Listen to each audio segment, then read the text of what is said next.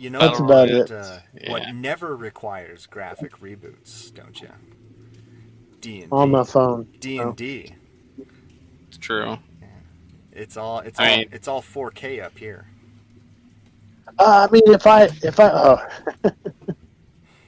Depends on what. I mean, if I could find Just a decent upgrade your D&D dungeon game, I would master's play it. description I'd never ability. get tired of playing it. Just Same thing with be a Shadowrun bit on more video. narratively descriptive. Yeah. When I was playing with my work group, I've always had a work group ever since I discovered D&D. It was just always fun because, you didn't have to worry about who could come. It's just you'd play during lunch once a week or whatever. Anyway, and I was like describing the gore or whatever of an attack, and this girl kept like cringing. And I was like, do you want me to turn the violence settings down a little? I don't remember that comment. And she was like, no, this is just... it was like her first time playing D&D, so she just was like not used to it. But she's like, no, it doesn't bother me. It's just surprising. And I was like, okay, just let me know. Like, there's a lot of settings you can completely customizable this game. So just let me know. So it was pretty funny. Yeah. The parental controls. I think the closest thing to D&D, at least that feel for me, was there was a game on PlayStation 2 called Bard, which I liked a lot. But it was one of those story-driven games where there was a definite ending, and so there was a finite number of things you can do, and then the game was basically over, which is how most video games are now, unless they're online. But I don't know. Yeah, It's probably better that I didn't. Just like the resting Python pose in yoga is just as well. We can't do that, so. Never mind. It's Saturday Night Live reference. Sorry. I missed that one. All right. So previously on DM Quest, you guys were assigned your first quest for the Valiant Allies Guild.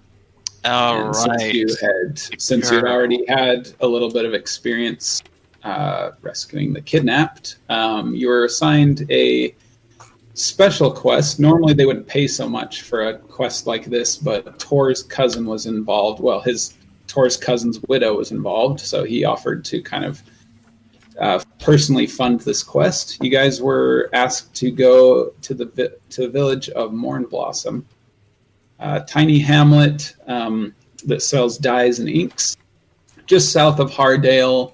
Kind of encircled by the Eel River, where a girl named Emmy, the daughter of a woman named Katherine Sutter, was kidnapped. Katherine is pretty sure that she was actually kidnapped. She didn't just go missing, because in the middle of the night she just disappeared, and there were only 6 people in town when the kidnapping occurred, because it was during the Year's End festival. And these people are, besides Katherine, there's Bron and Clara Baker, Winifred the Herbalist, Siliqui Silverin, Davis the Wizard, and Philaea. You met most of these people, and there are pictures of them in the NPC art channel if you want to look at them, keep them straight. You talked to a few of them, but you haven't fully interviewed all of them yet.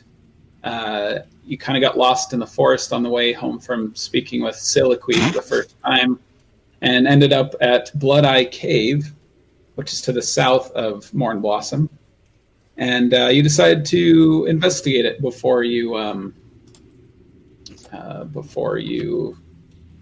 turned in for the night, since it was getting dark. So you guys kind of just popped in for a sec, started looking around, and then suddenly a swarm of big cloud of bats descended upon you guys and started attacking. So let's go ahead and roll initiative. Oh yeah, is that what happened?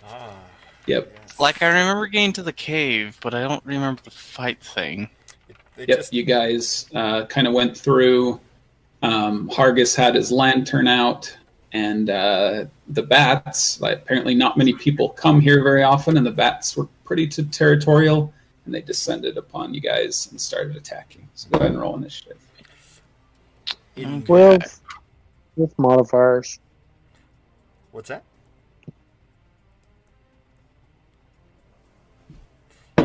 In keeping with tradition, I have rolled a 4 on the die, so that gets me up I to know what a I'm 7 doing. total. 7. Okay. 7 for Jasper. The bats rolled an 8. Branbrek And, rolled a 23. Okay, Bran is definitely going first. A And natural 20. Hargis. Yeah, lightning reflexes when this happened. Bats! Finally, combat! Bat kebab! Actually, does sound like Branbrek. He's a Yeah. bit of a battle junkie. And what was yours, Hargis? 12. All right, I figured you'd be in the middle there somewhere. Okay, so Oh, Bran, yeah. you react first. The bats start swirling around you, a big cloud of them. What do you do? I pull out my double short swords and What? Start Interesting flailing point. madly. Interesting point. Casting sleep, does it affect a half of the bats in a swarm? I don't know. You'd have to try it. Only one way to find out. It'd be interesting, but I'll hold off on that for just a moment. But yeah, no, I will start. Are the bats within range, or are they floating above us? The swarm of bats. They're within range. They were on the ceiling, and when you kind of walked near them, Hargis's lantern kind of disturbed them, and they're just like swarming all around you, trying to bite you and stuff. So yes, they're definitely within range. Much like an acrobatic Yoda, I will start going ham on these bats with my double short swords. Okay. All right, go ahead and make your attack. Okay, first one is a 17 to hit. Hit. And then that is 5 piercing and 5 sneak attack. If right, so- I'm able to get sneak attack. Yeah. It's kind of weird with a swarm, but I'll just say yeah for the sake of simplicity. So, yeah, you managed to... And then a 12 You to hit managed with to- my offhand. Okay, that's a glancing blow. Okay. Which will be 1 piercing damage then. Okay. Before So, the glancing. So 0. Okay. So you start stabbing with your short swords. One of them you manage to skewer like 3 bats on your sword, and you fling them off against their bodies against the cave floor. Your other one nicks one of the other bats, but not enough to kill it. Okay. Anything else for your turn? No, that'll be everything at the moment. All right. Hargis, your turn. I'm gonna try. Well, I'm gonna attempt to disrupt them with my pipes. Playing the Okay. pipes, and I can use a spell if we like. But what I'm really trying to do is just mess them up with radar, right? Okay. I'm gonna attempt to disrupt them with my pipes and get them to get confused and go away. Okay. Go ahead and make a performance check. See how well you can 11? act And how do I under this modify stressful that? situation. This will be charisma plus your proficiency bonus if you're proficient. Ooh, that's good. Let Or me see possibly here. expert. I can't remember. But So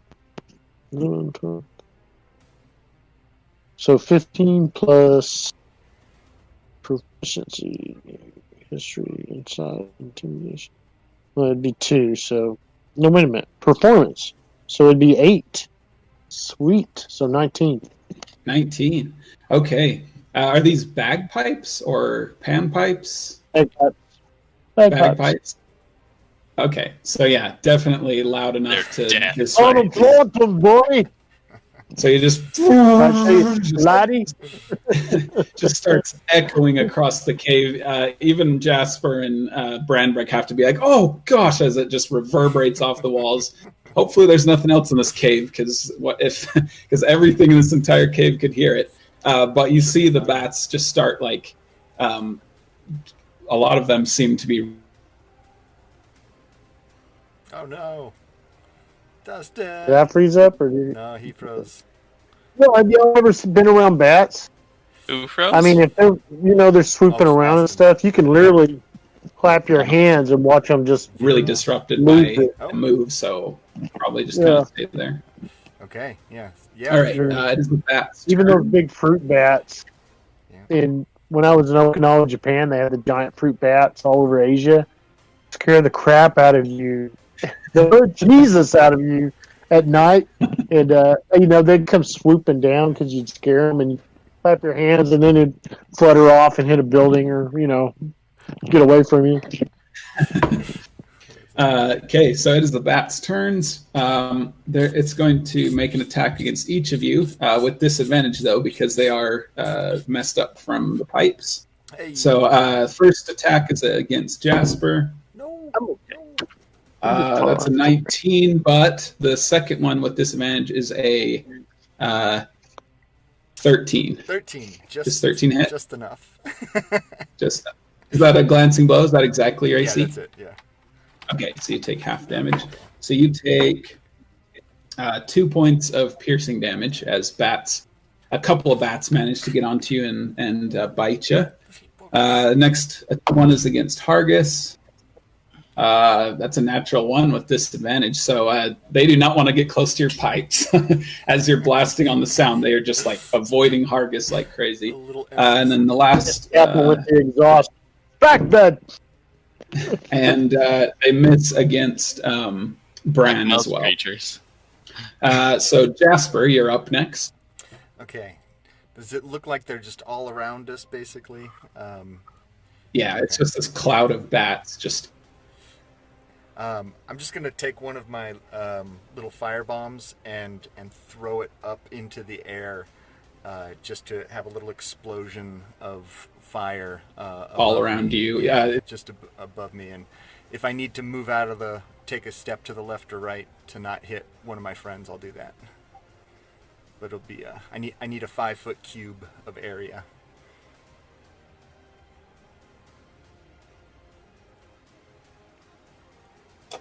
Sorry about that. What did you say? I was just saying I'll throw it into an empty 5-foot cube so I won't hit any of my friends. Just somewhere where I'll hit bats, but not my friends. So. What are you throwing? One of my little fire bombs. It blows up into a 5-foot cube, and they make a dex save within it.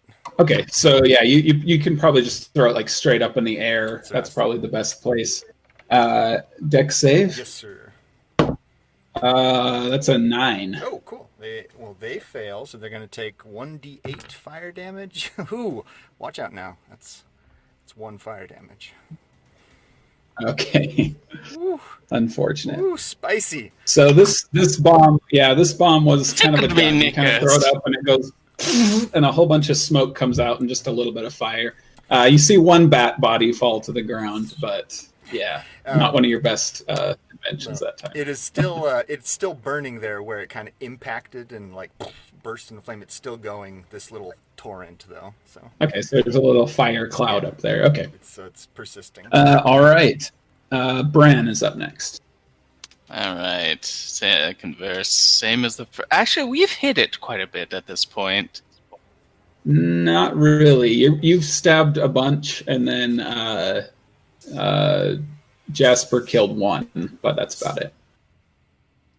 Oh. Plenty of squeakers left. Blender style. Okay. So they haven't given it up yet? So we'll... Not quite. They're still pretty hungry, and there's a lot of them, so they're pretty confident that they're going to get a meal. So. Okay, I will just go for it again then. Attack with my main hand. 15 to hit. That hits. And once again, if sneak attack happens, 8 piercing, 6 sneak. So 14 total. I can totally see you, girly. All right. The swarm's getting a little bit smaller. You managed to kill quite a few bats as you flail around and stuff. You see quite a few of them die. As I flail around, I sound so ungraceful. It's pretty. Yeah, I mean, it's a dark cave. There's shadows. There's tiny be bats. Like Beat Saber with Hargus's music going on. I was about to say we need to cast light on your swords. And Hargus needs to drop some like deep, techno beat or something. You can just go very far. And and Branbrek is just going at it like that. All right, Hargus, you're up again. Hargus. Yeah, I'll do fairy fire. It's a area of effect, and everything in that area of effect will be highlighted and give us advantage on every attack. Okay. Do you want to? And I can do that with my performance. So. Okay. Do you want to cast that? Do you want to cast it right where you guys are? So you're going to be in the blast too, or just like off on kind of half of the swarm? Thinking above us. It doesn't have to be on the ground. Okay, so that'll get about. Okay, yeah, that'll get about half the swarm. Okay, so that's a dex save. What's your spell save DC? Oh, that's a good one. I don't know. I've never been asked that. 8 plus charisma plus 2. So. Don't even know how to figure it out. Sorry. It's probably 14. Yeah, it's 8 plus your proficiency bonus plus your charisma modifier. So write that down for next time, but I'm pretty sure they fail anyway because they rolled a 6. So, and that was what? The total is going to be 8. So it's charisma 8 modifier. Plus, 8 plus 2, which is your proficiency, plus your charisma modifier, which is I think 4, probably. Right, 4, 6, and 8. Okay. So 14. 14. Okay, so write that down for the future, but they rolled a 6 anyway, so they definitely failed. Okay, so now a ton of sparkling bats. What color is the fairy fire? It's always green and blue in my mind. Okay, so kind of a greenish blue color. There's about half the bats in the cloud just get stained this glittery color, and so now there's just this this beautiful swirling amount of bats flying all over the place. Some of them didn't get affected by it due to your positioning, but yeah, now you have advantage on some of those bats. Okay, it's the bats' turns.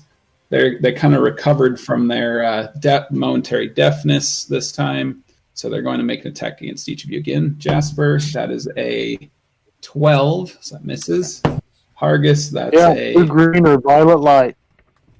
Yep, your choice. If the bard chooses, it's violet. Okay, so purple bats amid the black ones and stuff. See, that's close enough to Beat Saber now. This is what does a 14 hit you, Brand? Oh my cave, these pimp bats. Branbrek, does a 14 hit? 14 does not hit me. Okay, so they're flying around. They kind of latch onto you, but you manage to brush them off before they can bite you. So that's their turn. Jasper's up. Let me check one thing, just to see if they take more damage at the end of their turn. I'm pretty sure it's at the end of their turn if they're still in it. End or start, probably. So I'll make a dex save it either way. On end turn or ends its turn there. So. Okay. So yeah, some of them ended their turn there. However, they rolled a 19 on their dex save this time. Good there. Okay, so they see the kind of the hot cloud of smoke floating in the air, and they avoid it. Yeah. I'll just shoot a little fire arrow. Try and peg one of these things with that. So. All right. I think that'll hit. That's a 15 to hit. Yeah, that hits. Nice. All right, so fire arrow. Oh, you would have advantage on this, by the way, because the bats are glowing. Any chance of a crit. So see if you crit, just in case. No, don't crit. Still hits, but no crit. And I got a 10 on that, so 10 points. 10 fire damage? Okay. So it looks like about a third of the swarm has been killed at this point. You see quite a few dead, burnt, or stabbed bat bodies across the cave floor. So the swarm's getting a little bit smaller. All right, Branbrek. Great your death of bats.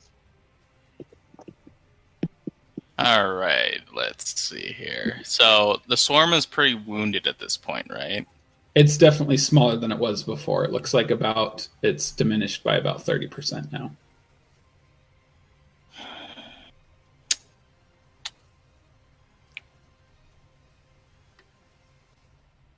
Okay. Yeah. I'll just beat Saber at this time since they're glowing. Advantage on the attack roll because they're all glowy? Yeah.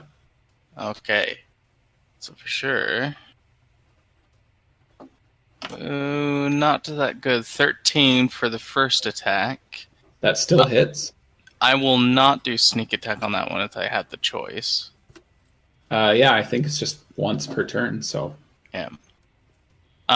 So it will be 7 piercing damage. Okay. And then I'll offhand advantage attack because they're still glowing. And that one I will get the sneak attack on. As that was a 20 to hit. Yep. And then 6 piercing, 6 sneak attack, so 12 damage. Okay. All right, you knock out a whole bunch more bats with your beat sabers. Except you cut bats in half instead of the glowing blocks and stuff as they come towards you. You kind of do it to the tune that... does it look kind of like glow sticks all over the cave now? Yeah, like they're still kind of glowing from the fairy fire. So yeah, you just knock those, you just slice them as they come towards you. So yeah. So it looks like just about half of the swarm. Wow. Oh no. All right. Yeah, that sounds adequate for my Part of me needs. feels like this is really wrong. Just making bat kebabs. Has been half. Nice. Okay, I'm back. Yeah. Looks like I'm having hiccups in my internet again. Yeah, a little pause. Okay, Hargis, you're up next. A little bit. Hey, they're down, right? Not all. Not yet. About half the swarm has they're been still attacking? killed. So I hate to use all my spells like that. You can always use your cantrips. I mean, yeah. cantrips don't cost anything. a decent rule of thumb for spellcasters is typically you use one level of spells per. I think is it per fight times by the number of creatures or something like that? I don't remember. I have a chart somewhere that I actually glance at. Maybe I'll pull that up really quick. I use it when I'm playing Vincent. Well, I'm actually, I think I'm going to go ahead and get the card so I can start reviewing them. Because every time I do one, I have to look it up, and it makes it hard to be spontaneous. And Yeah. I don't know. I need to be better acquainted. Do you know what the name of the cantrip is that you want to cast? Because I might know it by... I think Vicious Mockery is Just the by only memory. one that does The ones I damage. have, Dancing Lights, might be good. Minor Illusion. I thought I could throw a Minor Illusion, which would throw them off. The only one that you have that does damage, Hargus, is Vicious Mockery. I don't know if that's what you want to do for bats, though. I kind of felt like that's what I was doing with the that's my youngest son stripping there. With the bagpipes was, and that's why I said I could maybe throw in something because I'm disrupting them and incorporate Vicious Mockery into it or something like that. That'll work. Vicious Mockery I'll go ahead and try is that. actually yelling insults, so... Well, if you adapt it to the situation, it could be that the yelling is disrupting their... That's what I was getting at with their radar. They're actually not using their eyes as much as they're using their radar. If you play in the bagpipes and incorporate a spell like Vicious Mockery, what you could be doing is disrupting their radar and causing them to have navigation problems. In other words, running into each other, not being able to attack. Yeah. getting flustered and running away. So with the pipes, I was just kind of ruling that as they all get disadvantage, but Vicious Mockery would give one of their attacks disadvantage, but it would do psychic damage. It's so vicious that they actually get hurt from your words. So if you want to do that. Well, yeah, and if I'm doing it with music, it could be considered a breath weapon or area of effect weapon, I would argue. Okay. Okay. It's just All mockery. right. So that's a wisdom save, and it's 14 is the DC. That's a natural 1. So yeah, they fail. Go ahead and roll a D4. Mechanically speaking, a swarm of bats is one creature anyways, so... Yeah. 2. 2. Okay. 2 bats fall to the ground, their ears bleeding from the power of your... I debated them to death! Yep, it was so loud that the bats, just 2 of them just fell down dead from the blast. They're the ones closest to you when you blast out your pipes and stuff. Okay, the swarm seems to be losing its nerve a little bit. I'll Some lean bats over are them starting later. to fly away. Yeah, a few of the bats are starting to fly away, but some of them are still hungry enough to keep attacking you guys. So one of them's going to try and attack you, Hargus, with disadvantage. That's a crit, but with disadvantage. It's stay away from the blender. 16. Does 16 hit? Yes. Oh, well, I have an AC of 15, so... Okay, so it does hit. But it's not a crit. It would have been a crit if you hadn't deafened them, so that was a good move there. So you only take 3 points of piercing damage. So 3 bats manage to get onto your shoulders and bite into you with your fangs before you're able to knock them off. And then nice. Branbrek, you're flailing around quite a bit, so they're going to attack you. But that's only a 7, so you managed to just knock them away. Nice. Okay, Jasper, you're up. Okay. Oh, the flame cloud's still going though, right? Yes. Okay. Actually, the cloud of bats is small enough now that I don't think it's in its space. Now they're just kind of ground level with you. So. Yep. In that case, I'm just gonna fire off another fire arrow at try and hit one of these little buggers. All right. No, that's not gonna do it. That's only a 9. Yeah, 9. Yeah. Not as many bats this time, so you shoot and they kind of dodge out of the way that time. Okay, Branbrek. All right. This time, I will cast Sleep. Oh. All right. So I feed one of the composing in swords. my head. All I heard was pokers in the dark. All right, Branbrek, you reach to your belt and you realize your component pouch is gone. Won't matter. Just a moment. Your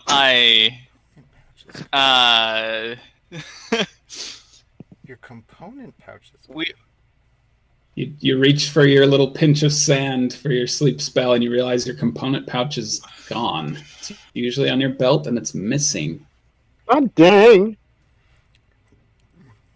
What do you do? But I don't carry a component pouch. I just carry the components themselves in pockets. That's where you keep them, in a component pouch. They've stolen your pocket sand. I'm kind of curious if I can just grab sand off the ground really quick, but not really a sandy cave, unfortunately. It's just rocks and dirt. Interesting. What are the other components that you can use for that? Rose petals or cricket. So unless I can make the cricket noise and that works. No, none of those around. Cricket mating call. You try and lure some crickets in. So you're a component. You're not sure what happened to him, but can't cast sleep. What would you like to do instead? Ironically, I don't have a component pouch in my inventory in the first place, so I'm confused. But you've never been able to cast a spell. Oh no! Truth be told, I haven't cast many spells that require components outside of sleep. So mage hands, just verbal. Yeah. And the time I cast Unseen Servant, all I needed was a piece of wood. I was in a building. Wasn't that hard to get one. He just picked a Yeah. splinter off of a bench, wrap some string around Yeah. it. All right. Well, I guess I'll just attack as normal then. So yeah, you realize your component's gone. Are they still you fairy They have a fired? generic component. Yeah, a few of them are still fairy fired. Yeah, Okay. There's Then a generic bats or so. component cost, which okay, so that's a 24 to hit, That definitely hits. and then that'll be Twice. 5 piercing damage and 4 sneak attack, Okay. and then the offhand will go for as well, All right, you kill 4 bats. and that's a 21 to hit Hit. and 1 piercing damage. Okay, this one grazes the wing of another bat, but doesn't kill it, unfortunately. Okay, Hargis. I guess I'll repeat.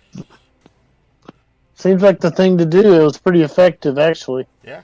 Out of all my spells. It's good. Okay. So that's a fail on the When wisdom it's saving with throw. vicious mockery. Okay, go ahead and roll a d4 for psychic damage. Oh, okay.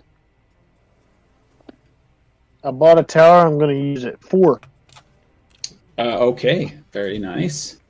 Big, vicious. The swarm's definitely getting pretty small now. It's the bats' turns, so they're going to attack you, Hargis, with disadvantage. Doesn't really need it, though, because it's a natural 3 on the first one, so that misses. And then Branbrek, they attack you once as well, but miss once again with a 9. All right. So, Jasper, you're up. Okay. Is there does it look like there's one flying nearby that I might be able to catch it? You can try. Do you want to try and grab I'm trying one? to reach out and grab one. Okay, make a dexterity check. Actually, yeah, we'll do dexterity Dexterity check? because they're pretty fast. It dodges. So I got versus you. Okay, I got a Yeah. Well, this would be kind of like a grapple, sort well. of. Can it beat a 6? No, because it rolled a natural 1 plus 2, 3. Hey! So there's one bat just kind of deafened by Hargis, just It's kind a of wounded one as just, well. and it's also grazed Nice. by a little nick of a short sword, and it's just kind of floating there in front of you, trying to look around with its echolocation, and you just grab it. Nice. It's I'll start, So you have a little. I'll start petting it and trying to get it to calm down and like waving it as a deterrent to the other bats. See, like, Okay. okay, so you're petting it to calm it down, but you're also waving it around to try and deter other yeah, bats. it's a complicated situation. There's a lot going on. In the bat Yeah. language, Calm it down. in the bat language, Yeah. it is just screaming, "Free yourselves! Away! That's sort of like calming it by hitting it on the head. I am. You got a baby I food. am whispering to Pop it on the head. I'm whispering to it in kind of my best impersonation of Tell Delilah of I chittery love bat her." language, trying to get it to calm, my most soothing bat sounds that I know. Trying to use my gnomish speak with small animals Shut- kind of thing going, just like What? Okay. Which You don't to them remember. sounds like demonic speaking and insults and just like threatening voices. I'm joking. Okay. You've always just been able to talk to little animals. It's just been an innate ability you've had since you were a kid, and you just kind of speak to this bat. Make an animal handling check with disadvantage for obvious reasons. one of the few times I rolled higher on the second roll, so disadvantage. I think it's a straight 12. Yeah, 12. 12. Okay. I'll go with a charisma check to dispute this. Yeah. Okay. You managed to calm the bat down. It realizes, maybe it's not so bad to, maybe this is somebody that's not worth trying to eat. Yeah. So I'm making the okay. sound. You have a little wounded bat near you now. Okay, Branbrek. So there's still bats left. right? Yep, there's just a couple dozen left. Definitely diminished in size, and some of them are starting to fly away. I will go for the retreating ones first. Ooh, brutal. Okay. They are probably not glowing anymore from fairy fire, are they? Actually, if you're going to go for the retreating ones, you're going to have to like kind of run towards them, and you might get an opportunity attack. So That's fine. I'm still curious if they are fairy fired or not. Yeah, the ones that are flying away are fairy fired. Okay, yes, I will. You're going to go for one of them? Yes. Okay, so they make an opportunity attack, and that's a 17 to hit. 17 will hit me, which will be my first hit in combat. Yeah, and you only take... you take 5 points of piercing damage. So as you run through the cloud, 5 of them latch onto you that you kind of run into. One of them's on like your face, and you feel a sharp pinch. And you're just like, ah! And then you try and attack the glowing one. So go ahead and make your attack with advantage. Okay, that might have been a bit of overkill. 6 piercing, 9 sneak. Okay, yep, that definitely hits. And I will spin and go for another one that is glowing. I believe that hits 24. Yep, that hits. And once again, 1 piercing damage. I rolled only ones on that roll. So if the sneak attack happened as well, it would have been only a total of a 2. Okay. With that, you kill the rest of the glowing ones. And the ones who aren't glowing, like the chittering and squeaking sounds start to quiet down as you see the bats. Most of them just start flying out of the cave. So, Hargis, do you want to do anything else? Like, it looks like they're retreating, but if you want, you can try and kill some more as they're flying away. It is your turn. Interested. Yeah. Okay, so you just like kind of stop playing your bagpipes and stuff as you watch the bats flee. The bats fly away as fast as they can. Jasper, anything? Just going to let them go? Yeah, I'm just going to pet the one. And I'll wrap it up with a jaunty note. I try and cover its ears. And so let my bat pipes collapse. Okay.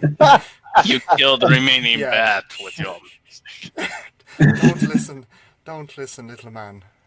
So Hargis kind of plays a note of just a little end to a song, just a da-da-da-da-da-da, or whatever.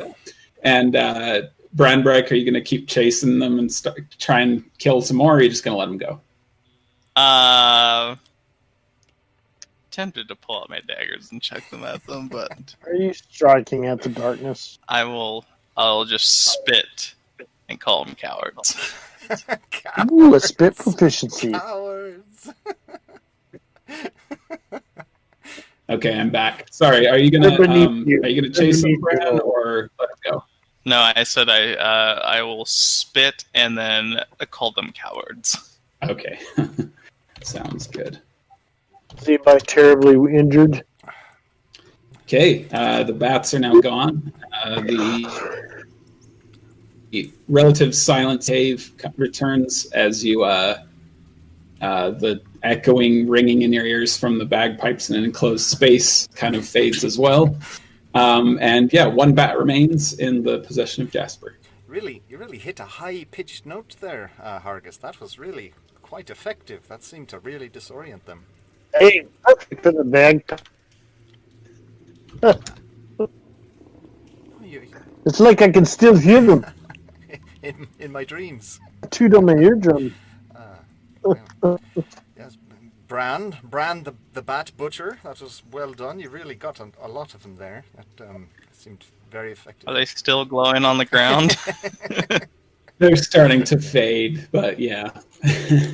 Known in the pros as the Bat Butcher, or what is it? Mournblossom Plain. Yeah. Maybe I'll practice that one. All right. Well, I guess we should see how much further this goes in, right? See if there's a lot of commotion. I'd hate to think what would happen to a little girl if she tried to walk in through something like that. That seems pretty terrible. I feel like she would have run away very quickly, but maybe if she was... I'm assuming whatever brought the girl here probably kept her from such things. Right. That's... After all, they probably wanted her for some reason. All right, well... Okay, and he's just going to take the bat and open up an inner pocket and just, shove it in one of the inner vest pockets and just kind of close the vest. So the occasional squeaking I hear is from you. Generally speaking, I mean, it's a safe bet, I'd say, probably, yeah. I'll ask him to be quiet, though. Is it a boy or a girl bat? Actually, not that I should check. It's a boy, yeah, as you right. check, yeah. Are you going to name it? I got to think of something, right? I got to get to know his personality first, I'm thinking, I don't know why, but Bruce is coming to mind. I just feel like he's a Bruce. Anyway, yeah. Is that because we murdered his parents in front of him? That might be it, actually. That's actually pretty... You kind of tuck him in your pocket, and he kind of looks up to you. He's a little wary, but he's trusting for the most part. And he starts kind of licking his wounded wing as you close your jacket pocket. And he seems calmed down for now. Mealworms and, grab a couple mealworms out of the pocket. My general distribution mealworms that I keep in the outside pocket, Yeah. Okay. For all your other things that are in your jars and stuff. Okay. The threat of the bats is gone. What do you guys want to do in this cave now? All right. Explore. Let's keep moving in, huh? Okay, you guys start kind of going a little bit deeper into the cave, a little wary at first, but it's pretty clear that you scared all the bats out of this entire cave with your cacophony, Hargus. You go about... Probably alerted anything else in the cave as well. Yeah, I guess you'll see. But nothing happens immediately, and you just kind of go warily at first, but then you kind of start going pretty confident that you're safe. You go about... 200 feet into the cave. It kind of winds a couple times to the right, once to the left or whatever, and you come upon a massive, Hargus's light falls upon a massive cave-in of gravel and rubble at the end of this cave, at the end of this tunnel. And it looks like this has been here for quite some time. You see a little plank of wood on top of part of the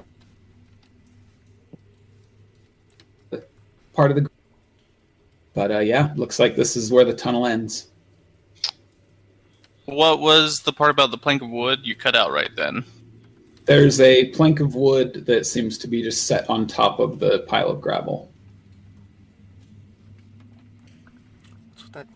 Just a little, they mentioned, They supposedly killed a beast in this cave. The adventurers drew something here, but I'm seeing no signs of that. Well, I think they did. At least, I know Branbrek's not seeing any signs of this. His perception's correct. Didn't they mention a cave-in, like it was blocked off or something like that? Am I making that up? But didn't they mention something about blocking off the cave or something? Yes, I think that you talked to Katherine about this, and she said that about 20 years ago there was some kind of monster in this cave, and some adventurers came and they couldn't, they wounded it, and then they just buried it alive. That's what the adventurers said. And supposedly the adventurers said that it had lots of treasure in its hoard, but no one has had the guts to come back into the cave. They've all been kind of too scared. Is there anything written on the plaque or plank of wood? Yeah, you go over to the plank, and it looks like there is something painted on it, although it looks really old. Make a perception check. See if you can make out what's written on it. 18. And I think perception, I got a 1, I think. Yeah, so 19. 19, okay. Yeah, you managed to make out the words, "Here lies the Bloodeye," and there's a little picture of what looks like a big eyeball with like some snakes around it, or like a spider with an eye with a big eyeball, just kind of doodled on the plank. I guess I can draw it for you what it looks like.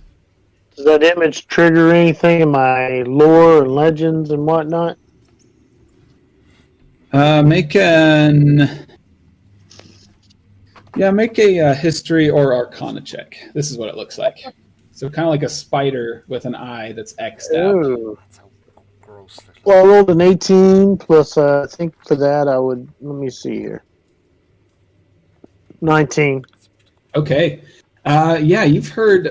This kind of looks like a picture of a beholder. You've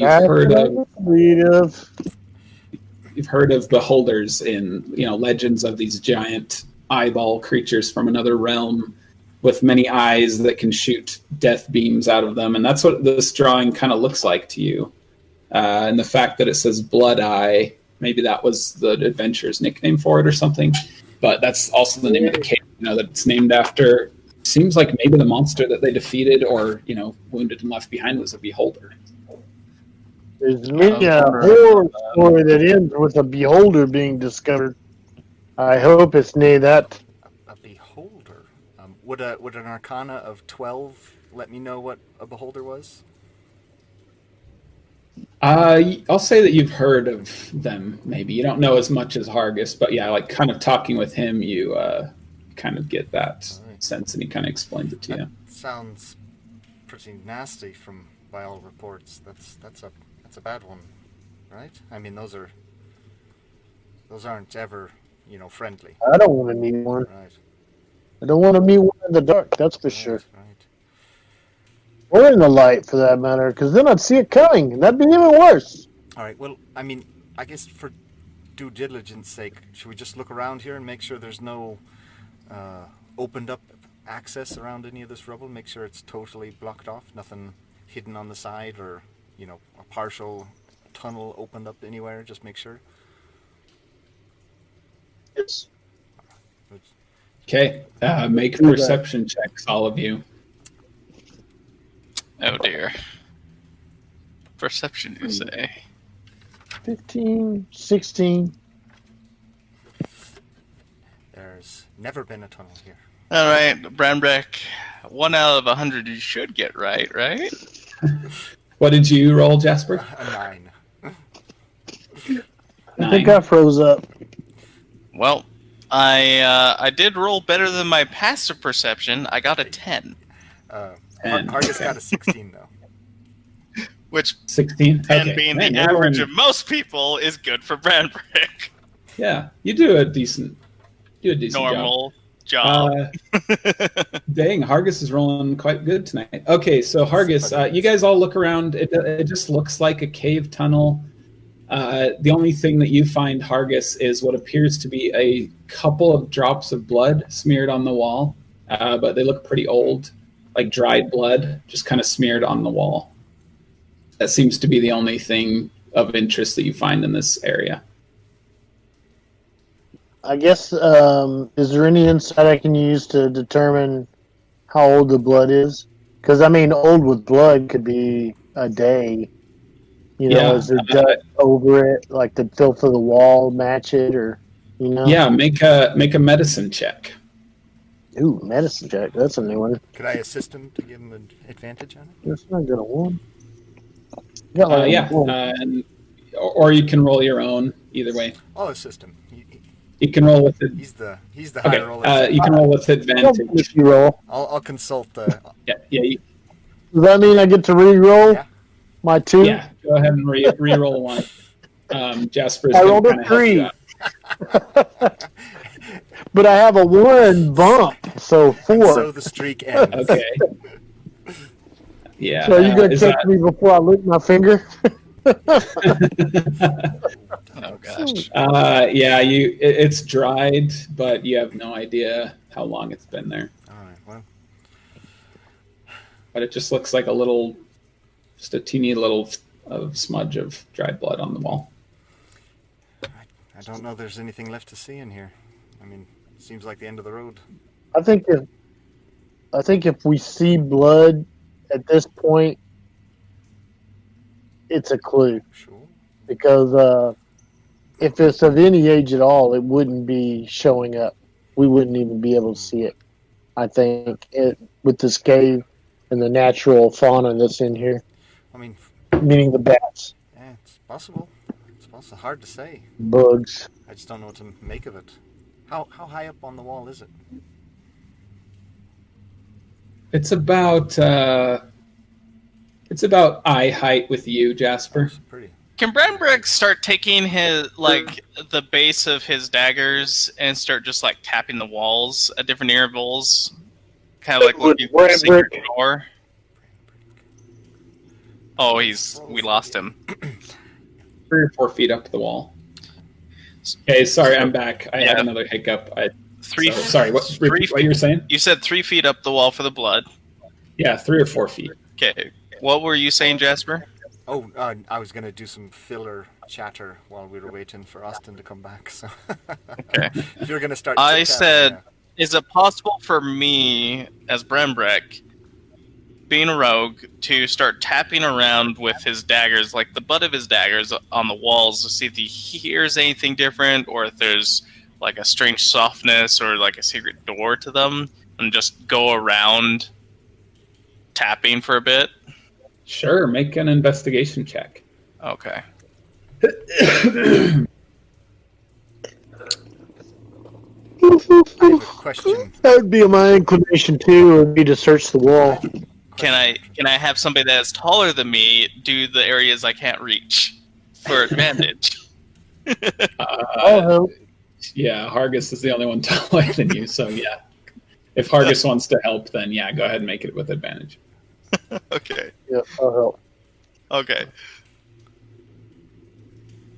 Oh, thank goodness you helped. 17 total. Okay. You start kind of knocking on the wall with the butt of your dagger, and it takes you a few minutes. But, you tap around there. You kind of go to a different wall and tap around that to kind of listen and see how that sounds. You go on the other side of the tunnel. This part around the blood spot, you definitely hear a difference. You're not quite sure whether that means that there's like a tunnel behind it, but there's definitely a difference in the way it sounds. It's very slight, but you can kind of hear a slight difference. I had a question as well.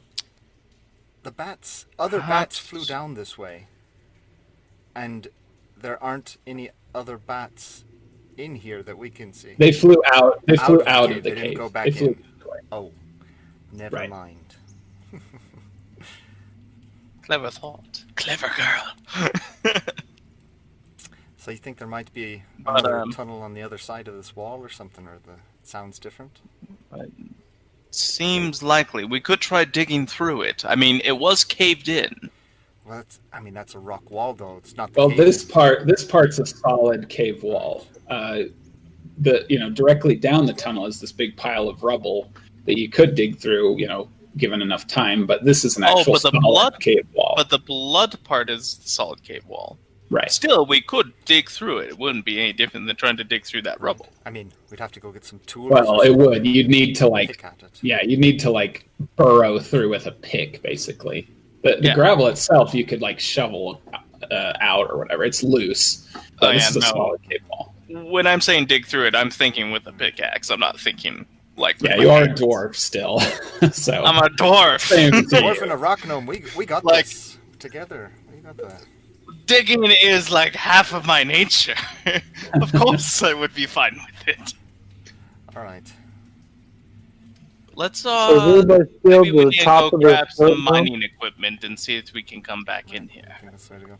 What were you saying, Hargus? Has anybody scaled to the top of this dirt mound? I don't think so, no. You want to crawl up there and see if there's anything? That may be the thing to go. Check the top of it? Bats are coming from somewhere. Check the top of it. I'll do it, or unless one of y'all want to. What are you checking? The top of this dirt mound to see if there's an opening at the top to access the further back. Actually, I'm kind of curious. How old is the plank of wood? Why is that here? The plank looks like it was left behind by the adventurers 20 years previous. It's really faded. The wood itself is about ready to fall apart from being in this damp cave for years and years and stuff. It's like they just kind of put it there as a memento, as maybe a warning or something. and they just kind of left it there on top of the pile. So yeah, Hargis, you kind of do your best to climb over these rocks and stuff up to the ceiling of the cave, and you dig around a little bit in the rubble. It looks like it's at least a few feet thick. Like, you can't tell, but it's, you dig for a little bit and there's no opening, at least at this point. So it looks like it was a pretty big cave in. Might take a while to dig the whole thing out. Okay. Well, if we're going to try for that option, I think we need to come back with more tools and that sort of thing. So, seems like quite literally a dead end as far as searching for our little lost girl as well. So, I guess back to town, or I don't know. And back. The cave wall was is one the location, one. but we haven't found any other locations that she could possibly be, other than investigating people's homes. Right. That's true. So you said the wall had a different sound to it? Yeah. Very slight, but definitely something different about it. Would it do any good to examine the wall again? For, like, levers or anything? You look around, it's just a solid stone wall. Like, you feel all the way around it and stuff. It's just solid stone. The only thing of note is that little blood smear. All right. I guess if we search our way in, as soon as we're here, I'm going to start searching the way out. A little nick on me. On the same wall. From the bat fight. I got a little cut on my neck or something where one of them bit me. I'm just going to take it and rub it on the wall. Just like kind of scratch it, make it bleed just a little tiny bit, and just put it on the wall. All right. You reach up and smear your blood on the cave wall right next to that blood smear, and you guys hear a rumbling sound. Hey, that worked.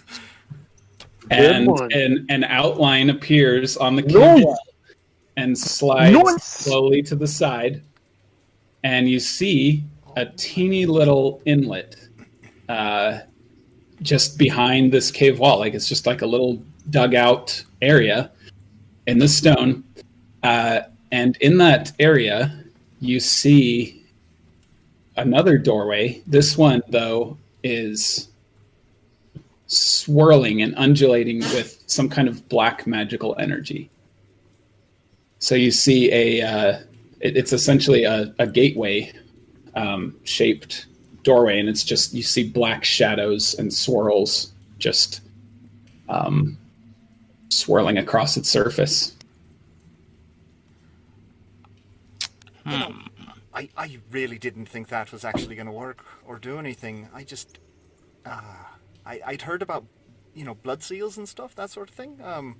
It's the kind of stuff like really affluent rich people would do for like very special safes and that sort of thing.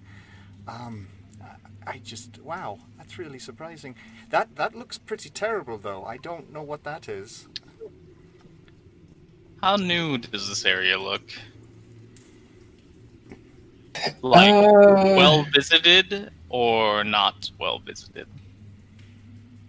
What are you looking for exactly? Like, for example, like large amount of dust. Doesn't look like somebody's touched anything in the room for a long time. Half-eaten sandwiches. All right. I'll say with your stone cunning as a dwarf, you can tell pretty easily this is used. It's been used fairly recently, and it looks like there's not much dust in here. In fact, the area that was carved out here seems to have been done so quite a while ago. And yeah, it looks like it could have been used as early as a few days ago. Interesting. How long ago did the girl go missing? A few days ago. Let's see. It's the night of the second. Right, second night. So yeah, this was just a couple days ago that she went missing. I'm going to be interested. I'm just wondering if I've ever... I'm not big on portals and strange planar transport things, but I mean that's very powerful magic things. That's the kind of stuff you only hear about in stories and such. I mean, Hargis, have you ever heard of anything like that? Okay, I'm back. Gosh, that's annoying. Okay. So what did you... so 2 days ago was when Emily went missing. It felt like a couple days ago. This is what it was last used. Noted. Questions. I've heard ancient stories of portals, but they were all druid related, and they're all legends. So I don't know. Could I do an Arcana check on this portal to see if I can pick up anything about it? Or whatever check you would deem appropriate. I probably should do that. Yes. I did Man, well. he froze up again. 14 plus. I guess it'd be a 15. All right, let's see how I do. Well, I got. Let me see.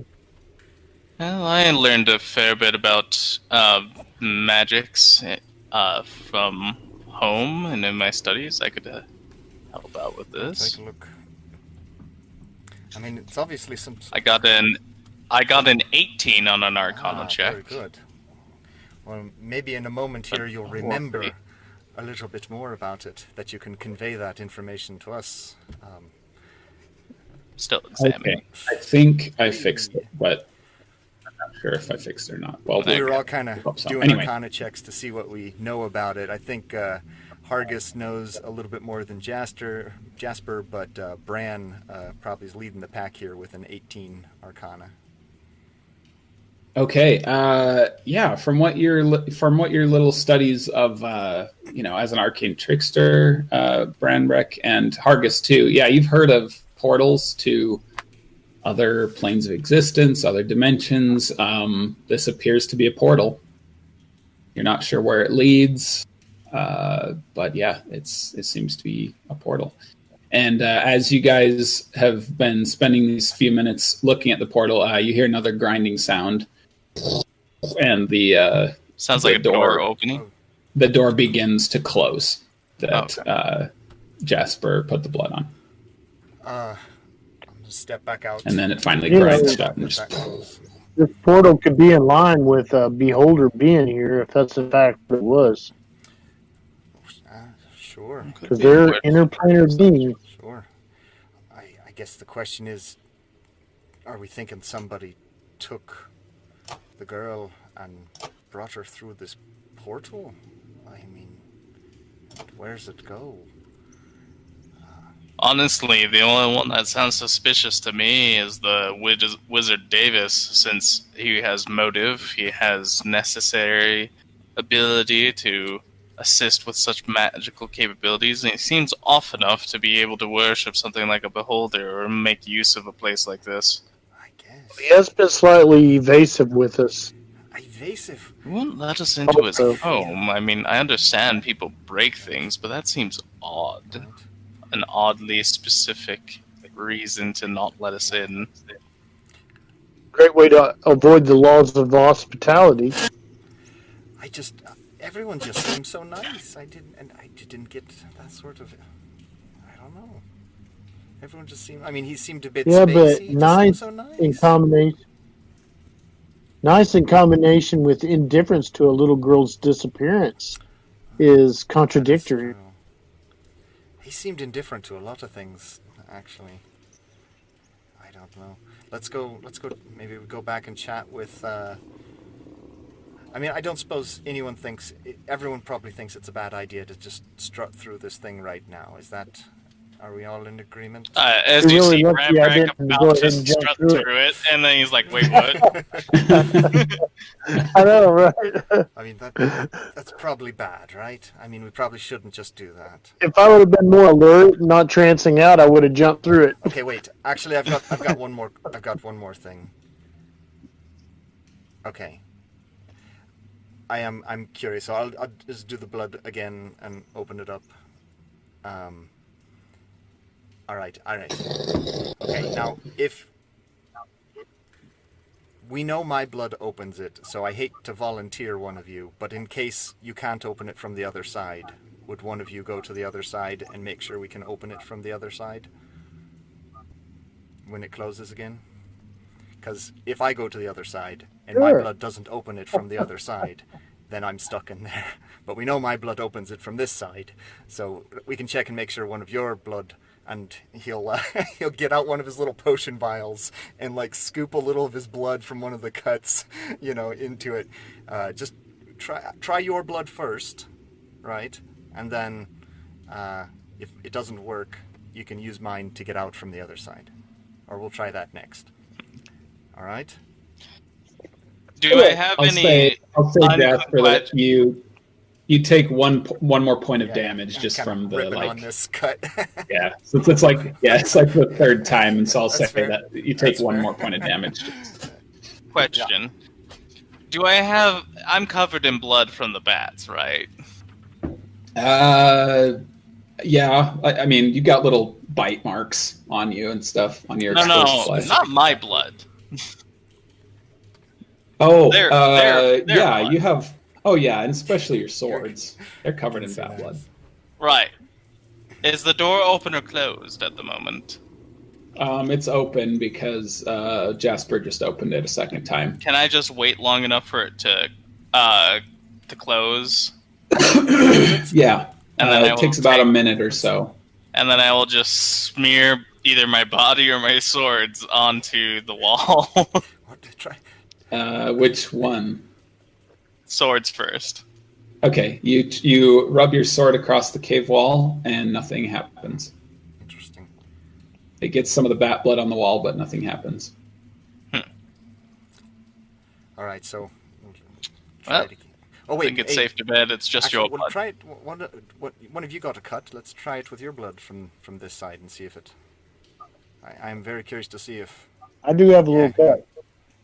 And I do wonder if it's... Now, don't be stingy, Jasper. No, I definitely want to do more. It's just, it would be very interesting if it was only gnomish blood that made this thing work. I'll go ahead and smear a bit of my blood on there and see if it works. Okay. Did you get hurt in the fight, Argus? I did. For 3 points. Okay. So yeah, you have enough blood to smear on the wall. It opens. All right. Who's volunteering to wait on the other side and see if we can open it? I'll step through. Okay. Well, I think it's safe to say with both of you being able to provide blood that that's true. anybody It's a good could. point. It's a good point. I could go to the other side. All right. It's my idea, so I'll wait on the other side of the door. So I'll wait in the alcove. If it doesn't open after a couple of minutes, then one of you open it, please. Good luck. I hope it's not eternity. All right. I mean, minute. why bother? I think we've discovered that the door opens with with the amount of blood that we can My give. question to is it. from the other side. He's just checking. Yeah, he's seeing if it will open from the other side. You wait another minute or so, and the door shuts, and suddenly you're in just absolute darkness. And I now thought that we you're were in this, inside the room opening No, we've it. been it's really outside the small. whole time. Yeah, it's really small, and you've been opening it from the outside. As soon as it closes, Jasper, it's just absolute silence. There's no dripping or anything, and you hear just this very faint, just like whispering from the portal. It's not even whispering; it just sounds like almost like a humanoid voice making sounds of wind. Like just. And do you quickly rub blood on the inside and do I see a mark stuff? on the inside at all, or? Yeah, now that you're on the inside, you see other smudges of I'll blood. do that. Wait, Quite a few of them. can you see Yeah, anything? dark vision. He's got dark vision. Yeah, so you Okay. see slight changes that you assume are that You can't see the color, but you assume it's blood. You rub your blood and opens again. He's all wide-eyed and quickly jumps out before it's open all the way, like sides through. That thing's creepy in there. I have no idea where it goes, but it sounds like a creepy place, where creepy things probably are. So, while he's done this, I have gone around the corner and gone into hiding. Okay. So I'm not there when he comes back. Where did Bron Okay. go? Probably would have been a good idea What's that? To go into the portal? to be prepared for what comes Oh, back. right. Well, here's my question. I mean, we're not going in. Bran, where did Bran go? Did Bran leave? Oh, that I way. will attempt to jump out and scare Jasper. We'll see how my. Oh yeah, I am startled.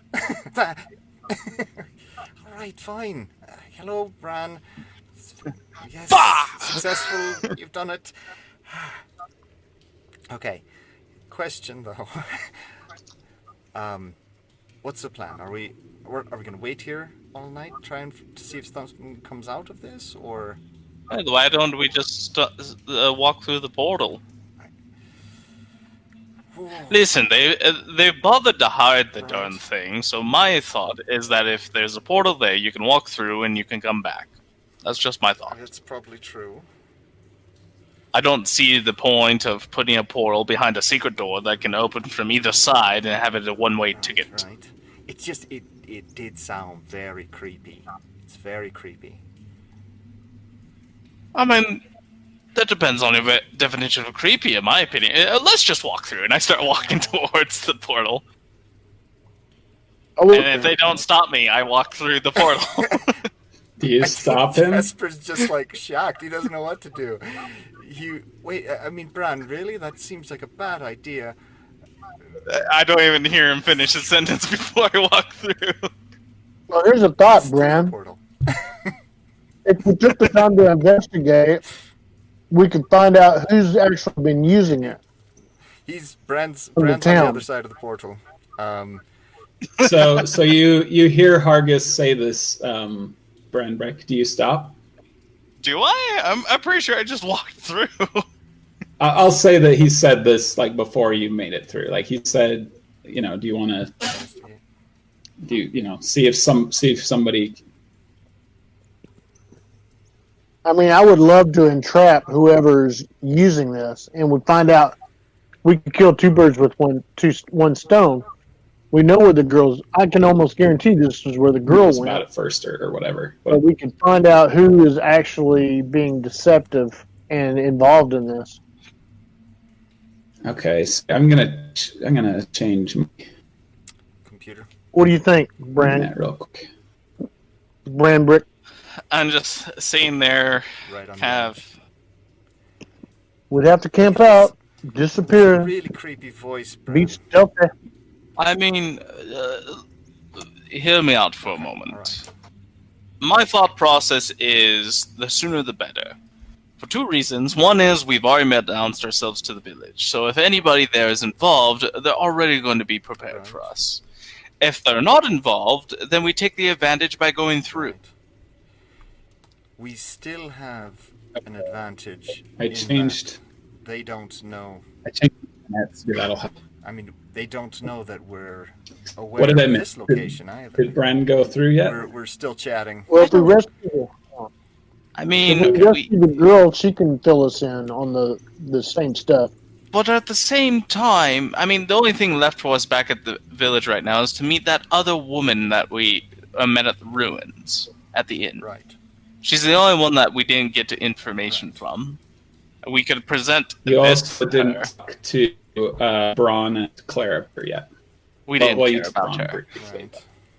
Right. She was Oh, drunk. that's a she was different afraid. issue.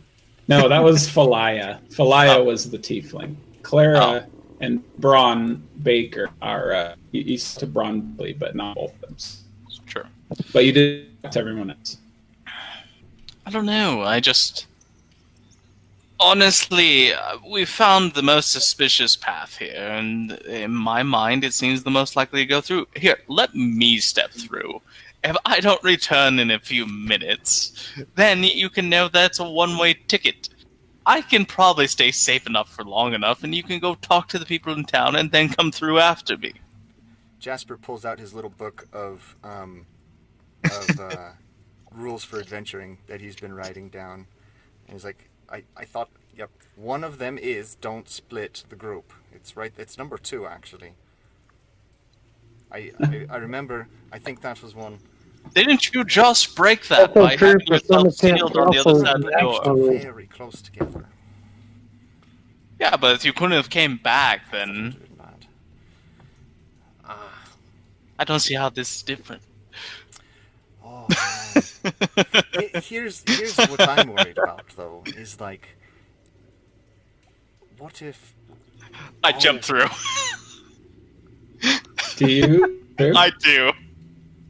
Oh, hey. Branbrek just jumps through the portal, and you see the shadows of that black portal just envelop him, and he's gone. How long do we wait, Hargus? How long do we wait? I say we just I mean, go. he'd come right back through, right? If it was okay, if he could come back through, he'd come back through right away, If right? possible, I if think possible, with his track after record, he's you- gonna go. say like 10 seconds if I'm on the other side. If I'm able to come back through, I will come back through.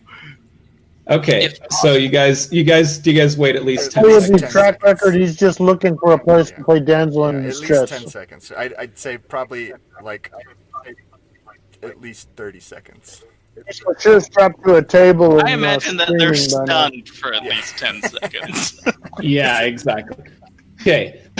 Right, so here's what All right, it takes 10 seconds at least to strip all his clothes off and strap him to a table. Okay, so Bren, you jump through the portal, and suddenly there is just silence. And you find yourself in a grayish void. It looks like you're underwater or something in like a really murky pond, and you're just floating. Like there's like no gravity in the space, and you just kind of look around for a second, and you see behind you the black portal, and in front of you is a white portal. Out of And sheer curiosity, does Branbrek recognize this plane at all? Because I think I do, but I don't know if Bran would. I don't think Bran would. This is Okay. So as you're looking around, just kind of floating this void, you see through, like you just see these little shadows flickering around you, just kind of floating through this void in the silence, and the shadows start to coalesce into shape that angrily start floating towards you. Roll initiative. Okay. Will do. So this has obviously happened in under 10 seconds. Oh boy. Yes, it's like right when you go through. Oh, it was almost a natural 20, but unfortunately it tilted over to a 2. So 5. Oh boy. Okay. These shadowy shapes rolled at Better least than a that. 16. 18. So they attack first. 4 of them start kind of circling around you, and and you feel these like dark tendrils trying to reach toward you. Does a 13 hit? 13 does not. Does a 10 misses. Don't tell him. That misses as well. Okay, natural 19. So you do hit. 4 attacks. So Understood. So there's 4 of them. Shadowy shapes are just like drawn towards you as you go through this portal, and they just start reaching towards you, and you're just like, oh, like trying to beat them away, and one of them manages to grab you right on the back of the neck. You take 5 points of necrotic damage. Okay. And your strength is reduced 4 points. 4 points. Yes. So -2 to whatever strength was originally. Okay. So that's their turn. What do you do for your turn? So yeah, Okay. this showy black, you feel like some of your life force gets sucked into your neck and you're weak. Should we be counting Mississippi's right now? All right. This is still way I will. phase of the. I will take one swing with my dagger through them, Oh. or Okay, so with pull out my your short dagger. sword. Okay, Short sword. Sorry. go ahead and I need to know if I can fight make these your attack. things. Oh yeah, we're about to find out. There's a crucial. That is a natural 20. Oh, The ho! truth. All right, I go ahead and roll damage. But no sneak attack, right? I am by myself Correct. in this space. Yep. So it is only 6 plus a 6, so 12. So max damage on my short sword. All right. It only does 6 damage. Your sword kind of whips through the shadow. I feel it bite. But it doesn't seem to like you slashed your short sword and it doesn't. You don't feel any resistance at all, and it doesn't flinch. But you see just a little bit of the shadow kind of start flowing off into the void. Yeah. Excellent. So I know they can be Say killed. half damage is better than no With- damage. With my bonus action, I will disengage with just a roll back through the portal with my movement. Oh, John Marcado. Make an athletics check.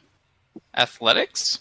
Yeah, because you feel yourself getting sucked towards the white portal right now, and so you have to struggle to try and get through the black one. Okay, I need to see what squat nimbleness affects You have here. advantage. It's not really a grapple though. So. But it, Yeah, so it's just on yeah. grapples. Yeah. It's straight, yeah. Oh ho ho! Bad. That be a 2. Man. Okay. So even You- with my you full try movement, I can't get away, huh? Well, that's the thing. Is there's no gravity. Like there's nothing to push against. So you're trying to like swim around or whatever, and you realize you're getting sucked towards this portal. So you try and like reach towards the portal, and you manage to grab on, but you can't like pull yourself through. So I'm just hanging there at the moment. Yeah, you're just hanging there. Okay, the shadows lash out at you again. Okay. I mess up on my Say Mississippi. 11. Do I have to start over? 11 misses. 22. 22 hits. 8 and 16. 8 and 16. 16 hits as well. Okay, so you take 2 hits. So more of the shadow starts slowing your No. the way. I take 8 points of necrotic damage. Can I uncanny? Oh no, I don't have that feature. I don't think yet. Oh, double max die on the next one. And then you take 14 points of necrotic damage. Ooh. No. And your strength is reduced by a further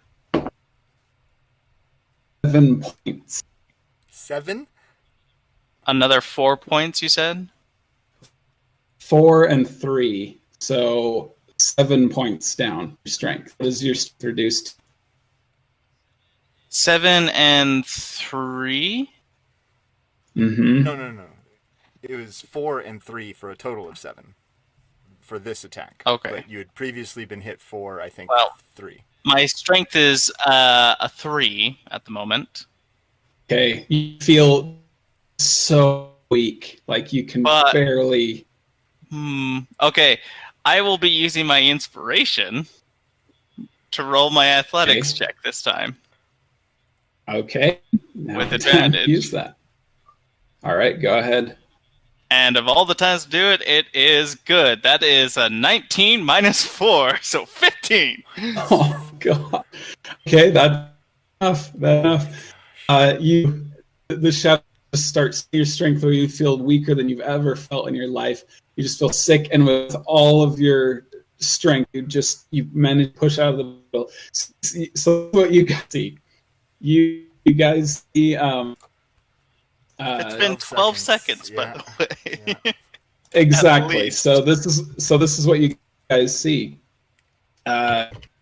Branbrek just strides through the cave, all confident, and he disappears into the portal. And this is how long it passed. You guys are just like, what should we do? Should we follow him? And then suddenly he comes out of the portal again, just like it's just comes out of the portal, just complete like gray in the face, not knowing what's going on from like weakness. Yeah. And he can barely lift himself, and he just like flops onto the ground. Get him out! We'll grab him and start pulling out of the I am grinning from ear to ear. Drink a potion, pour a potion. Not sure if it's a grimace or a grin, but he looks, yeah. We'll pull him out of there and pour a potion down his throat. Okay. Oh man, 2 4s. So that's a total of 12 healing. 2d4. All right. The healing potion, it's a really good 2d4 plus 2, so it was only 8. Or only 10, sorry. Not 12. Yeah. Still, one of the best healing potions you've ever tasted, Bran, especially during a time like this. And you feel some warmth kind of fill your body. How much healing like again? Wookie on a cold day. 10, yeah. 10? Okay. Yeah, pull him. Oh man! So you guys see his like warped back handprints, different parts of his body. So noted. Grey realm, full of shadowy creatures. They can be killed, but honestly, every time they touched me, I felt like I felt like a wet noodle, and more of a wet noodle, and I still feel like a wet noodle. Yeah. However, can be killed. Okay. Biggest problem was there was a white portal. I couldn't move like normal. Like, I couldn't walk. I felt like I was swimming, but without swimming. All right. Like, if you've ever, when you first learn to swim and you don't know how, that's kind of how it felt. All right. So it's bad, at least, in the middle between the 2 portals. We know. But we can't kill them. Okay. All right. And so, pro side. You felt like you were being sucked towards the white one, you said. I mean, it felt kind of like, yes, maybe. Hard to tell. How much? My voice is a little raspy at the moment. For some reason, it's hard to open my vocal cords. And how much? Yeah, Bran can get up. He's still lying on the ground. 3? I have muscles that are sore that I never knew existed. Strength 3? Your backpack is weighing you down. You're like, how did I carry it before it's so heavy? Armor. I'm just going to sleep here for a while. We were going to take it out anyways, right? That seems like if one of those things comes through to attack, how are we going to face them with you like this? No issue. We will fight it. I don't think you can stand right now. And you know how, like, the dead arm flop attacks? That's kind of what it looks like. I show off that I can still swing a blade. Here's the most important test we're going to do all day. We're going to arm wrestle real quick. And if anyone can beat me in an arm wrestle, then they get to decide. Okay, sure. Is this considered a grapple? No, it's strength check. Just strength check if you want to do contested strength checks. If you can beat Jasper in a strength check. Okay, yeah, it is. I have rolled. All right, I got a 13. A 19 minus 4, 15. Still somehow. I won. I'm just saying, you had to work on it. The fact that you had to struggle makes it clear that you are in no position to be fighting anything right now. I'm not a strong fellow in the first place, so... I'm a quarter your height. Half, anyway, half. But... Oh dear. And Hargus has been hit by a narcolepsy. He's He's been lost somehow to the spores of this cave. It is late at night that you guys went to this cave, by the way. So I'm sure you guys are pretty tired after travel from Harday here, wandering out in the woods for a few hours. It's been a long day for all of you. My son just saved me. I fell asleep here. Sorry. You're good. Thanks. Okay, I mean, serious guys. question. Are we going to try and stake it out here? I mean, there's not much place to hide around the cave. We'd have to go outside the cave and try and take up a hiding position someplace to try and see what comes through. But I mean, really, we can't fight anything like this, Bron. You're barely on your feet. You can barely move, man. I can stand. I stand up. It's difficulty, but you manage it. Wobbly legs. I mean, Well, there's in there forest and stuff around the cave entrance, so we can conceal right, that's what ourselves in. I mean, if we want to try and do a stakeout sort of thing, I'd say we hide ourselves, within view of the mouth of this cave and try and see what comes through. At least that'll get us in some position. Sounds like a plan. Unless we want to confront the wizard. I mean, I suppose we could try, but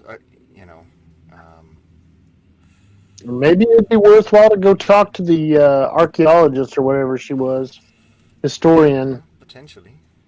I mean, that's the other question. Assuming we know how to get back. I know exactly how to get back. It's just right over there. You can see the town here from the mouth of the cave. We could get back all right. Alright. I mean, it's we could see what. So, Bran, you're in favor of waiting here and trying to do a stakeout sort of thing, and hopefully we could catch him coming out of the cave and have a bead on this fellow or fella. Yeah.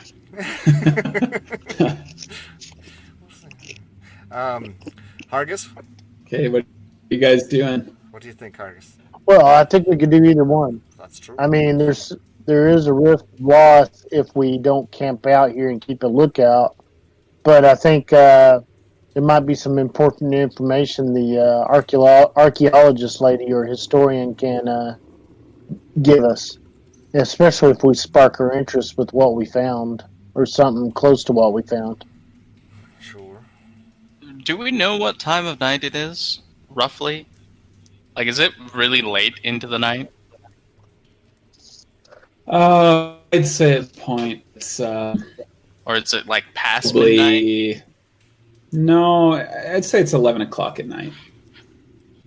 I mean, she's probably not going to be awake, let's be honest, by the time we get back to We'll town. have some difficulty. We could catch her in the morning, possibly. I guess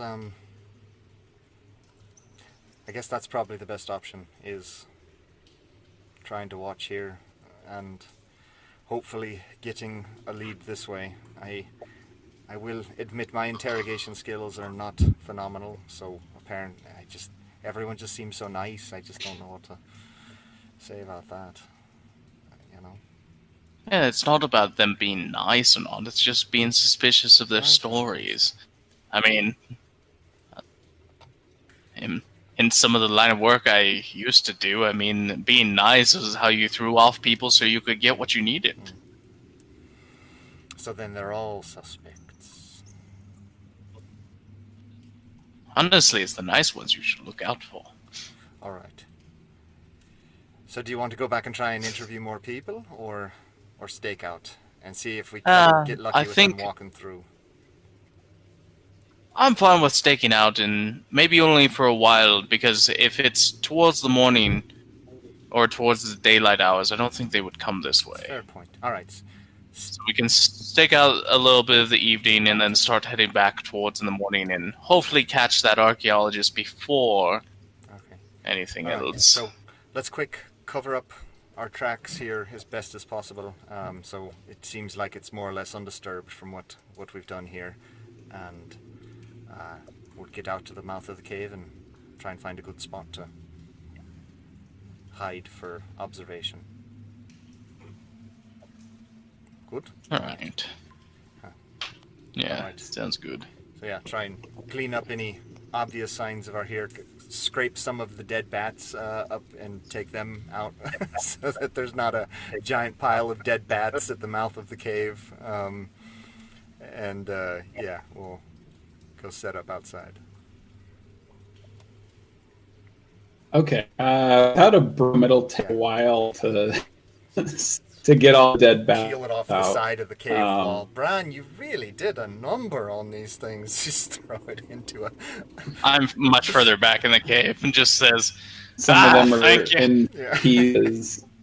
Some of them are pieces. Some are burnt to crisp. I've heard actually. I've heard you can make a really good soup out of bats, though. Have you guys ever had a bat soup? I hear it's quite the delicacy in some places. Is that a good idea? Should we? I'll just yell as far as away in the cave as I am, and I'll just be, why don't you just burn it all that's away? A good point too. I'm just trying to leave as little marks as possible in here in case someone does come through. We don't want to make it obvious that we found the spot, you know. Well, then let's just wait outside of the cave, then, if there's a better We're spot. gonna do that too. But anyway, collect all the bats and try and find a good spot with a good view that we can conceal ourselves in. I'll look for a good thick bush out Okay. front. Okay, make a perception check. Oh, natural 20. Okay. You look around. There's lots of overgrowth around here. So you manage to find a couple places you can hide in. Also, with that high of a roll, you notice that there's somebody on top of the cave right now, kind of looking. Oh. Like Not looking above down at you. You see a figure like moving there on the where you guys were before you floated down. Uh-huh. You know. Oh. So yeah, as you're looking around, you see somebody up there against the night sky. Can I gesture to Hargis? Is he within sight? Like, because I'm at the mouth of the cave. Did everyone else? Yeah, I think you guys are all. Okay. Yeah, I think you guys are all just kind of looking around, Like gesturing to stay quiet, and then like pointing and at someone at the top. You know.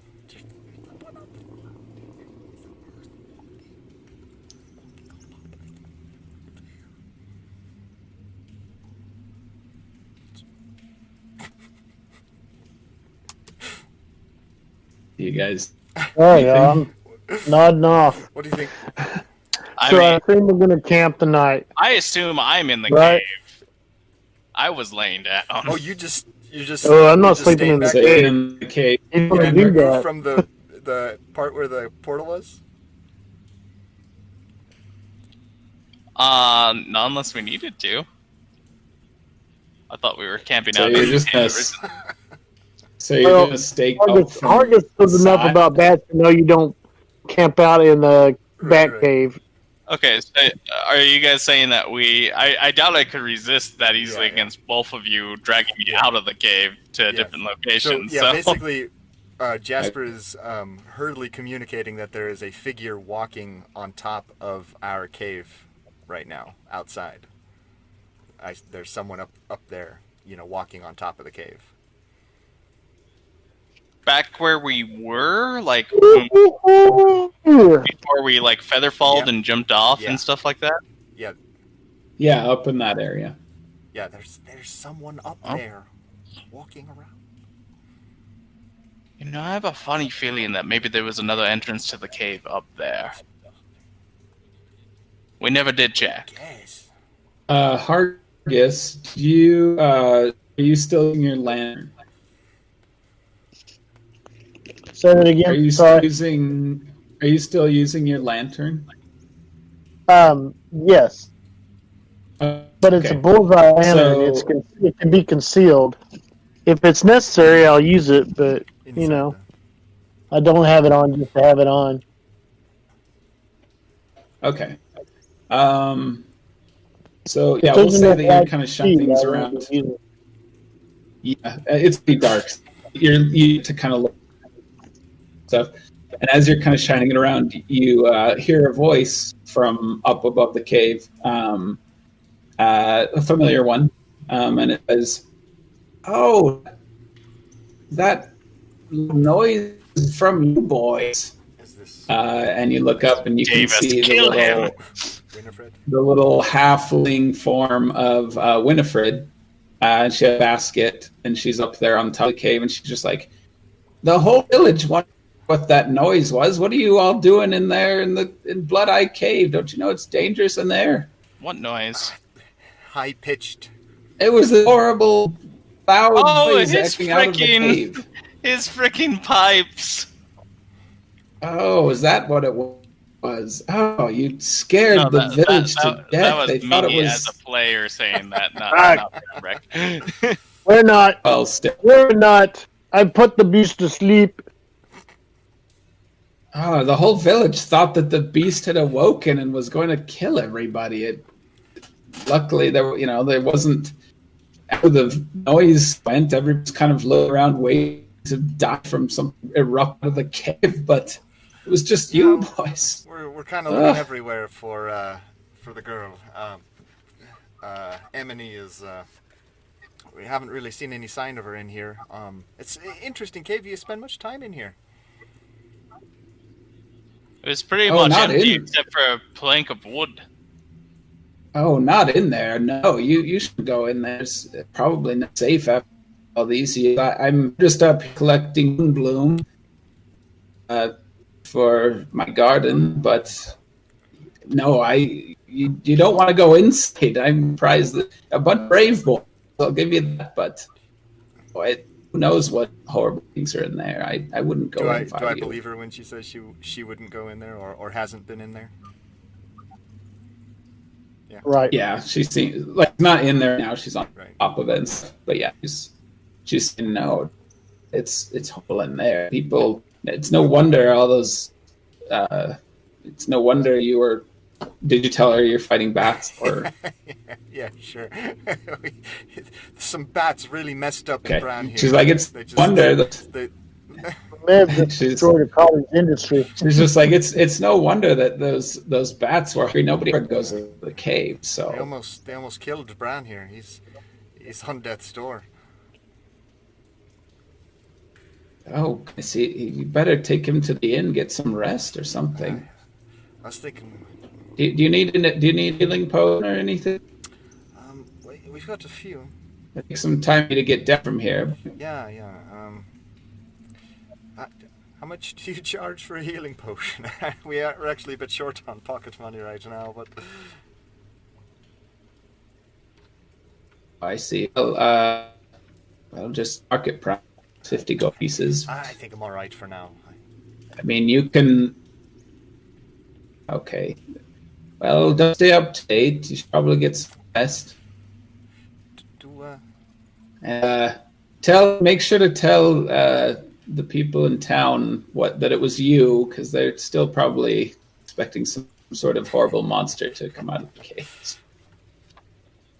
Anyway, she said she was collecting moon bloom. Yeah, it looks like she has a basket full of flowers up there. All right, Winifred. She's just like, anyway, stay safe. You kind of go back to flowers on top of it. All right. Well, do we stick with our plan? Set up and hide at the frontier, or do we go back to town? I'm not sure there's any point now. Why is that? In camping out here? Yes. Well, giving ourselves away, more or less. That's true. If potentially. Unless we want to show our faces in town, then come back out here. Rent rooms and come back out here. Hey, Winnie. Yes, dear. Are you going back to town? I'm going back to my house after I'm done. Okay. All right, never mind. Wait, is your house not in town? It's a little ways into the woods, Yeah, like to the just kind of between town. like to the east of town. It's just it's just kind of the Town woods. in those ruins, more or less. Exactly. So, I mean, she won't be telling anyone that it was us by the cave. So, I guess. Killer. There could be no witnesses. Let's just camp here. All right. So we'll camp out here for a little bit, see if anyone comes out of the cave at any point. At least there's potential, at least, I suppose, for someone to just come meandering in and out. Okay. All right. Okay. So. All right. You gonna make a campfire and stuff, or Stealth camp. It's got to be. Oh, I'm going to drink my supper. okay? Okay. It is winter, so it's pretty cold. That's not hard. Wait, you're out of. Okay, let me do some music. I'll spread out my bedding on top of the snow. Then I'll start digging out the snow from underneath and throw it on top. Okay, there's not a ton of snow. It is pretty cold. Hey, so you guys all camp out for the night. Do you guys want to keep watches? I will. Yes. We're gonna hang out for like a few hours and then head back to town, right? That was. Oh, not sleep. So We're we're setting up a little observation to see if anyone meanders in and out of the cave. Under the assumption that if it doesn't happen in the next few hours, it's not going to happen tonight, and then we'll go back to town. Right? That was the. Yeah. Okay. So by this point, it's about 11:45. How many hours are you willing to wait, or like as watch? we're doing that and getting them set up in their little, each guy in their own little blind, a big bush or whatever, so that we're concealed as much as possible and stealthy. I'll give. In other words, you just throw leaves over me because I'm just laying on the I'll ground. prop you up against a tree, and then put enough bushes around you. But I'll give each one a largish acorn, and just say, all right, this is a pretty fun little thing, and I have a thin string tied to each one. Just keep that close to your ear, and I'll be able to whisper really quiet messages to you. You can't talk back because I've only got one of the bigger ones that I talk into, but I can whisper something in your ear. So just keep Roger, it over. and kind of hang it around the ear so it hangs right there.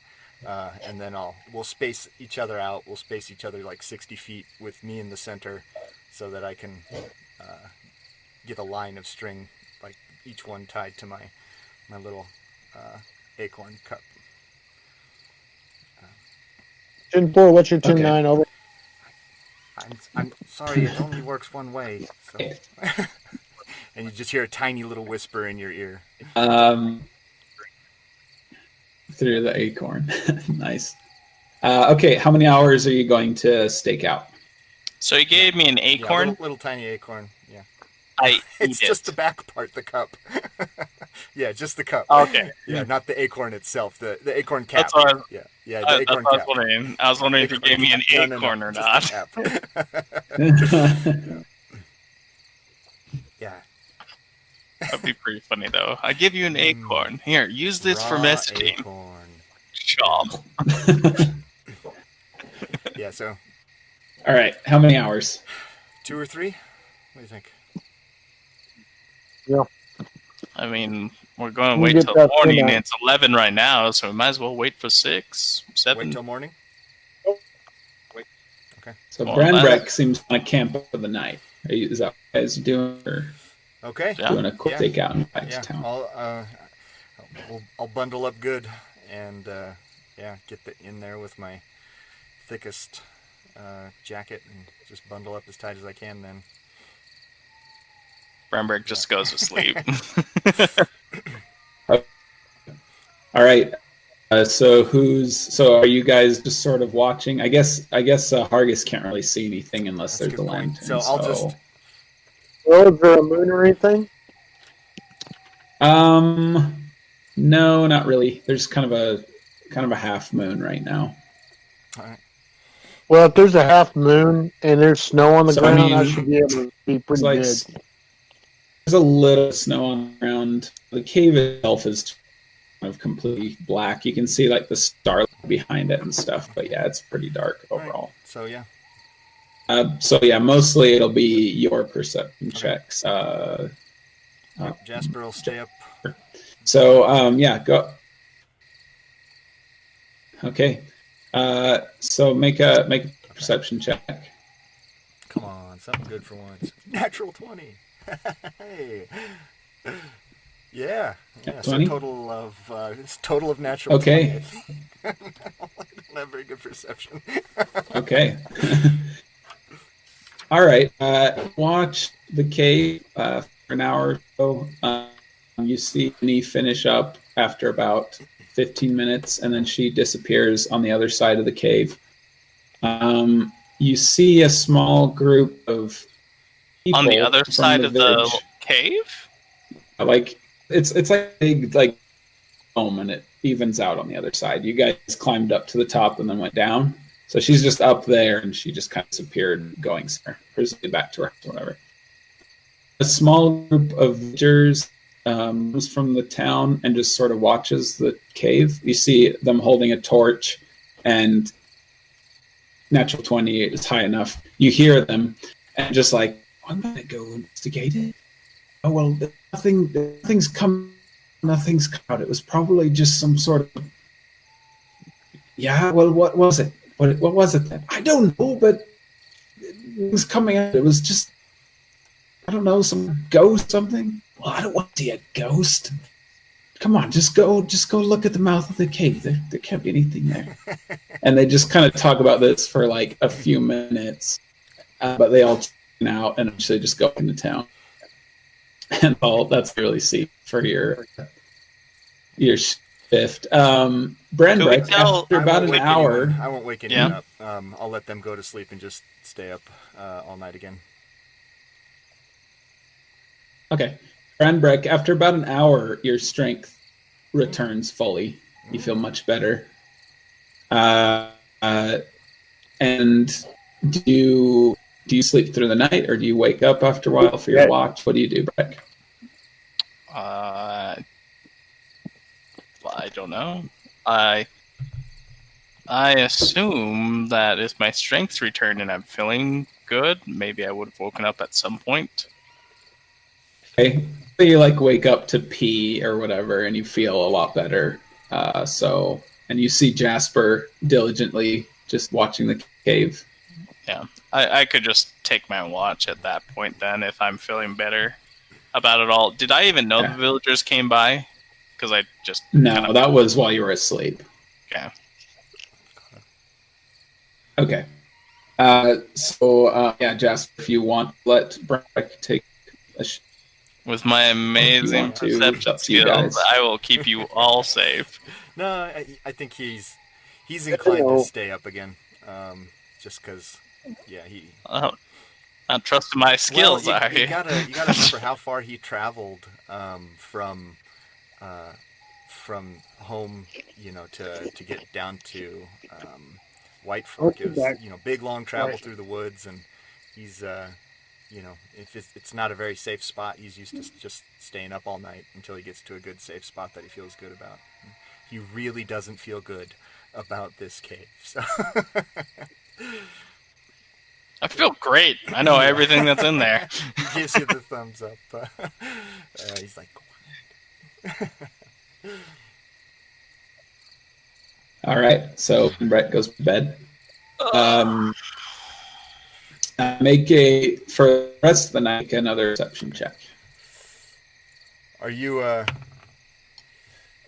19? Okay. For the rest of them, keep watch. Just look at the beautiful stars. It is getting really chilly. Without a fire, you guys are getting pretty cold. You stay up for a while, and Midnight. about So in the morning, maybe 3 in the morning, You see a dog just kind of walking Love you. around, just kind of sniffing around. Good night. A dog goes up to the mouth of the cave, and it's just sniffing around, goes inside the cave, and disappears inside the cave. A hog? A dog. A dog. Oh, a dog. Winifred had the dog. Winifred had What'd you the say? dog, right?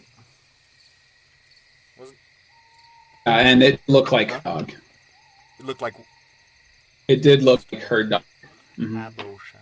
Yeah, it's just like a black lab named Abishai is what she named it. Huh. Huh. Do you follow it? Just watch what happens? I will whisper.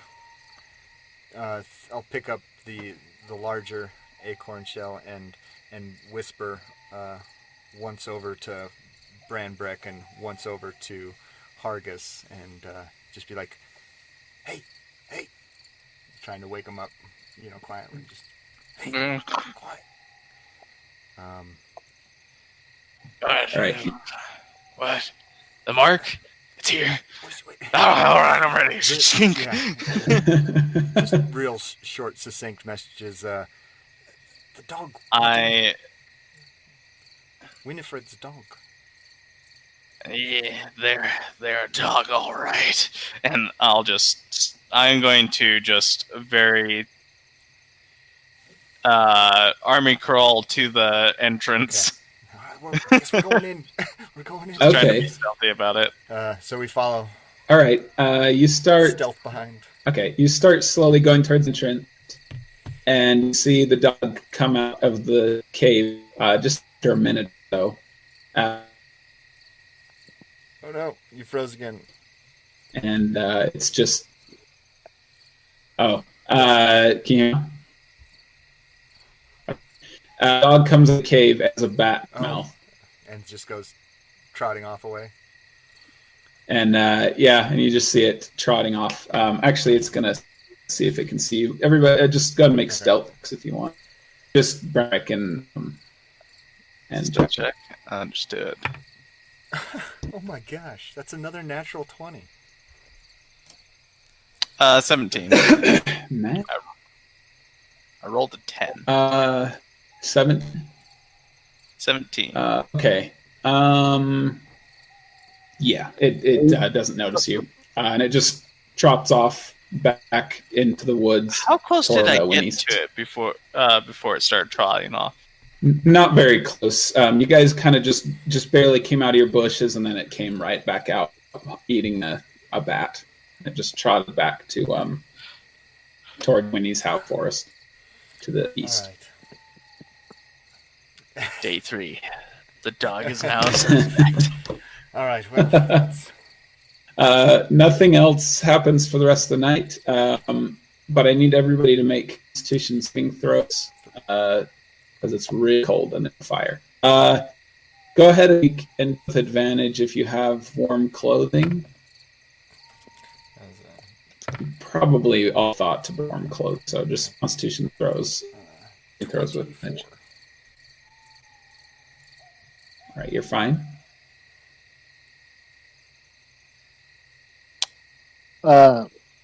Constitution, you said? Constitution saving throw. Okay. Oof. 10. 4. 4. 4. Okay. Hargus gets a level of exhaustion. The cold really. He's shining his sleeping bag in the cold, sleeping out all night. So you have disadvantage on all ability checks until your exhaustion goes away. And then Jasper, if you want to make one Constitution saving throw for your stay all night. And I think I spoke incorrectly the first time I said it started off as a DC 5. It starts as DC 10 and then is plus 5 for each additional night. So I don't know if you had that on hand. Yeah, I read that recently. So that is a 12. So Okay, you're fine. All right, so sun starts coming up over the forest, and nothing else happened during the night. You can see, people starting to get and starting the day in the village. Did we get back before everybody started coming back up from the village? Probably up pretty early. What did you say? I was just wondering if we made it back to the village before everybody started going out and about. It depends. Did you want to before they woke up and stuff?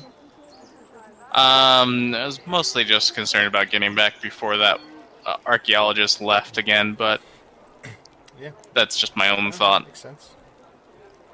Everybody probably got up around 6:30 or so. That's kind of when the day started. You She would just have seemed to like sleep the until sleeping in type. you would have to sleep until 7 to get the benefits of rest. So up to you guys. Well, no, I would have gone till 7 for the long rest. I'm just curious what time we got back. Oh, how long it took us to get there. I mean, any after 7, really. It's pretty close, so yeah. So Jasper, you did not get a long rest. Yep. Everyone else did. So go ahead and mark it down. So do you want to go into? Yeah, I suppose, as we're walking back, I just, straight back to try and find her at the inn then, right? And see if we can have a chat with her. See if she can shed anything of interest, I guess. You're all right, Hargus. Your lips look real so you guys blue. go. You're okay. You look really. Did you not bring a jacket? Yeah, Hargus looks real cold. Looks like he quite miserable. The ice cream I'm eating. You did bring a jacket, didn't you? I'm just gonna sleep in the corner. As soon as we hold still. Get by the fire and like how when you camp out, you sometimes those mornings you go and you check to see if breakfast is ready, but then you go back to your tent, grab your blankets, and then come back out and just curl up next to the fire. Yeah, so you head back to the inn. Okay, so you guys heading back into town. You pass a group of villagers, and they're holding pitchforks, and they're walking towards the cave, and they're just kind of muttering with each other as they pass. Who's all in that group? You don't recognize them. They're villagers that you haven't met yet. Okay. Apparently, they just got back from holidays. Day 4, the sacrifices walk. So you guys make your way towards the inn, and outside the inn, you run into Philaea again, the tiefling. She's just like, "Hey, you guys missed out on a really cool evening last night. Oh, really? Apparently, the monster's awoken." So, interesting. And then all hope and stuff. People put out about it. Oh yeah, it's hilarious. There's this roaring sound from the cave last night. I don't know what it was, but it's really funny to see all these people thinking it's the end of the world or whatever. A group just went out there to investigate it. It dealt them and made it to the mouth of the cave, though. They're curious. Huh. Interesting. Wonder what all this could be. Well, I don't know. we did. Pretty funny, though. It's weird. I did see. Probably a rock slide. Well, I mean, we did startle that one goat, if you recall. We should go flag them down and let them know that it was that goat we startled when we were watching the cave. Don't you think? No, better safe than sorry. What? No, I think it's fine. All right. I mean, I just don't want anyone, doing anything too reckless, you know. And the goat's, you know, on its way, so. Before you do that, can you spare a gold piece? Buy a girl some breakfast. Okay. Pat pockets. Let's see. I can. A gold piece to buy a girl some breakfast. I I've don't got it. actually have much in the way of pocket change. I do have, and he pulls out one of his little leaf-wrapped things that he carries around. These are some roasted crickets. They're actually quite nice. They're seasoned with a little salt, a little pepper. That's actually my breakfast most mornings as well. Would you like to try some of it? Here's a gold piece. You can kill a Roasted cricket with a gold crickets. piece. They're quite nice. They're Gross. You gnomes are very high in weird. protein. You can actually Oh. do quite well for yourself. Just munching down. Just start munching on a few. There's a few. Oh. I throw No, some pine nuts in okay. there too. Kind of roast them up together. Yeah. That's quite nice. Oh, yeah. Can anyone else have gold piece? I really. Yes, I never a I gold piece. almost lost my appetite with that, but They're not They're quite. crispy and then a little bit of juicy in the center. Okay. No. I heard enough for you. Thank you, but just enjoy your crickets around corner. Do either of you give her a gold piece? I gave her one. Okay, you flick her to her. You flick into her, and she's like, "Thank you very much. Sir. I will be back." And she's into the inn. So you guys gonna go warn them, or what are you doing next? I think we'll let them know just about the goat. Don't you think it's probably better? You can. All right, I'll run after him. Hey, gentlemen. Hey, hello. They're kind of a couple hundred away from the cave, just like on the outside of the cliff, and they're all talking and It's trying to super get each close other to to the go to the village. cave again. No, like you go down the road to the clearing that's 100 feet away. Still cave. pretty close, relatively close. Gotcha. So you go down the street and stuff. All Yeah. right. How did we spend half a day getting to that we place? took the long way around. You went in the forest and then you went way around to the cave. And which is, Jasper definitely, maybe a quarter mile away from definitely town. didn't get lost on the way to it at all.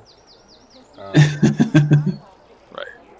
Yeah, Definitely not. They just they kind of around us a little bit, and then they see and they're just what's we were that? the ones sent from the Valiant Alliance trying to help track down Emmy's location. So we were actually naturally concerned about the cave. So we went in and checked it out last night, and we startled just a very large, nasty goat out of there, and made a horrible screeching, bleating sound like you never heard. Almost sounded like screaming, like horrible death wails. And it went running out and went running out of the forest. Oh, And, is yeah, I that heard, that didn't yeah, I just sound. want to hear that you guys. That didn't sound like Have no you seen goat. one of those big, nasty, the deep ones from some of the darker parts? I'm thinking those fellas. No, are you saying that you went inside Bloodeye Cave? I mean, just a little bit at the beginning. There's some nasty bats flying around in there. There's a whole and that horrible goat. So it was nasty bit of, apparently some nasty animals in there. So I'd say stay out unless you want to tangle with goats and potentially any more of those horrible bats that are in there too. So. You get a variety of responses from the group. Some of them are like, "See, I told you it was just something stupid like that," and the other ones are like, "I don't trust him. You think a little guy like him would survive in Blood Cave? Monster in there, I'm just good and bad." There's And a couple are just like, and just a couple of them shake their heads and just are like, "Forget this. I'm going to work," And the rest of them are just kind of agreeing, but overall the group just kind of starts to disperse a bit. So still like, "No, go check it out." Like, "Fine, you check it out." And he's like, "No, fine, whatever. Just forget the whole thing." And so eventually they just kind of start dispersing and stuff. Yeah, I put them in. I'll join them back. They're at probably the going to tell it. Just go right back. Okay.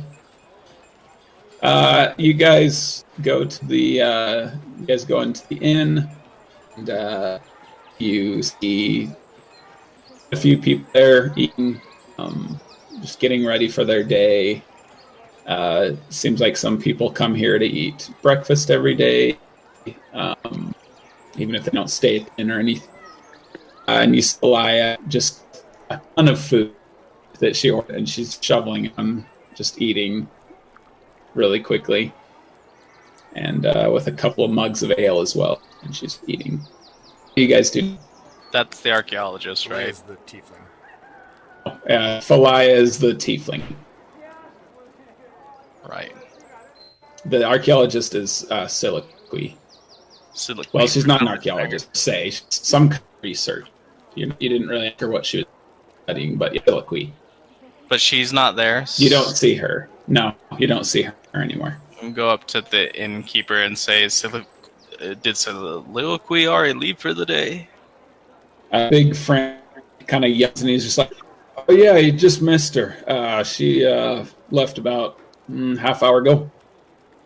She usually leaves first thing, so yeah, spends all day out in the forest doing what?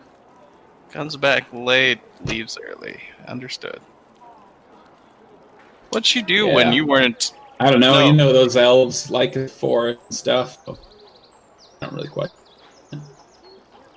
Anyway, yeah, we do. Can I get you? Just some food for the morning. Guys, I've got plenty and I will crickets and pine nuts for everybody. I actually got, if you want, I mean, we could just chow down on these. I got. And I will give him 10. I'll give him a gold piece. And I'll just say, just give me some meat. He's like, gold piece. I can buy 5 meals with that. What would you like? As much meat as you can give me. You got it. And some. Coin. I don't know if you have any salads. Yeah, I got some winter vegetables. Yeah, that would be That's great. What you're into. All right, coming right up, and he kind of like any of the rest, guys. Sleeping.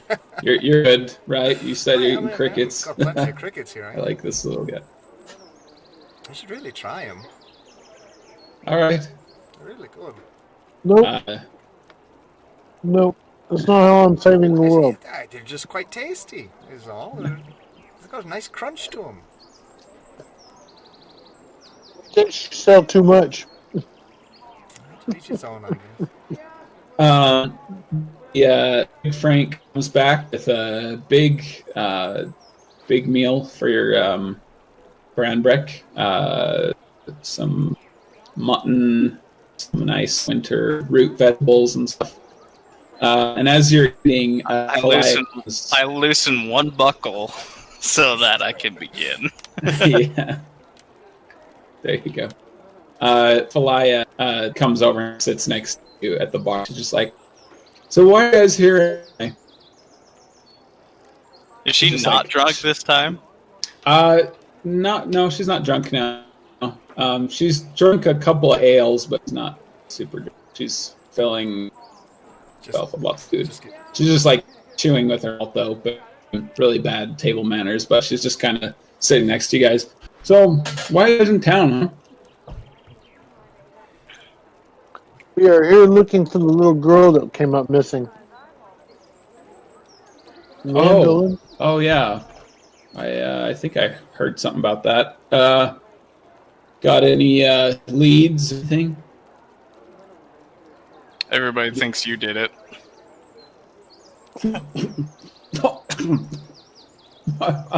Me? Oh man. Yeah, right. I was not. What would I do with the little girl? What do I have to gain? Come on. That's a good one. Oh, I mean, I wasn't even near the house when it happened.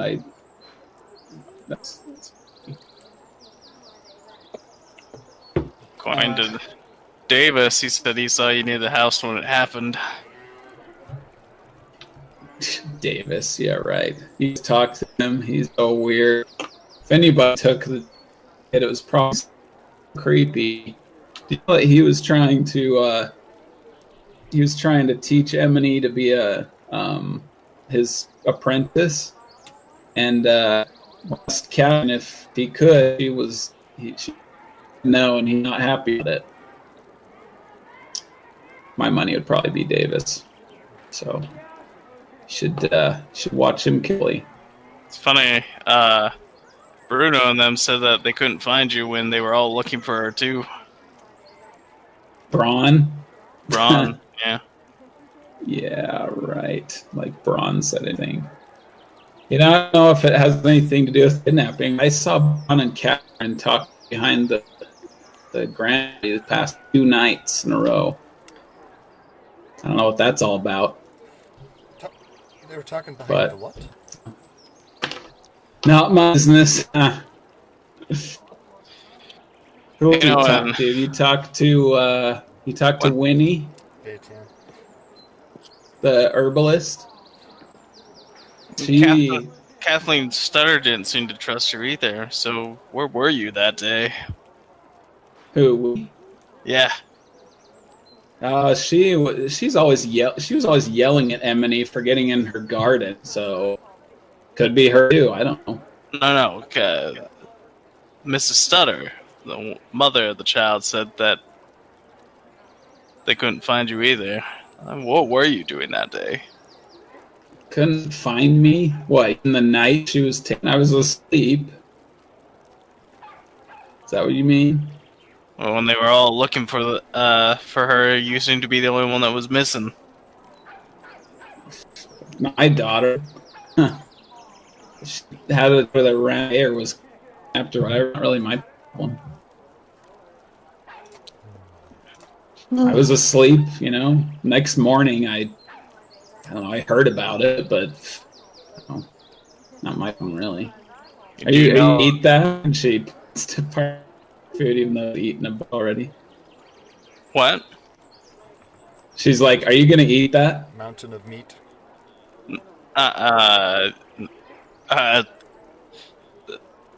There's the dagger on the table, and I just glance at it.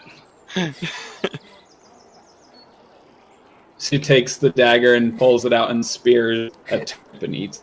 And then I immediately take my other dagger and I stab near her hand. Okay. She's like, oh, a little high strung, are you, huh? Look, I didn't do it, okay?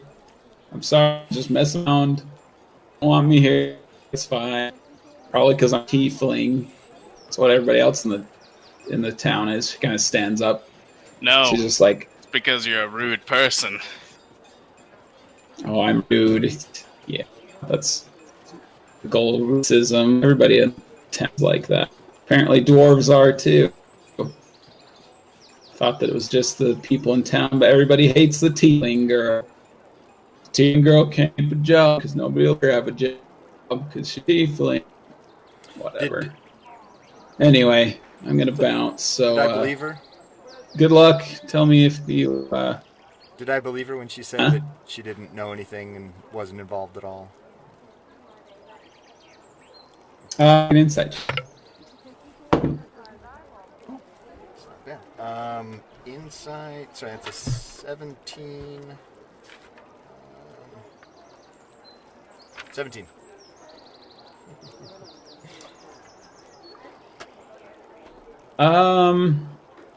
She seems to be. She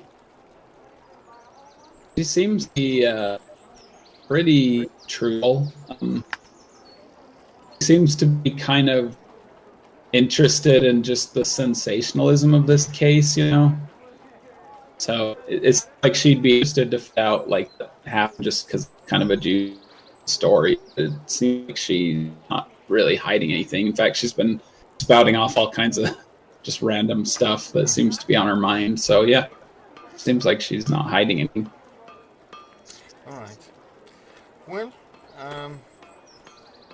but she stands up and she just takes the last piece of bread on her plate, puts it in her mouth, and she's like, See you later. Last chance to get some crickets to go Weird. with that. Just like, and she's just like, and just like pushes open the front door and out into the street.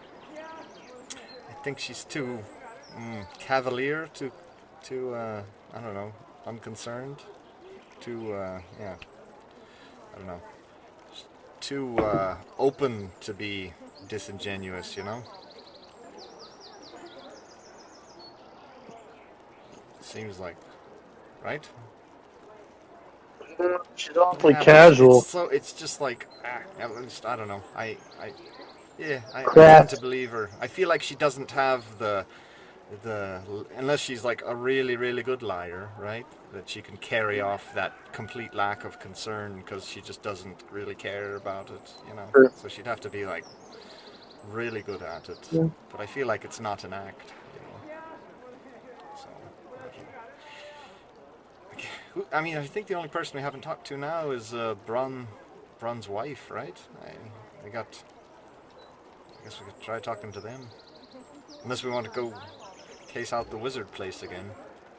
But I don't know what else we'd find out there. Soliloquy is the only other one that we haven't talked to, but I doubt we'll be able to talk to her again unless we catch her at the times that she specified. Right. She just seems too busy to be taking up time kidnapping girls anyway, right? I mean, that'd just be pretty odd. You know, she's so obsessed with the work and the ruins, it seems like, what would she be doing? Taking time out of her day, I don't know.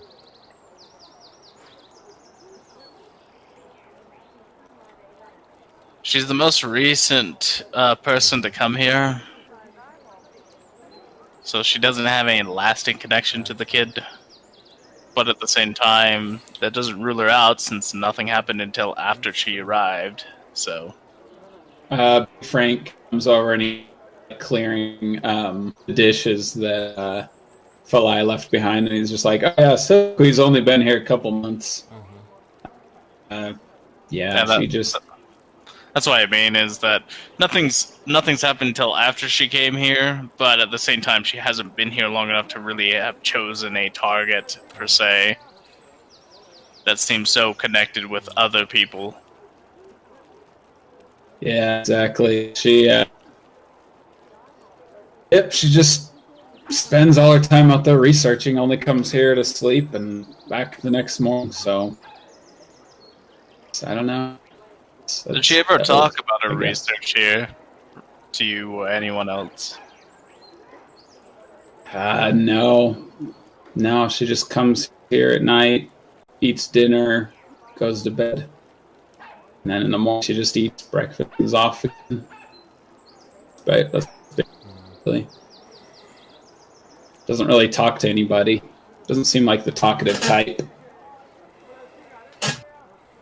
Alright. So what have we got? We've got 3 people to talk to, right? We've got Bron and his wife, we've got Soliloquy, and maybe the wizard if we keep him as a suspect.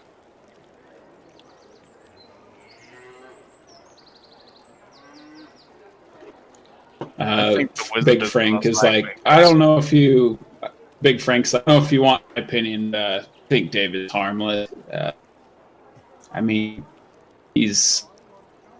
sure, he was friends with Emmy when she was, learning magic from him and stuff.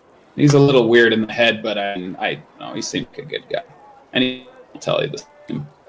How long was it after his he was prohibited from seeing the girl and teaching her that she went missing?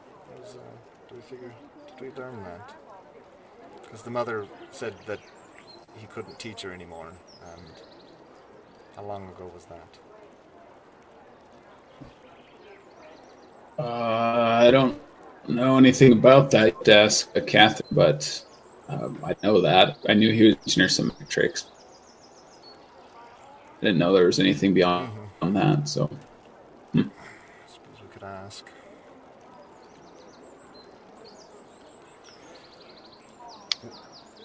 So it sounds like we can talk to Bron and Clara, we can talk to Katherine, or we could just go back and investigate that path we found. Right. Actually, about the path, is the is the innkeeper still by us? Oh yeah, he's just kind of he doesn't want to impose, so he's like in the table a few down from stuff. Like, he's there, like he's basically feels like he kind of imposed, so he's waiting for you guys to talk to him if you want any more. You know, he seems to just be like politely sort of keeping Z nearby. Keep it a little bit lower toned then. From the entrance to the exit, how far along that path do you think you got? Oh. I mean, it's hard to judge by visual from where I was, but couldn't have been much. I was staying next to the entrance, but, the next entrance was, about from me to the door. DM? I don't know how far it was, but it wasn't that far. About 25 feet or so. What I'm wondering is, do we even think that we could get from the entrance to the exit in whatever time frame that takes without taking crippling injury? I mean, you were in there for mere moments, and I don't know how close you got to it in that time, but I mean, if you were gonna... True, but we didn't know anything at that time. Honestly, I think a good running start probably could get one end to the other, or we could just, fight. Right, we could fight. Yeah. Oh, would you say it's actually 20 through the doorway? Try that again, huh, Argus? I think it could be an opening to the astral plane. Do you have any... It definitely looks like an opening to a plane. You're not sure which, but yeah. Some sort of... Seem to be some kind of other dimension or plane, yeah.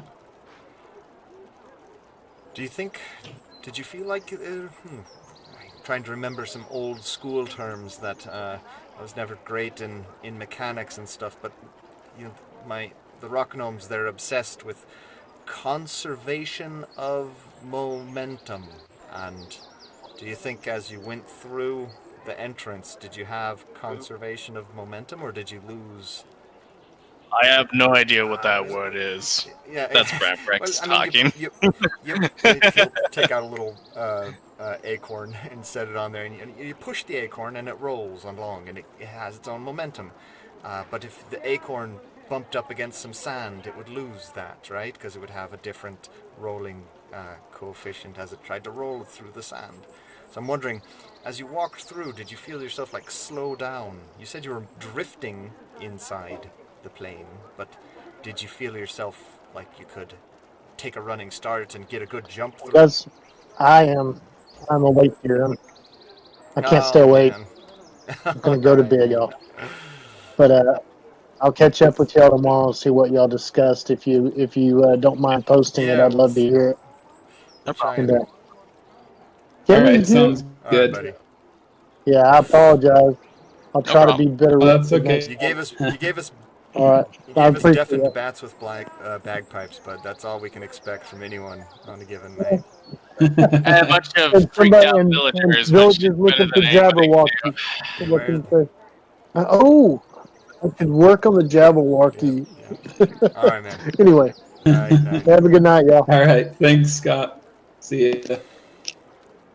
So yeah, I guess that's my question. Would the running leap concept, do you think that would work if we got a running leap, or did you feel like you went through molasses and went through super slow on the other side? Well, to be perfectly honest, don't remember. But I mean, I don't see the problem with trying it, because if it doesn't work, then we just do something else anyways. I could have a rope on one side and try and pull you back through. Hargus decides to. He had horrible sleep from cold, and he and so just goes to sleep. Falls asleep Does he just fall asleep at the table, like, face down? Well, he's not like, like he's just like falling asleep. He goes over by the fire and like warms himself. And he's just like, just can't warm. I'm gonna go to under a big pile of blankets, and goes up and just goes to sleep for the day, for the morning. Yeah. All right. Get him a warmer jacket because I mean, it was a bit nippy, but it wasn't that bad. Right. All right. So, I guess that those are our options. We either try and talk to these folks and see if anybody else knows anything, or make a possibly suicidal run through the mystical void between strange portals.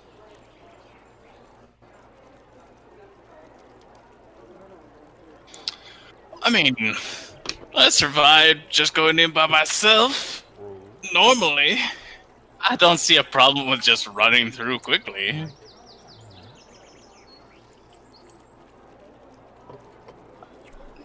I am a little concerned at how one gets from one side to the other, since my original argument is, why is the portal there if you can't come back through it? Well, we found out you can, it's just a little more difficult to come back through. Right, no, it's...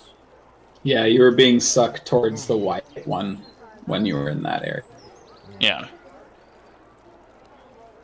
So that seems a little strange.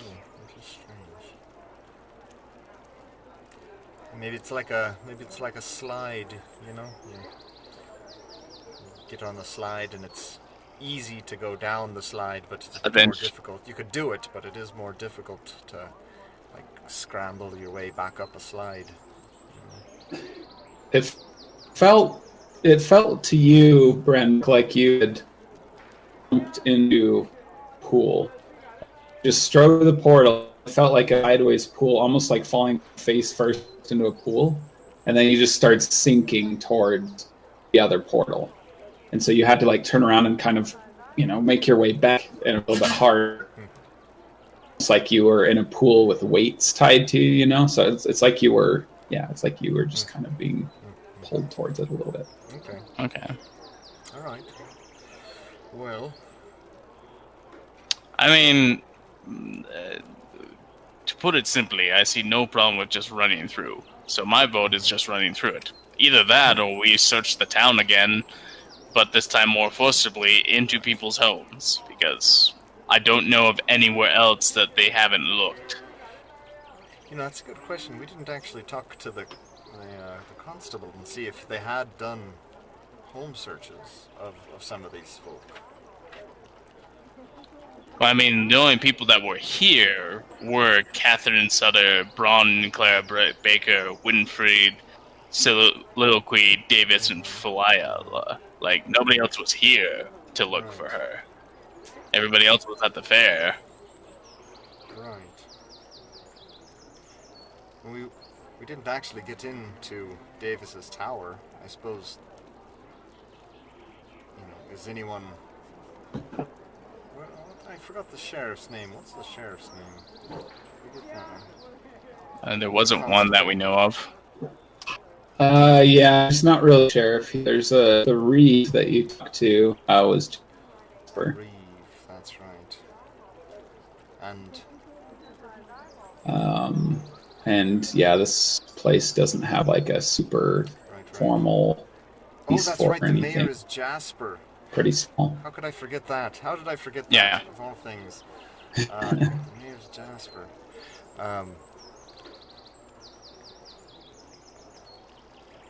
So your bid is just for going straight through the portal and with... I mean, we learned more from doing that than trying to investigate the town, I'm just saying. Definitely learned something. I just always...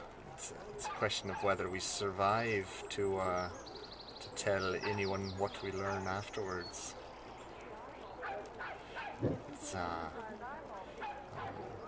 I still stand true with the fact that the longer we take, the more danger she's in my opinion. It's hard to disagree with that.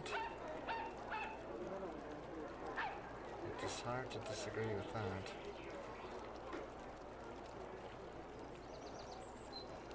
So, my vote, we go through the portal. Alright. And if you feel it's too dangerous to fight those things, we ignore them. We just go through and go to the next spot. Allies! The door to the inn opens, and Catherine runs in, and she sees you guys bar, and she runs, and she's like, "Guys, I just found this slid under my door. Look!" And she hands you a piece of paper that looked like it had been folded, and she had unfolded it, and she's like, "Look, I just slid under my door. I just woke up and it was there. I think this. I don't know if we can." And you look at it, and it's a piece of paper written with some handwritten ink. And it says,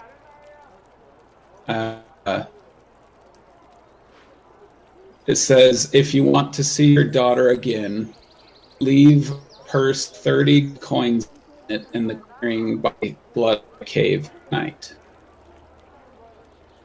And Catherine's like, I don't have that much money, but 30 maybe gold we coins, could, that's it?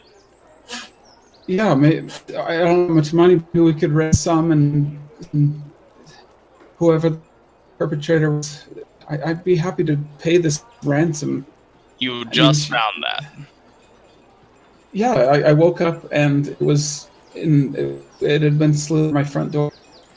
What's the paper and ink situation on these?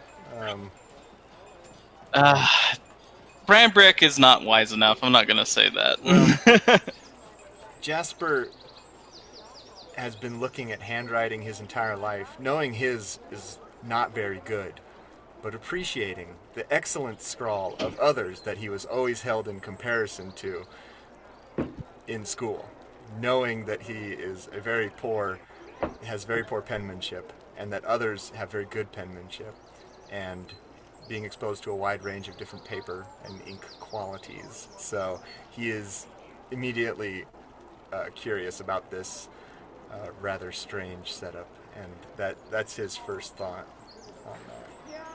He's just wondering what kind the pen and ink situation is in paper.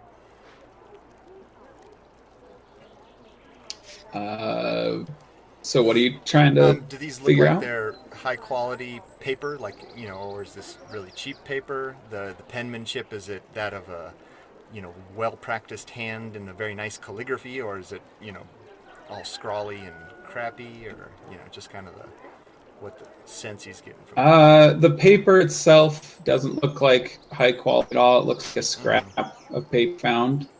The penmanship it doesn't look terribly bad, but it was hastily written.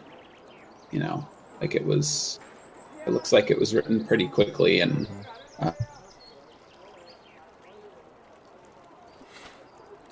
Man, she's like, "Do you think that you could get the guild to pay for this ransom, and then I could maybe little end by tonight?" Oh, and she's just starting kind of like ventilate a little bit, and she's just like, "Finally, some sort of clue." Also, I don't know if you guys found anything out yesterday, but this is the big development so far. This is that she's alive, and that she's being kept alive, at least for another day, and so we'll be able to. I'll be able to start again, I think. Well, that's not a problem. We'll be able to resolve that little gold issue one way or another. Don't worry about that. So we'll take care of that. Have you told anyone else about this? Oh, good. I just didn't have to wait. Oh no, I'm straight to you. You're the authority on this case. Bran, Of are course, you so. of the opinion that we keep this to ourselves? Boss. Also, I find it ironic that this came now. And, after our evening? Why? What's happening? No, just after we arrived and started questioning people, of course. Can we meet you back at the... Oh, I did have one question. you had said you'd prohibited Davis from instructing your daughter. How long ago was that? Oh, yeah, a couple weeks ago, he asked if she could be his official apprentice, but I said no. I mean, she learned a couple magic tricks and stuff, but I don't want her doing that. She's still too young. I still like Davis is trying to. Did you have I an feel like argument Davis is about just it? sing his own. Well, Davis is just hard to deal with because it just doesn't feel like he's out in the head, and he just wouldn't understand why and I just, she's young, and I feel like he's just trying to kind of replace the daughter he lost with Emmy, and I tried to explain it to him, and it was frustrating, but I think he understood in the end. Has he always been like that? Spacey. Yeah. He's a bit spacey, right? A bit absent-minded, sort of like. Yeah, he just doesn't seem like he's all there. I mean, he's good at what he does. I remember when Clarabald was still with me,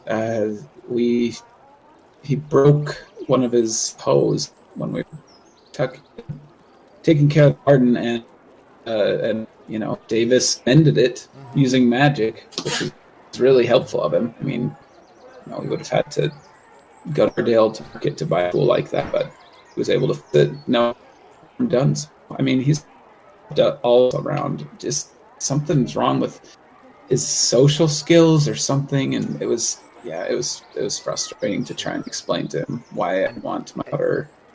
I'm sorry to be repetitive, but why do you ask? No, did he something? I'm just wondering, and I'm sorry to be repetitive, but his attitude, his relationship, his social interactions, that's been the same. He hasn't changed. Like that sort of attitude's been constant, more or less. It's not something that changed recently. It's just that's how he is, huh? I mean, I guess so. I mean, he seemed frustrated after I really got through to him that I didn't want him to train Emmy as his apprentice, but like that was a week or maybe 2 weeks ago. So I don't know. Okay, all right. Bran, do you have any questions?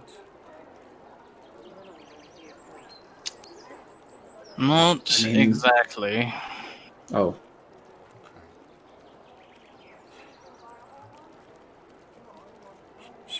No, I think we're good.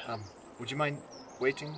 So, how does this ransom thing work? Do you guys know how it works? Do you just leave gold and whoever it is will bring You don't have to worry Emmy about that. We're quite experienced. In the morning or at the same time? We've got plenty of experience with that sort of thing. So we can handle all that. Okay, good. Just let me know if there's anything I need to do. Good. I'll know it with you. Please do. Will you be waiting at your house then? Yeah. Yeah, I don't have any other plans for today. Except, I don't know, need me to go get any money or anything. Anything I can do to speed things along. I mean, obviously it says on the note the clearing tonight, but I don't know. It's so to know that she's alive though.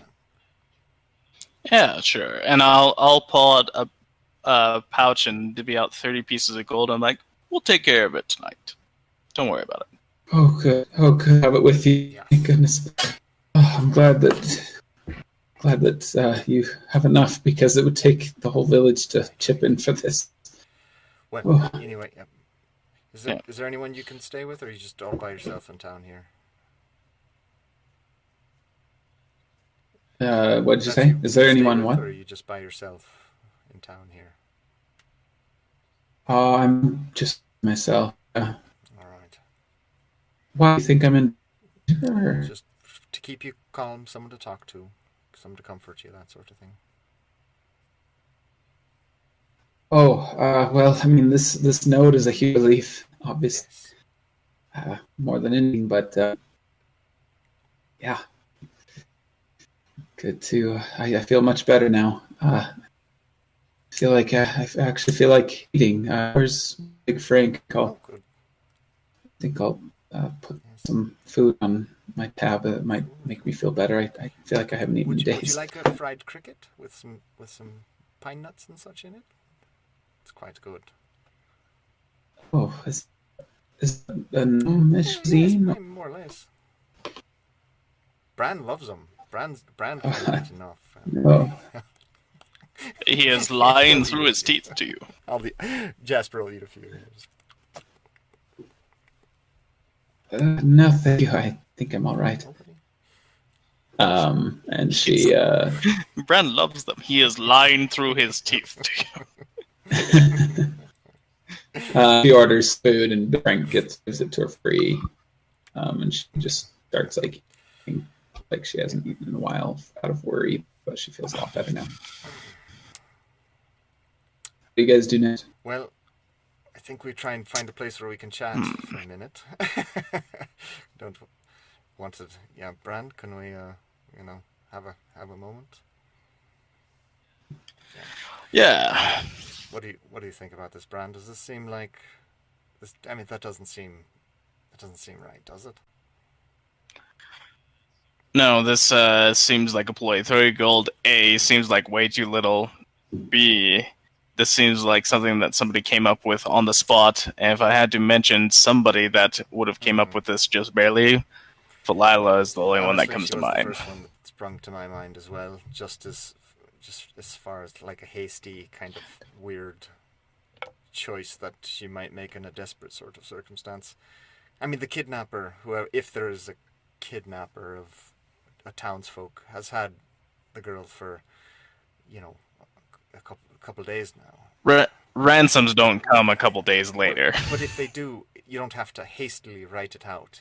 You could have time. Look at the way they smear the ink down at the bottom there. It's like they drug their hand right through it. They weren't concerned with keeping it neat or orderly. They just scrawled it out in sort of a weird flourish.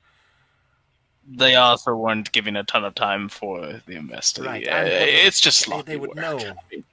I have done better than this. I mean, I have worked with those. I mean, this is just a poor job. It seems like a rush job, yeah. And we did just see Philaea. I feel insulted by this person. And I offered her some crickets too. I mean, that's what I really feel bad about. It's just. Yeah, I'm not going to lie, Jasper. Most people aren't going to take you up on that offer. I mean, do you remember when we were traveling and I made those fried cakes in the morning? They were like little round cakes. They were quite fluffy. Had that really good sort of. That's what. Yeah. You didn't tell us what was in them. You grind them up, and you can make sort of a flour out of them. They were delicious.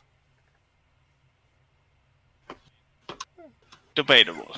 Listen, sometimes the best thing about food is not knowing where it came from. Fair, I suppose.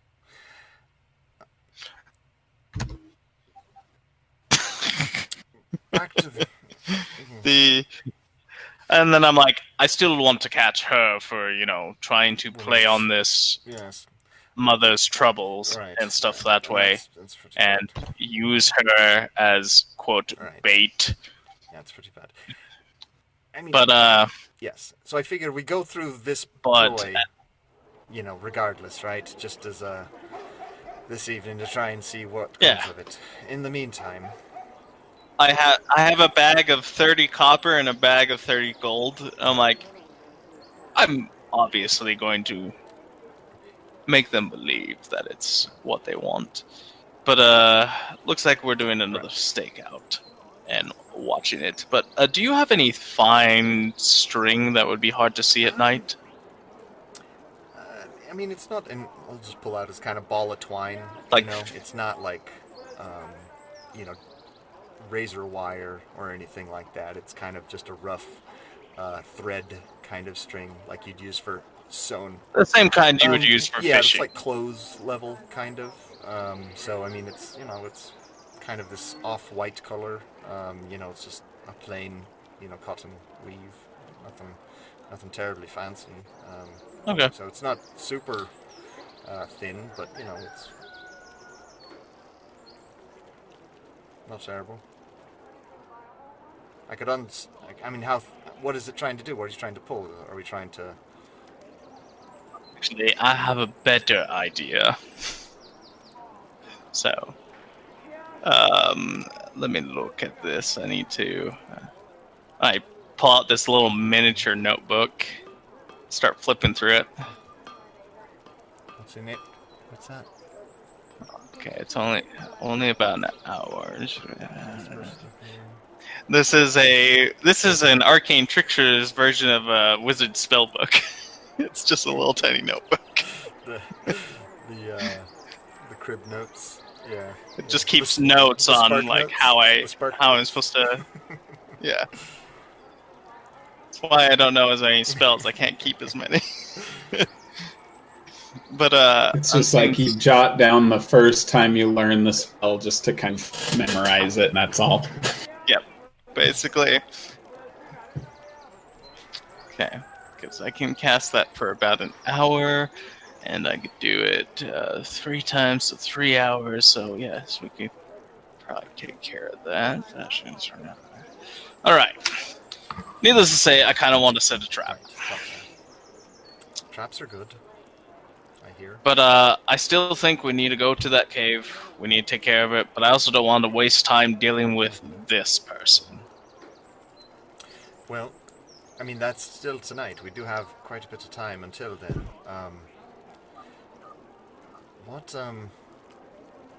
Boy, it's just such a bad point, too, because there's so many options of you'd think how a person would, you know, why wouldn't she tell everybody to just jump on that person and wreck them? You know, it just seems like just poorly planned. It seems like a Philaea. Yeah, no, this definitely. What do you think? Do you think Davis would be interested in exploring a strange portal? Do you think he might be able to shed any light on such a thing? Honestly, I still don't trust him. Right. At all. So. He's the last person I want knowing about any of this. It, right? If he knows about the portal, then he might be the person responsible for it.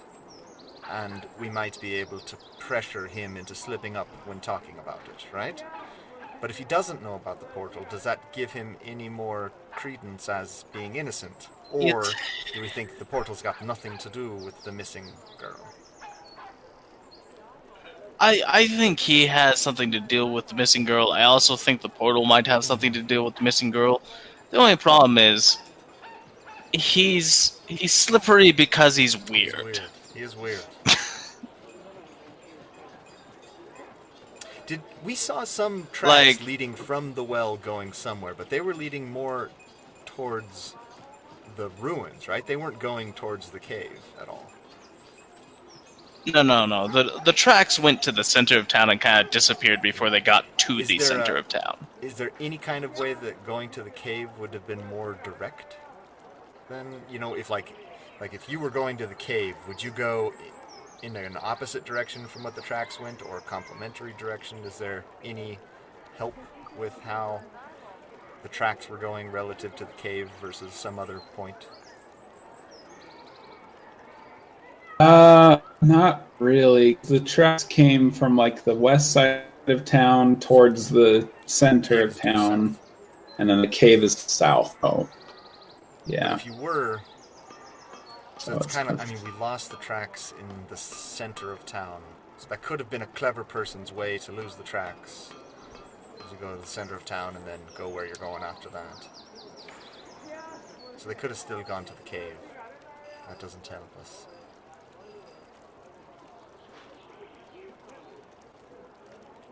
So do you think, assuming Davis is guilty, let's assume it's Davis for a minute, and we show him our hand that we know about the cave. But we just ask his help about it or something. Do we lose anything by letting him know that we're aware of this portal and this cave?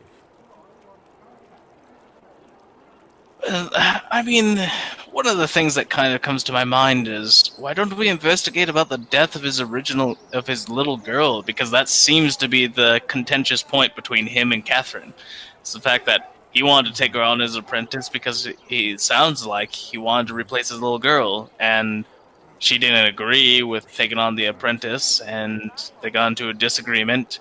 The strangest thing is, it doesn't sound like Catherine got in an argument with her daughter. That's the only thing that we didn't check, at least. I mean, that's something to consider. Because we found that cracked arcane focus in the trash near her house. Now, that was either the daughter's or his. Well, it was his, but Philaea stole it from him, right? It wasn't Philaea, it was Catherine's house that it was there. Where did we find that? Arcane focus. Where did we find that? In front of Catherine's house. By Catherine's house. In the garbage pile next to the house. In the garbage pile next to the house. Should we ask the mother about that thing? Did we talk to her about it? We didn't talk to the mother about that, did we? No, we Seems didn't. Like it might be a good thing to do. And see if it was something given to Emmy at any point. Well, I don't think we should show her that. We should just ask her, did Emmy have an arcane focus? Or something to be able to cast her spells with? And did they ever get into an argument, like, about her learning spells? Because I imagine the daughter maybe wanted to continue learning magic. It's very often that the parents and the children don't see eye to eye on certain issues. Yes, I think that's worthwhile. Okay, let's go see what she has to say about that. Okay, well, we'll check that I really had quick. entertained briefly the idea that the daughter had run away, but then I can't really see how that... I mean, we've got the larger footprint thing, and shape-shifting spells would be... I mean, those seem pretty difficult to do, right? The little girl wouldn't be able to do a shape-shifting spell. That seems like too much for her. So... Well, it doesn't seem like something she would have done at that point. Plus, that doesn't explain why the tracks went two ways. Two ways? Yeah, the tracks went to the house and then away from the house. That's right, they did go to the house. If they only went one They way, they went up to the window that would seem more and then bad. back away from the window, and we assume that they just reached in and grabbed her. That's right. That is true. That is true. Alright, okay. She was kidnapped. The thing I find strangest about that is the fact that they share that bed. Like, it seems like the oddest way to be able to get her quickly out of there is to wait for the odd opportunity of her leaving the house, or leaving the room, grabbing her, the child makes no noise, and then it's gone. But the doctor had bad dreams, and woke up from the bad dreams. So it seems like a forced situation, trying to spark a situation that would cause the mother to go do something unusual, right? So I think whoever did take her, that was part of the reasons I was suggesting that she ran away, or maybe was complicit somehow with the person who took her, is because it was a specific reaction to the mother leaving the room. Most people, when the small child wakes up crying, they want the parent to stay, not to leave and go get a glass of water or something like that. So, but that could have been a forced response if the daughter wanted the mother to leave. She gets up, pretends to have a nightmare, says, "Mom, I would really love a glass of water. Could you go get me a glass of water?" And then jumps out the window with her new friend. But either way, that situation could, if it was forced on her, the dream sequence or the nightmare or whatever, could have been forced on her to try and get the mother out of the house.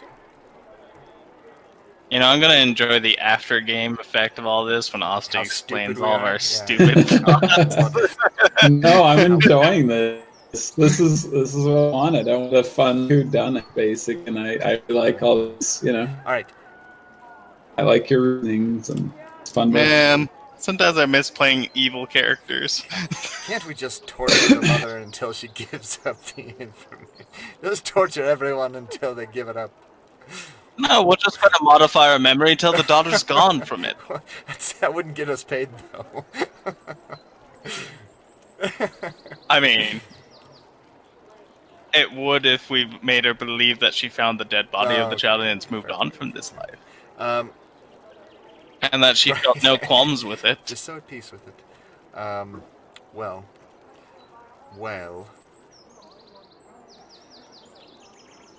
I would like to know who wrote this note. Oh, I don't really doubt who wrote that note. I feel like this is this is somebody trying to capitalize off the case, not. I agree. Not the other way. They know that we have money, and that the Adventurers Guild is willing involved. to shell out a gold at the first ask from Philaea, so I feel like she kind of thought she had a mark here. But boy, really tacky. I was hoping she was sort of one of those lovable rapscallions, you know. I mean, but boy, to go after a grieving mother, that's bad. No, she just makes any kind of excuse she can. Those sort of things that give what sounds. tieflings a bad name, you know. I don't think every tiefling's like that, but then she comes along and just thieving constantly and pulling this number. It's terrible. Really? I don't typically judge a race by one person that I've met. Her narrative is what I'm saying. First tiefling to come along in this little town, and she's, giving all tieflings a bad name. Whereas me, I'm sharing my crickets with everyone I come across, right? So, good, being a fair ambassador for the... Yeah, somehow I don't think your situation's any better than what you're describing at the moment. Everyone loves a little cricket snack, is my point. And, I don't know where you get that thought, but... You have no evidence to back that up. No evidence. This is definitely one of those moments where Branbrek's looking at me and he's like, no, sometimes you're really smart, but other times I start to wonder. Everyone who gives him a fair shot, we'll put it that way. Fair enough. Okay. I don't know if I should be impressed or baffled at this point. Hope springs eternal, as my mum. I feel like it's a little bit of both for me right now. Anyways, sure, let's, our course of action, talk to Sutter right now, prep for the cave, maybe take care of this falsehood. Maybe don't mention it to Mrs. Sutter so that she doesn't. Sutter, yeah. Sutter. Yeah. That so she doesn't freak out. She seems to be more of a wreck than I expected someone to be. And go from there. Yeah. All right. Question about the arcane focus and whether she fought with her daughter on it. Number one, I assume, right? Or if she first, we'll talk about her getting into a fight with her daughter. Did she fight over the fact that she wanted to go train in magic? Second, and if she asks any question as to why we're wondering about this, it's just, we're trying to be thorough and making sure that we're saying the trap for the right people. Because we'd rather want to know our mark before whatever goes on, right? Building a house. And we need all of the wood for the walls before we put a roof on it. I just have one really large eyebrow raised. It's never very good metaphors. I am sorry. Okay. Yeah, maybe work on that. Anyways, let's go. Okay. I'll saunter back to Sutter. All right. Okay, she's left by this point. We missed Sutter. Well, no, that's what I meant, is go to her house. We should go there next. I assume we were not talking about this inside the building, but I have found a You went off to place to you went go. off to like a room or private something. table or whatever. You went off to the private table and talked about quietly. There wasn't that many people in here at that moment anyway. But yeah, she left after she ate breakfast and stuff. So you go to Catherine's house. Yep. Okay. A little knock. You leave the Wanderer's Rest Tavern, and you go towards Catherine's house. You arrive, and you notice that it's locked, and she doesn't seem to be at home. You come up with... I tell you, NPCs Are there... are just... You never know what they're going to do. It's just they're wild. Are there people just walking around? Can I just start asking people, hey, have you seen where Kathleen went? Yeah, it's over at Baker's house. Okay, we'll head over to the Bakers. Does she call something... Okay, you do that. Thank you, grandfather. Maybe he'll want a cricket. Offer him a cricket. Just don't tell him it's a cricket. Just tell him it's a spicy, like, snap pea or something. It would. Well, then why are you giving it to everybody? Would you care for us? The old man has wandered like, off who before. knows that they're allergic Until to they try crickets? one. If you're gonna give them... point. Yeah. And better to know. I mean, it's not a common food item. If you're worried about them being allergic, why are you offering it in the first place? Tell them it's a cricket, so if they do know that they're allergic, then they can say, no, sorry. Last time I had a cricket, my tongue was scratchy for a week, and I couldn't smell. I don't think most people are going to know if they were allergic to crickets prior to eating one. All right, that's fair. That's fair. But again, better to know. Listen, I'm just trying to give you a sales pitch as a businessman. It's probably better not to give them. Actually, I'm really enjoying Jasper. I know. I like so this you can interaction between Jasper and Branbrek right now, where he's like, "What?" I just imagine you guys over at the tavern, Jasper on his high chair, and Bran is in the chair, and then just like arguing and talking and debating, and then they're arguing throughout the street about crickets and stuff. It's just. Just eternal optimism versus worldly pragmatism. Yeah. Yeah. Street smarts and bug smarts wisdom. and bug smarts. Anyway, you guys make your way over to you guys make your way over to the baker where the bakers live, and you go in through the front door, and you see a woman there at counter. You see some actually baked bread out on the counter. The woman has piercing blue eyes and the graceful, classy look of someone who could be a good woman, but cursed with a peasant life. So she kind of has this grace about her, and she's very pretty, but she has kind of a scowl on her face. Is this Clara? You assume that it's Clara. She's just kind of there, and she's just like, oh, what can I get you? Born married up. Anyways. What sort of pastries? Is Katherine in as well? And also, yes, I would love some bread. Catherine? Why would Catherine be here? People said that she came over here. Bread in the morning. Most people do, I thought. I haven't seen her. I don't know what you're talking about. We have butter pastries and pastries with sugar sprinkled on top. Butter, please. What are you mood for? Butter. How many? Big are they? They're actually, he'd be about this size. For you. They're like donut sized, and they just have donuts sound amazing. A pad look kind of buttery pastries. I think it's really. They smell really good. The smell of baked bread is 2 good in butters, here. please. Just like, how many would you like? They're 4 copper each. Very good. 2, okay. 8 copper. You can keep the change. I'll just give her a gold. Thank you very much.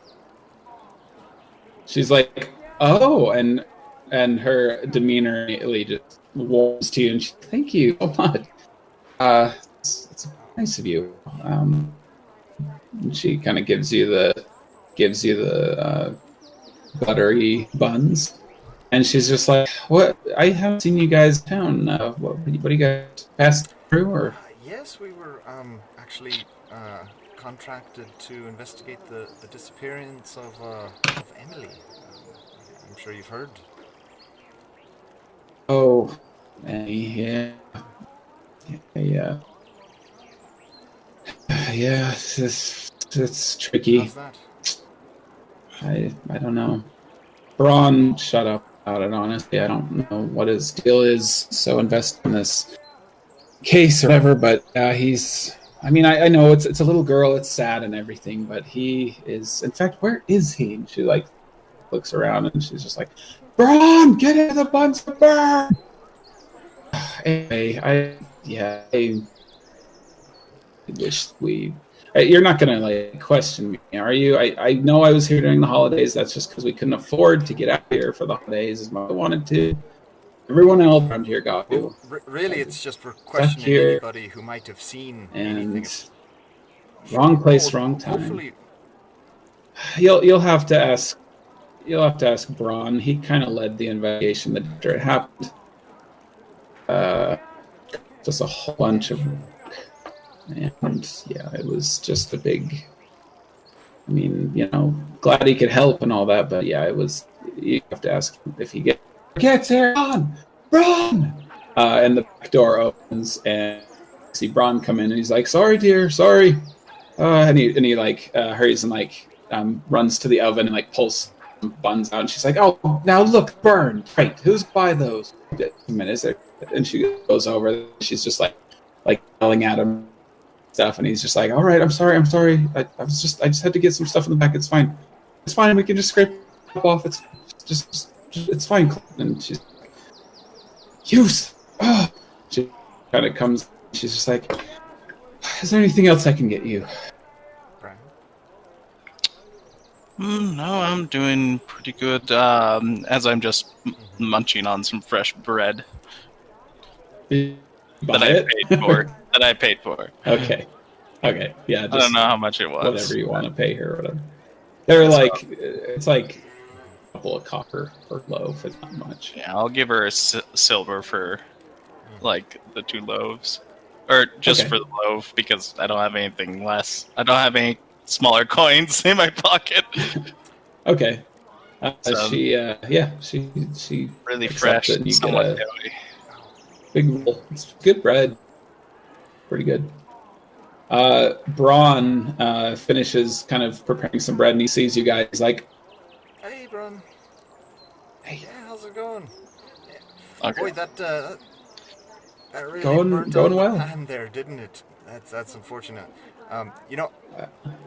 Can I just... It's fine. It's fine. As I'm munching on the bread, like, did he come in through the back or something? He came through the back door. I'm going to step outside and walk around to that side. It's kind of over by, like, they have some, like, ovens back there or whatever, and he came into the back. Yeah, I'm just going to whisper to Jasper for a moment. Did you say you're going to go outside? Well, no, I'm going to whisper to Jasper for the moment. I'm just going to say, hey, keep them busy for a while. And then I'm just going to step outside and walk around to the back. He says that I was already pulling out a bottle of... Okay. I am literally casing the joint from the outside.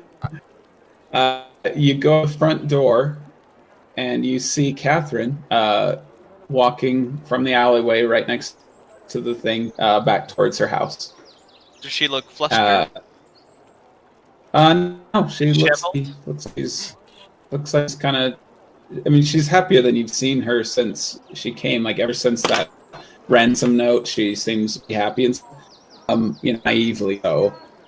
But yeah, she's just happily going house.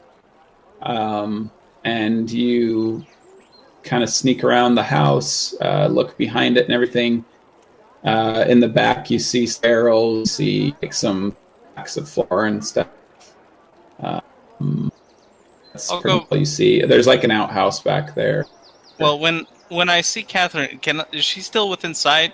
Like, I kind of want. The second I saw her come out, I'm more interested in her than what my original thing was, because I was actually going to go around to the back because I suspected she was back there. Okay, yeah, you can follow her. She just goes over to her house, unlocks the door, and goes inside. I'll Did you hail call her out to her before. or anything? I'll hail her before she goes inside, and then I'll She's like, hi, Bran. Yeah, I've been Anything looking for new? you. I noticed she came from the Bakers, so I thought I would ask you a few things. Does she act odd when I said that she came from the Baker? Yeah, she does. She's like, I was just, yeah. It's fine if you like to them. get some. It's totally fine if you like them. I don't care about that.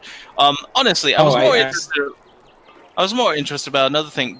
Did back when you had the disagreement with Davis about letting your daughter become his apprentice, yada yada. Yeah. Was your daughter opposed to that? Did you and her get into a discussion or a bit of a scuffle or fight of any kind? No, she Or did kind of she just kind of accepted it? she was kind of lukewarm about the whole thing. Like she sounded, when Davis told her about he wanted her to be an apprentice, she was excited about it. But after that very brief, she realized she didn't want to have to devote to so much time studying. She just likes running around and exploring and that sort of thing. And so she didn't want to be tied down. She understood totally fine. It was Davis who, like I said, he really understood why I was saying it, and yeah, so she expressed it is what it is. Well, you didn't. She probably would have enjoyed it. No, that's really the point. It just didn't seem right to me, and she was okay with it. Like, One last thing. When young, it sort of thing passed. So the night she was taken, had she been having strange dreams for a while? I can't remember. Or just that night? I mean, maybe. Oh, it seemed like just that. And she didn't make any noise when she disappeared from the kidnapping? She was awake when you left the room, right? Yes, she was awake and scared, the nightmare, everything. And yeah, I just popped to the well, right? Like usually we have a little basin of water in the house, but it was empty, and so I went out to the well, just filled up a bucket, came. She was gone. There was no sign of a struggle or anything. So, an odd question. I mean, for I you. don't know what. Why wouldn't yes. she have called out when she was being taken away if she was awake? I assume that the kidnapper gagged her or took her by surprise or something. I really don't know. That's part of the mystery, I suppose. But do you think she wouldn't have if there was somebody that she trusted or knew personally that came to the window? Oh, are you saying that someone lured her out, or? Yeah, I mean, for example, let's say you came to the window. She would obviously trust you. Is there anybody else like that she would have done that with? Oh, and everybody in town likes Emily. I mean, like Winifred seems to get upset her, but her defense, Emily does mess in her gun. Some of her plants are rare or whatever, so I get it. And I mean, I don't know. There's few people around that I don't think she's to, but everybody else she's pretty comfortable with and would be, in a scared-like state, be willing to go with? Not if she was waiting for me. No, I mean, I'm her mother. She trusts me more than one. I don't think she would. I don't know. But still, there's only one set of tracks leading out from her window. It's as if he went over there and grabbed her and carried her off. I didn't see little footprints in the snow that morning. So that's the only reason why I would have thought it was for it. But I mean, we can pay the ransom, so none of this really matters. Well, I'm I wondering. don't even care who did it at this point. I just want my little girl back. Keep that hope up. I'm not. Because we really need to find out who did it, because it wouldn't keep them from doing it again, is what I'm worried about. Oh. I think, it's important to catch the person, not just get your daughter back. Oh, so are you going to wait and see who picks up the ransom, or?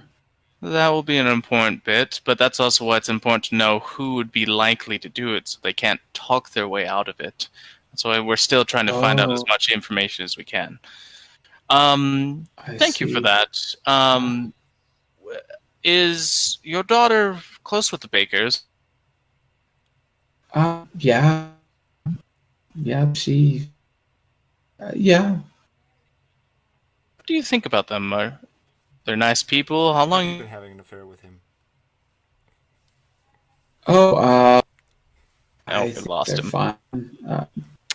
Jasper, you there? Am I gone? Back. Oh no! Aaron? Anybody? No, Did I lose everybody? I can hear all of you. You hear us? I can.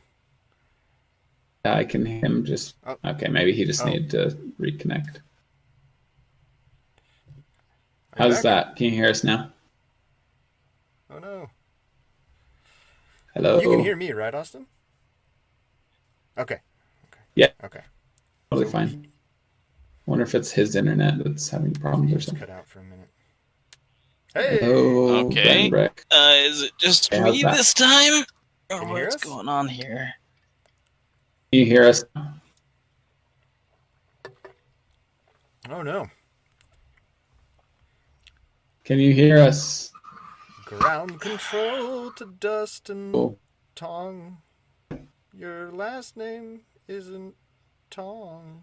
Was that me? I think it was that time. Can you hear us now? Austin's still a little choppy for me, but I can't tell if that's me or him at the moment. I think it's you because we can hear each other just fine. So I'm not sure what's wrong. How am I sounding? I mean, Jasper's fine to me. I don't know what's going on with that. Weird. Okay.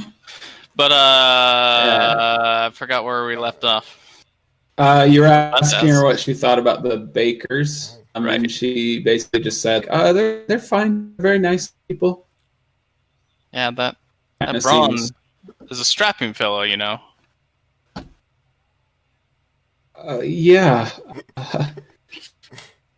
Yeah, I suppose so. He's the leader of the. He helped. He was the first one to help when we were looking for her. So yeah. Yeah. I still need to ask them some questions. There's some belief that it might be them, specifically Bron. Oh, I really doubt it's Bron. I mean, he was like I said, he was first to help us, and I don't think it would. I mean, he was, right there to help when I asked. I mean, to be honest, I trust them more than anyone else in town. I knocked on their door first, actually, when Emmy was in, and Bron and Clara, they helped me look for Emmy, find the tracks, that sort of thing. I imagine being them. I don't. Right. Did you find anything or? Loose lips sinks ships. So I'll be back with hopefully more good news by tomorrow, and maybe, who knows, maybe she'll be just returned without any issues and nothing will happen again. If not, Okay. just hang on. We're still looking into it. Okay, I'll probably talk to you more tonight. So if there's anything you need to do, help with some murder. So If we're around. All right. And then I just walk away. okay, she goes. I wish Columbo. And I'll now head back to the she's lost. Bakers. Columbo were here right now so that he could walk off 10 feet and then stop and turn around and go, just one more question, ma'am. How long have you been having an affair with the baker? just that I know, right? What are you doing, Jasper?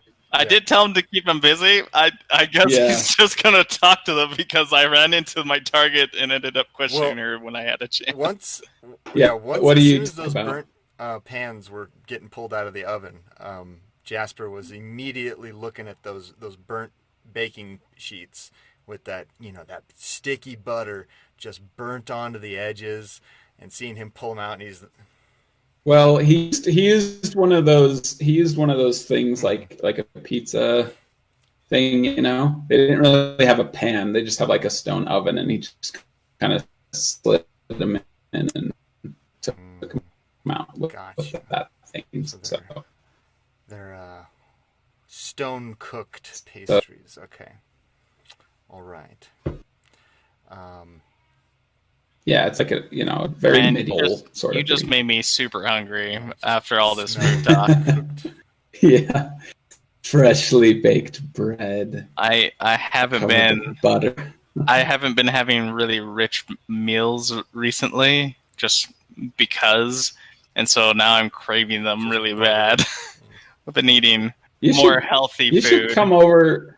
You should come over to our house for dinner sometime, Dustin. I'm sure that would be happy to have you sometime. Karen wanted to be over for Christmas. We're staying at home for Christmas, and I'm sure the offer stands for just dinner sometime. You should come over sometime. Me and my antisocialness. Me and my what is it? Agoraphobia. Yeah. And it's just us, so you should come over sometime. We'll discuss that sometime, because I'm sure Karen would want to make that you're having good meals. You're alone up there. I need to start working. Man, I never got to do gnome improvement with you guys. I know. I had so many funny things. I made a one-shot called Gnome Improvement in Bloodbath and Beyond. Yeah, that'd be pretty good. That's classic. As you can tell from the title, there's a bunch of puns and puzzles involved. Yeah. We'll still get to someday, I hope. Anyway, Jasper, sorry if that ruined what you were going to do. He's just collecting the burnt pastries into like something to, like he's going to throw them away, or what's the? Yeah, he scraped the tops that were burnt and like a little bowl or something. So is that what you asked for? Or did you eat the burnt pieces or something? What you're doing with them. So, are there any sort of dirty utensils or other baking sheets or anything like that that look like they would need a good cleaning? Is what he's kind of looking for. Something that looks like it needs to be cleaned. They have like some tables in the back that they put the bread on and stuff that looks like it's, quite a flour and butter and stuff that's kind of built up over time. And okay, so he's walking off. Let's think. That's not what I thought I had that part locked down, so I wasn't thinking of alternatives. And he has like bowls too, that they mix the dough in. So sure, they have some dirty bowls in the corners. Okay. Well, he's just gonna have that one pastry then, and then just walk back. Actually, he's just gonna hold. These are really, really good. I actually love butter pastries. There's something I was curious about. Have you ever tried working in a cricket meal into sort of a pastry? Have you ever tried anything like that, just to get a little extra protein, some sort of like a hearty morning biscuit sort of thing?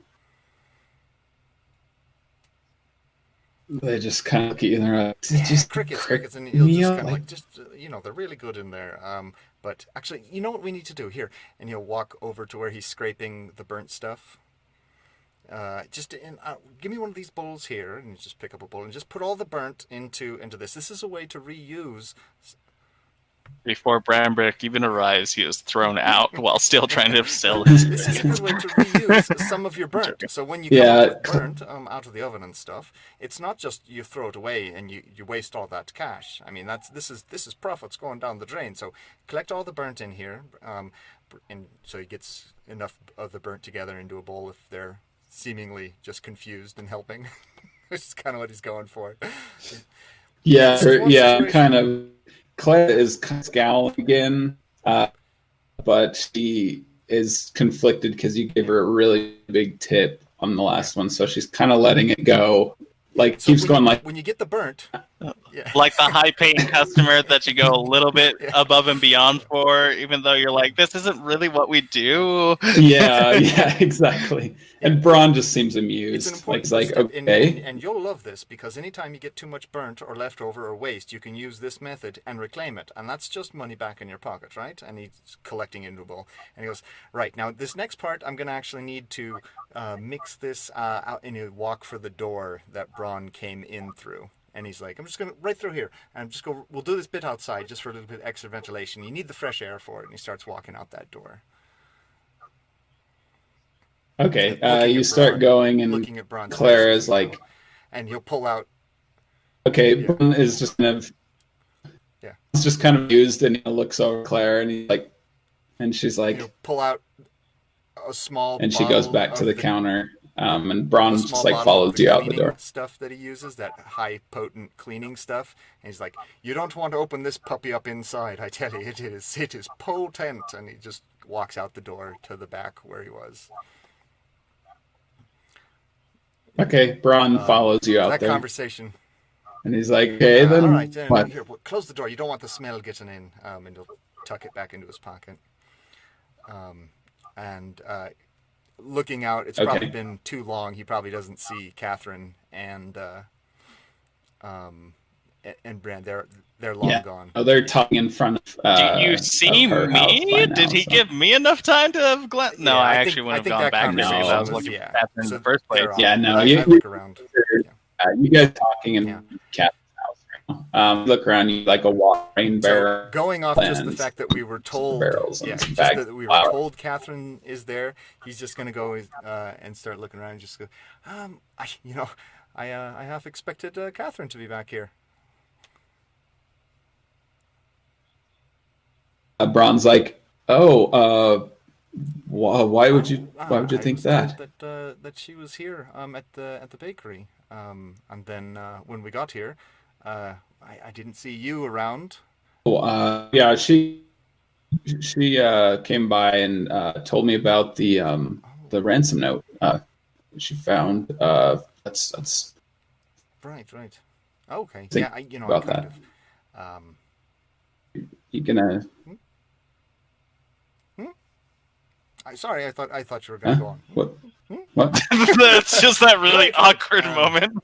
So you start mixing it up here, and you want to grind it down real fine. And he starts grinding down the burnt stuff into a finer powder. Just like I can just understand, how, a single woman, who just doesn't have anyone else in town would look to someone, like yourself for assistance, for things probably about the house and things around town. Just all alone, sort of. Well, wait, how did you know Katherine was back? The old man told us that she, the old man told us that she was there, and I remember the old man. I assumed even before you went outside that she was in the back wherever he was. So that was just the assumption. Bron like looks through the back window at Claire, but then he comes back and he's just like, I mean, she's we grew up together and everything, so I was good friends. And after Claude died, it was kind of make sure that she has everything that she needs. It's understandable. It must have been pretty rough on on her. Hard to see an old friend go through something like that. Oh yeah, exactly. I mean, lose her husband in the war, and then Yeah, right. and now daughter. It's my heart. So. Does I assume your wife doesn't like you talking to her too much, huh? I mean, I don't know about that. I don't think there's a problem there. What are you? So what are you doing with that burnt there? And here, try one of the crickets. Just pop one of those in, and you'll see how they blend together. Just. I'm good. Well, you see when we're done. He takes a small pinch and throws them in there. Then you want to grind these down real fine too to get the meal nice and fine, and just get it down into a nice, real fine powder. But all right. I guess what the point here is, Brom. I didn't come here to out you to your wife on any sort of out about what? Please, what are you please, talking? Come on here. We're bacon. We're not. It's all right. If you've had to console the widow during these times, that's one thing. I guess the question is, make a persuasion check real quick. See how he reacts to this. That went a little differently than how Branbrek would have handled it. That's why you need to make a check. This could go multiple ways, so we'll find out. 14. What? Yeah. 14. Okay. He looks back at the house again, and he's just like, "Look, I can't.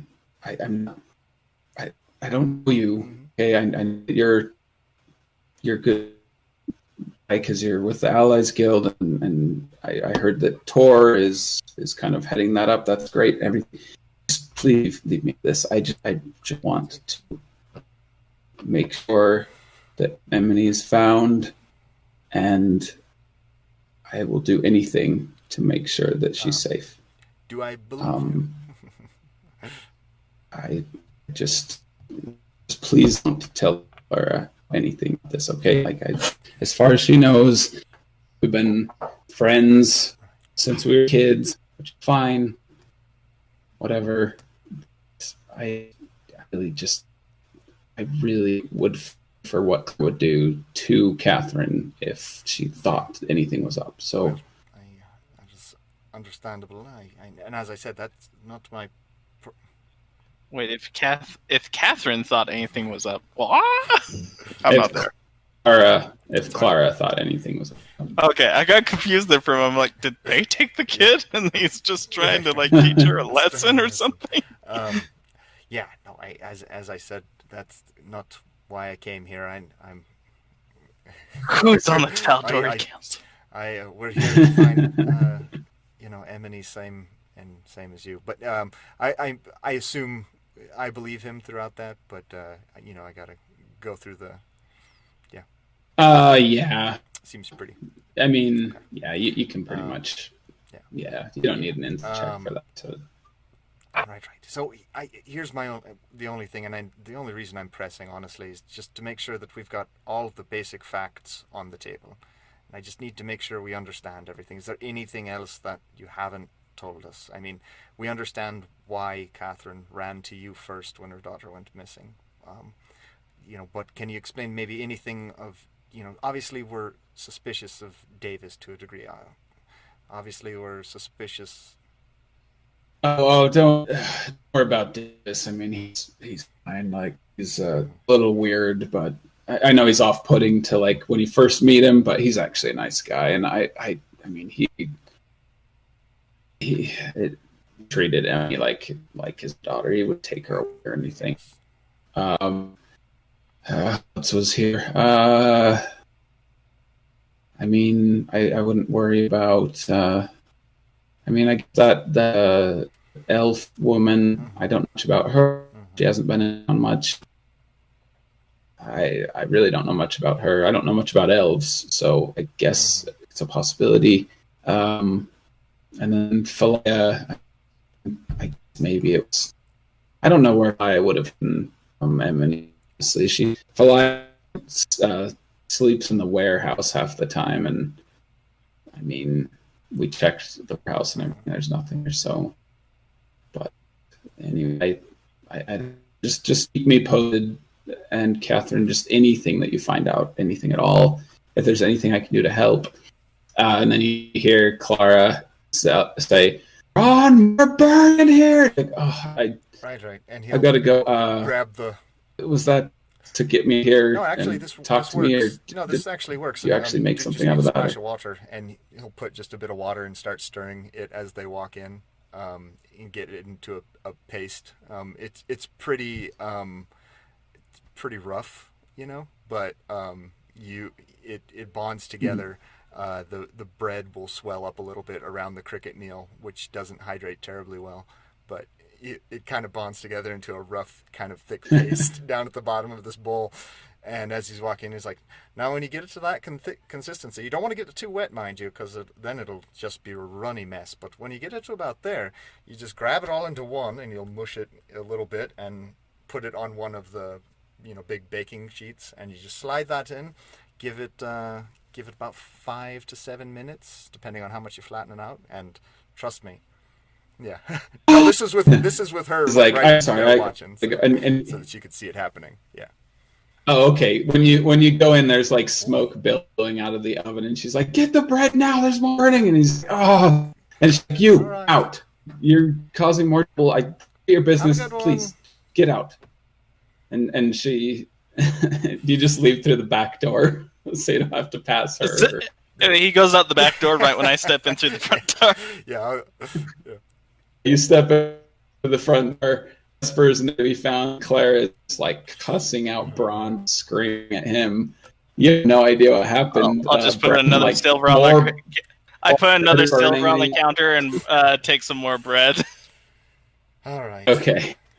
Yeah, she's just like just do like a little nod. He's just kind of like, sorry dear, just really henpecked, And yeah. Do you just leave after Bran? Yeah. Because he's not there, and I'm like, well. Okay, yeah, you look around, Jasper's not there. I step back outside, munching on bread, kind of looking around, and then I'm like, Jasper comes from behind the house. He's dead. Is what I say to myself. Right here.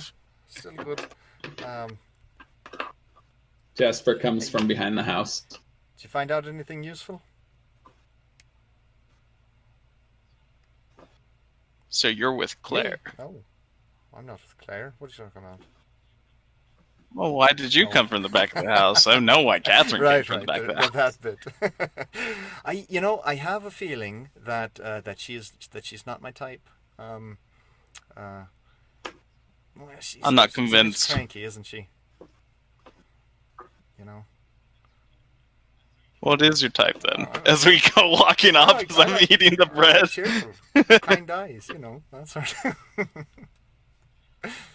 No, she has kind eyes. She doesn't have kind eyes. Those are very different things, Bran.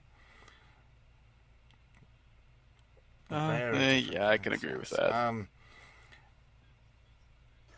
As Jasper absentmindedly kind of touches the piece of parchment in his pocket, the ripped tome. I do not notice. Ow. I don't notice because that is who I am. Reaches in, makes sure it's still there, and then. Kind eyes, yes. Very different thing.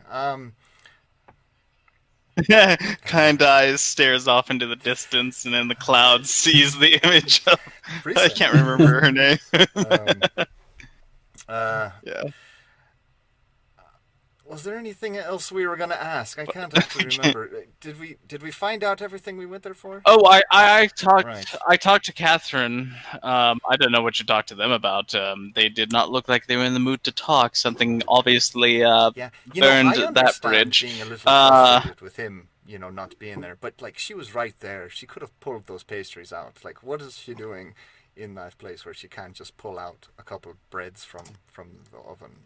It's like She hold on, seems Murphy. like the type that if she was royalty, she'd be royalty if Right. she wasn't in this situation, and she'd be the kind of royalty that you just don't like. Well, yeah.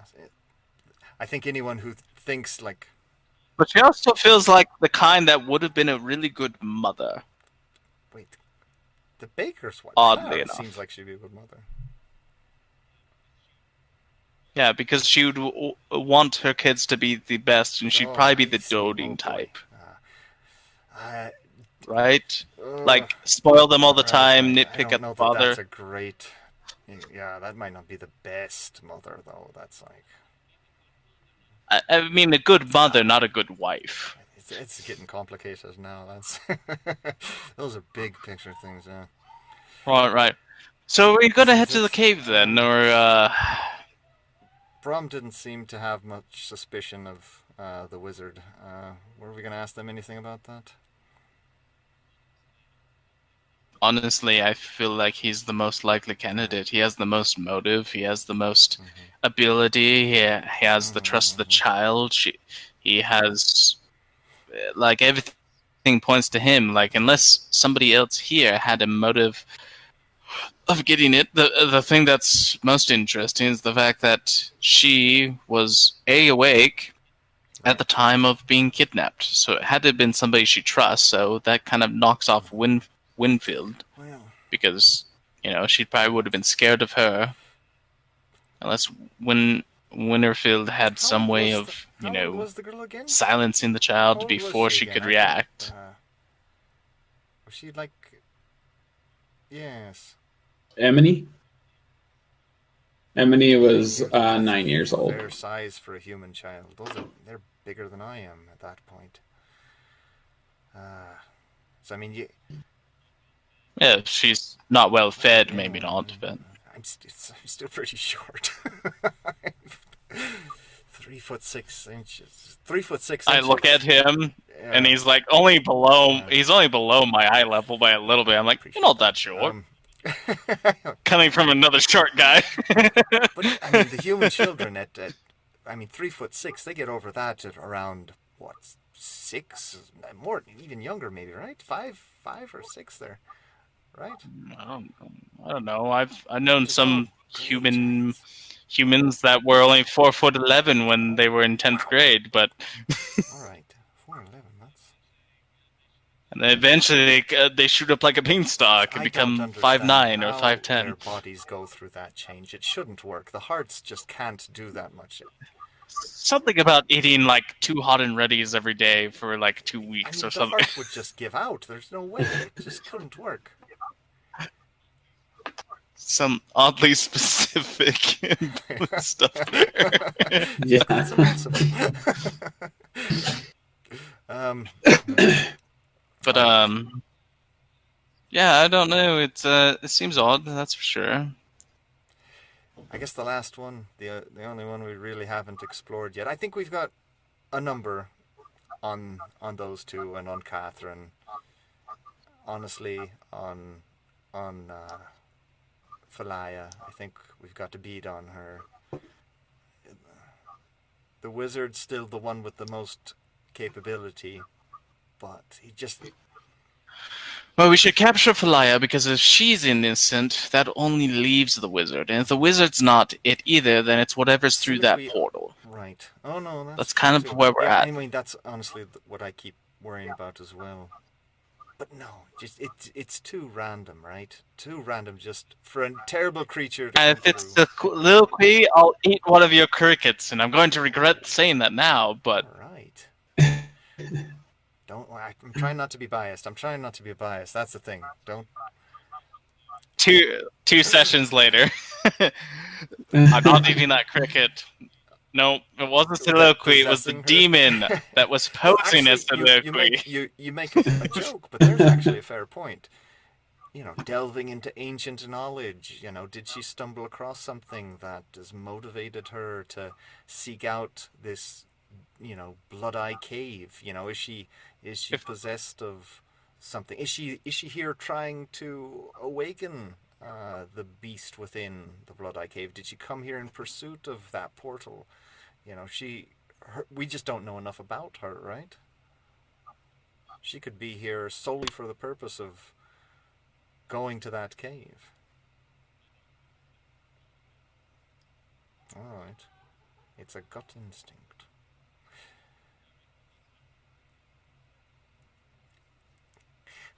Oh, wait a minute. This is one of your business deal things, isn't it? Where you want to start a shipping thing with her or something, where you ship her, right? That's a ship her goods, and like, what's like that woman you met on the road on the way? Well, right. So is this another business deal?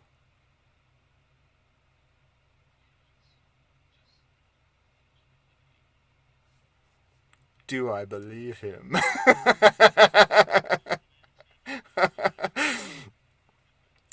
Seems like he might have a strange bias towards this yes, this unknown siliquid person here. All right.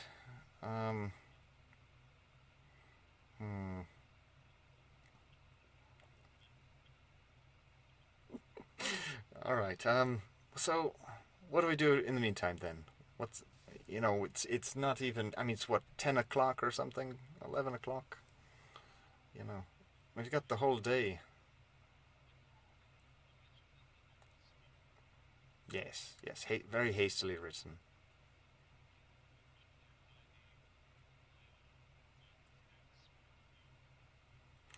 True. Just to confirm.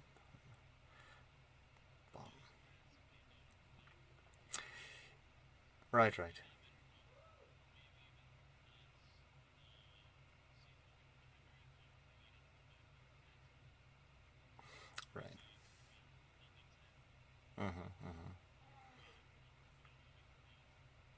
Yeah, right. If we can. Right.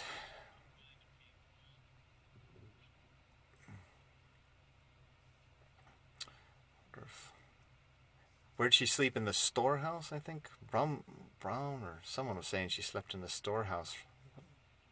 Or the warehouse, yeah. Do we know where that is?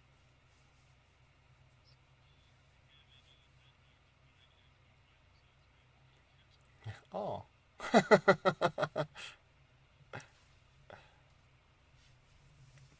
All right. Well, yeah. Yeah. More. Um.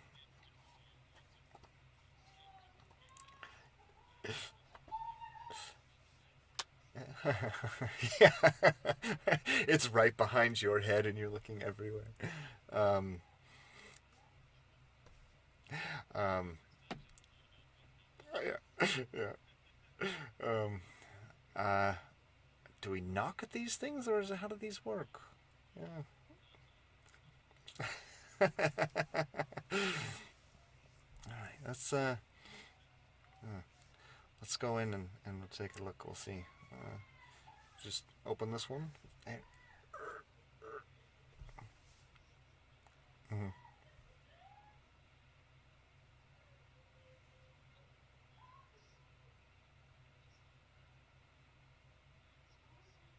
Mm.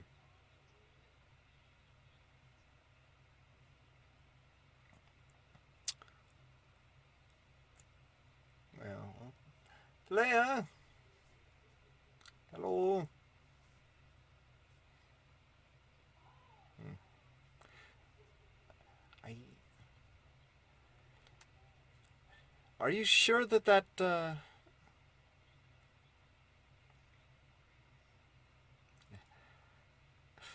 As we're looking around, I'm gonna look over to Bren and go. Are you sure that purse of money was hers? I mean, I know you said it fell near her feet. Are you sure it belongs to her?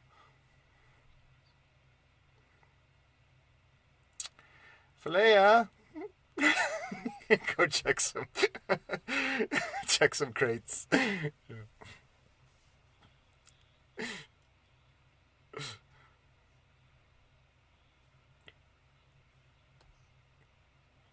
Oh, oh. Ah, yeah. Look for an opened up one. Yeah, opened.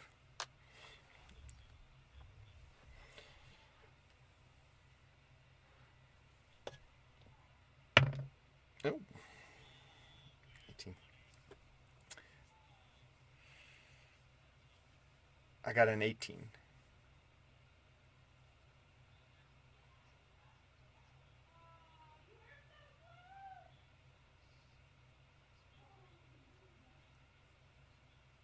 Mm.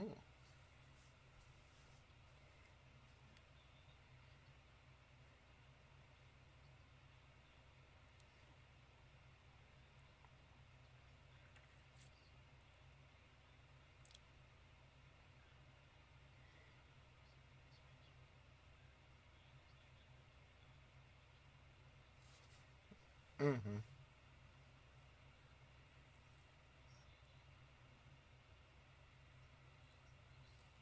Mm-hmm. You want to check that real quick? See if there's anything interesting in it.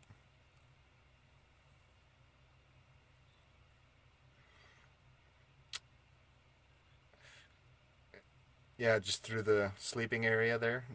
Just see if there's anything of interest.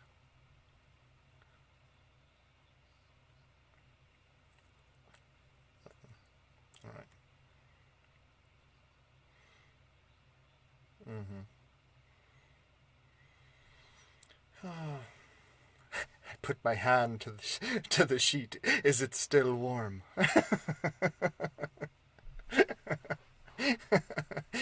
um, I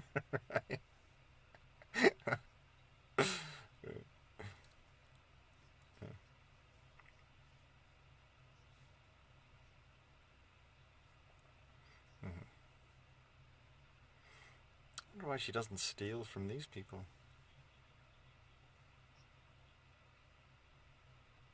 Mm, check that out.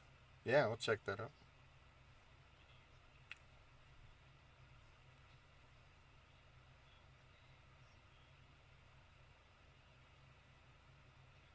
Mm-hmm. Got cash in it.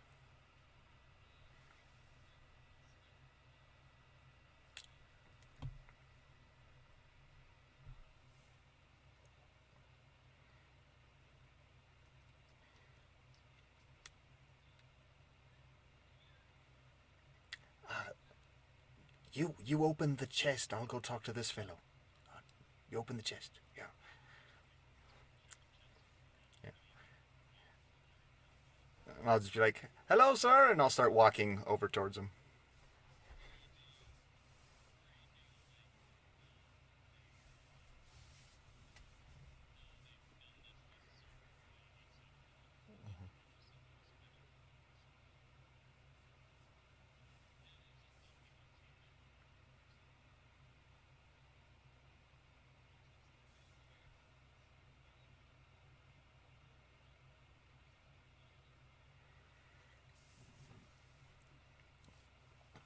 I'll go. Oh, sorry, sir. No, not Charlie or Derek. And I'll just come trotting over. Hey, how are you? Name's Jasper. I'm here. Yeah.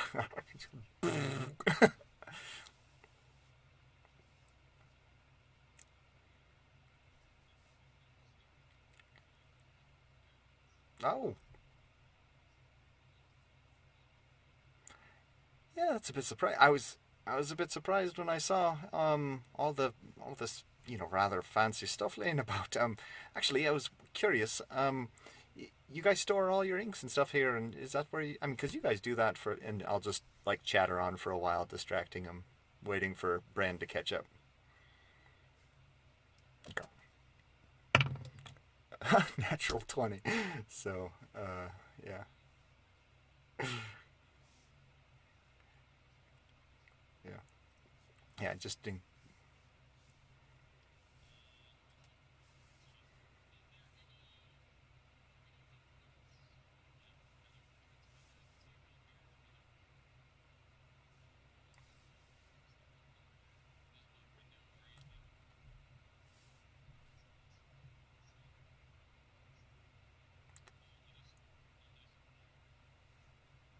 Yep.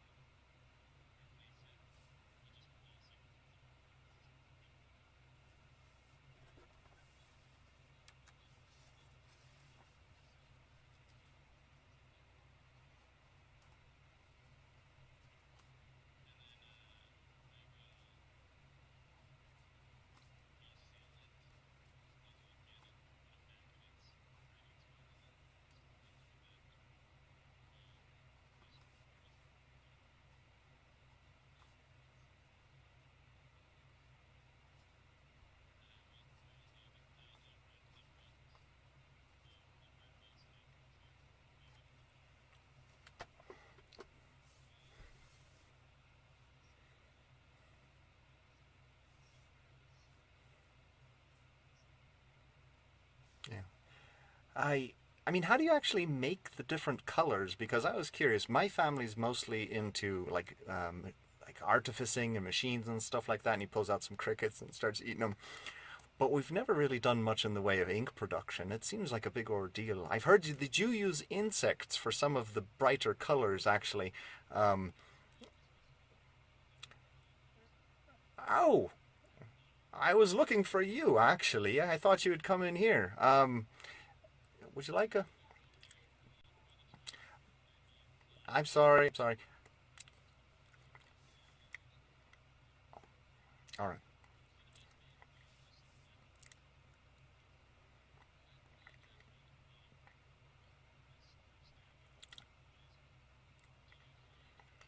No, no, I didn't find. It's just a bunch of boxes and stuff. Did she wander about? Do you know? Are you familiar with Emily?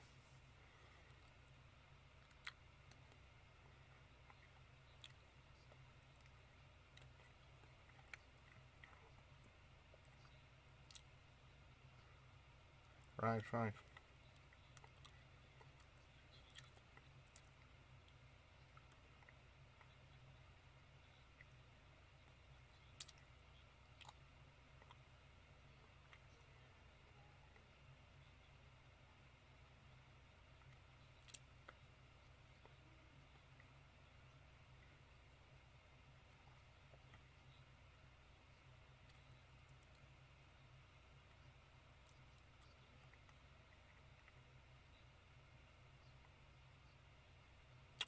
Oh,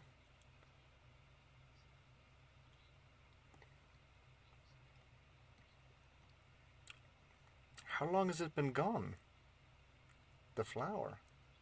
How long has this flower been gone from the area?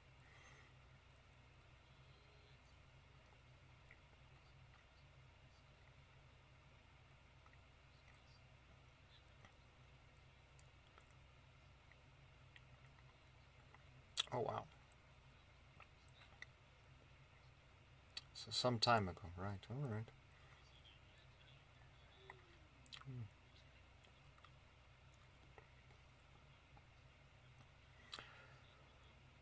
Right, right. Well, just my thought was a young girl wandering around might have gone through a big open door, you know?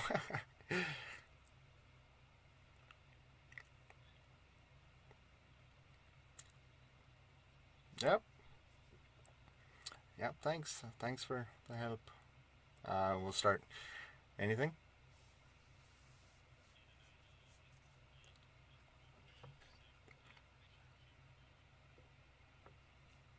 Oh,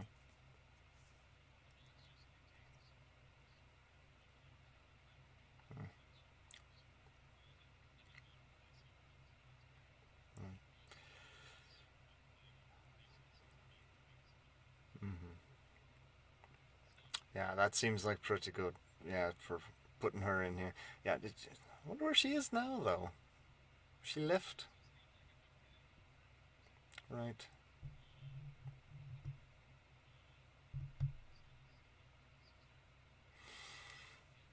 Mm-hmm. Mm-hmm.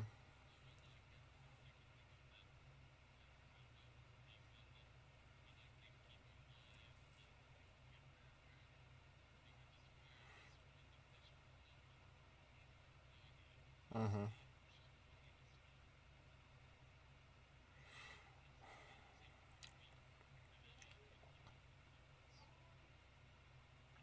Right. Do you want to go? We could go talk to him and just try and get information about the note, right? Because if he took her, he wouldn't have left the note, but he might be happy to try and get us information on whoever did leave the note, right? Because we don't think he's doing this for 30 gold. There's no way Davis is out there trying to turn.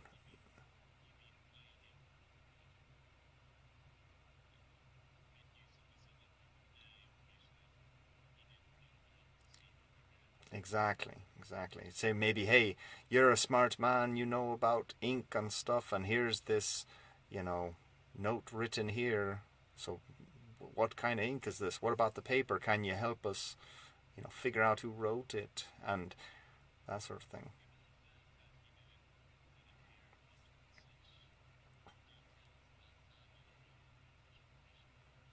Mm.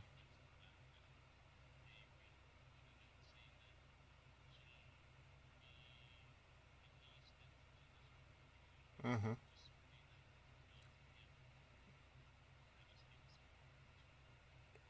Right, right. So, try for that. Maybe try and get in to look at his wares. Because, right, I mean, I can't remember exactly what we said or did, but we scrolls. Right, right. But we'd kind of rubbed him the wrong way for some reason, and maybe if we try and come in like, asking for help, he might be more inclined to let us in to the tower. And maybe we could get. That's true. That's true. No, it was an arrest warrant, wasn't it? Not necessarily a. What is that? Right of entry, was it? I think it was just a warrant so that we could arrest someone if we had evidence that they were guilty, right? Pretty sure. Yeah. I mean, mm, we could try and strong arm it. Yeah. Yeah, we could try and strong arm it. Yeah. Well, but we could maybe fall back to that if he keeps pushing back on it. We could try and start with the honey and then transition to the stick afterwards.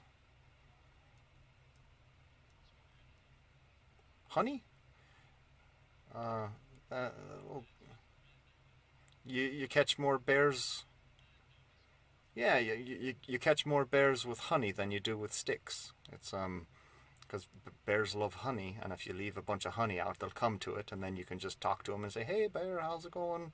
And they're usually pretty relaxed about it. But if you try and smack them with a stick, they just get angry.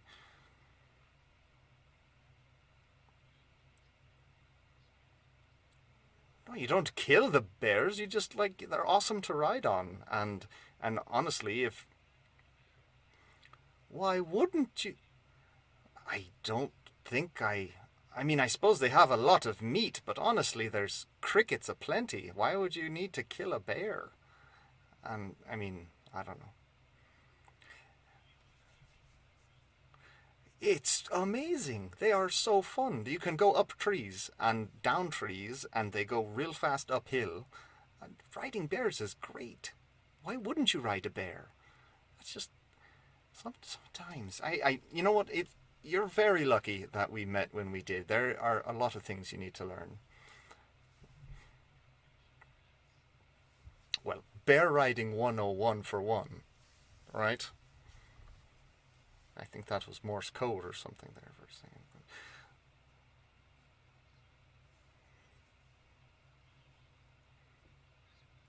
Oh, that's right. Yeah.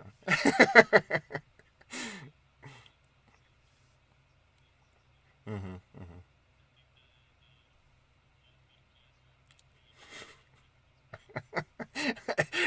Is that a point for bear riding? And yeah, yeah,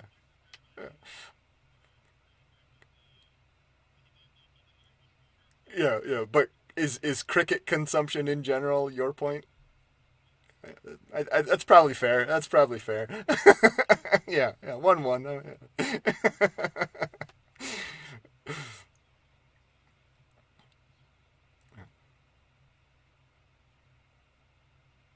Okay. All right. Uh, okay. Okay.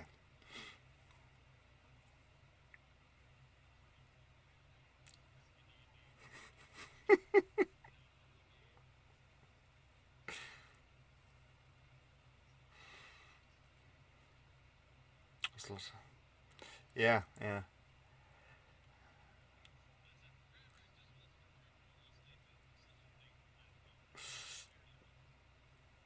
Yeah, I think that I mean that might end up being where we end up if none of these people end up being real suspects, you know.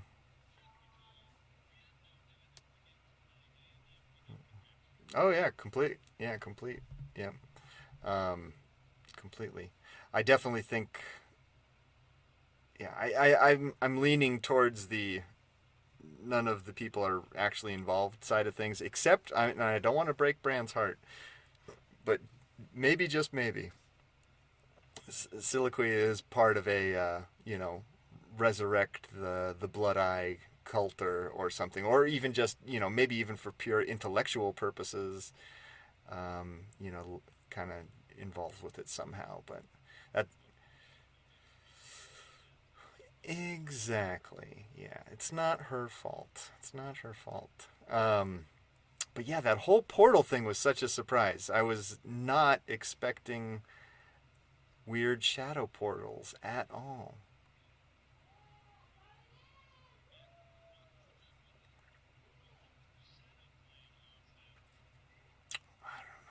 It's gonna be a trip.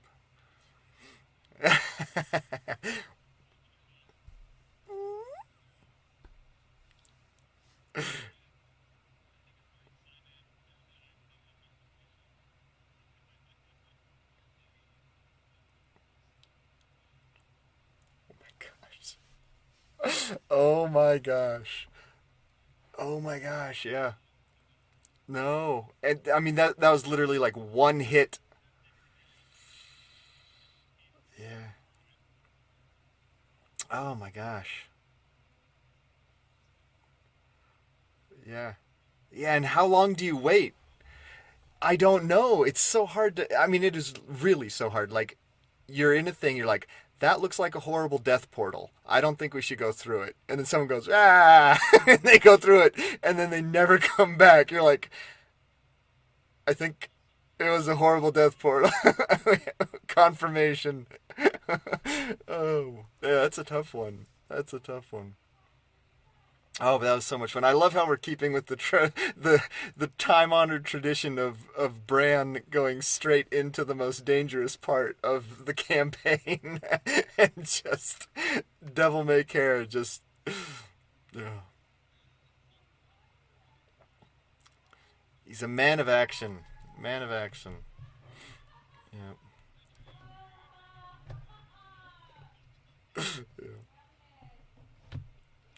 Yeah, that's a good one.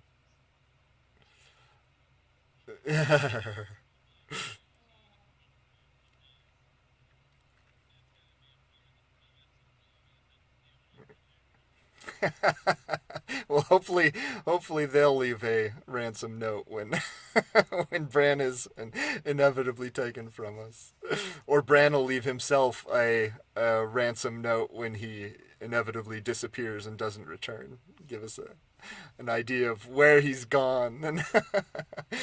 Oh man, that was too good.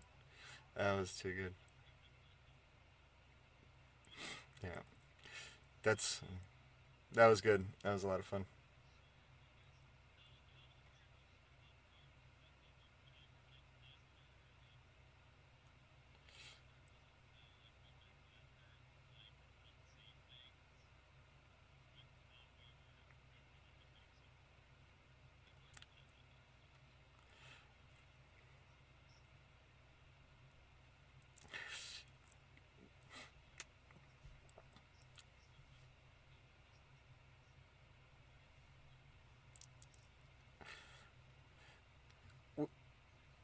we haven't been too.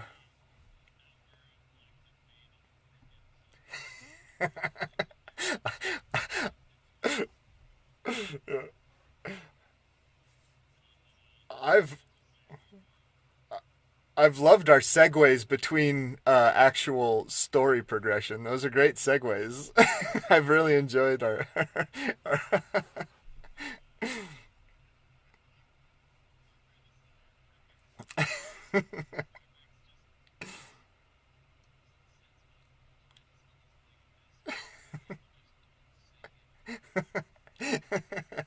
yeah, literally.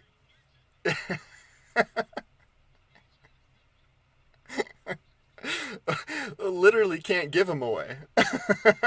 He's just trying to give him away. Oh, that was good. Wait, what was I gonna say? Well, you had started saying something, Austin. You'd said we'd done enough investigation checks that we could.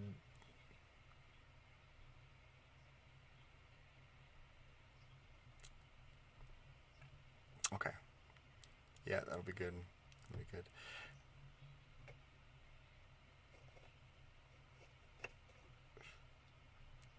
That was a big one. Yep, yep. Well, it worked out. It's a big one. It's a big one.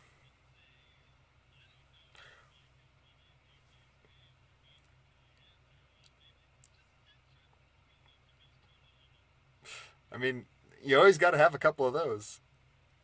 Yeah, you always got to have a couple. Hmm. Yeah, we we weren't supposed to find that until after we found Emily and we're ready to go do our next thing. We jumped ahead. Turns out she just doesn't like her mom and was like a super genius wizard and brainwashed some rando to come pick her up and yeah, she's yeah, she yeah. Yeah, she's done dominate person on on Davis or Philaea. Um, yeah, it's like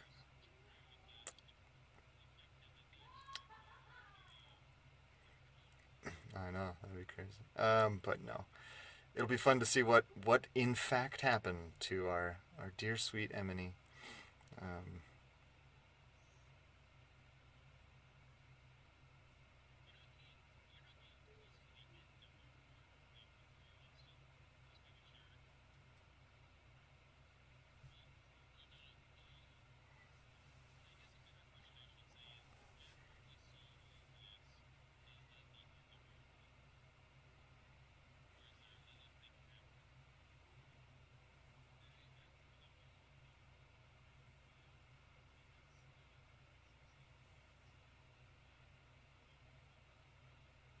mhm,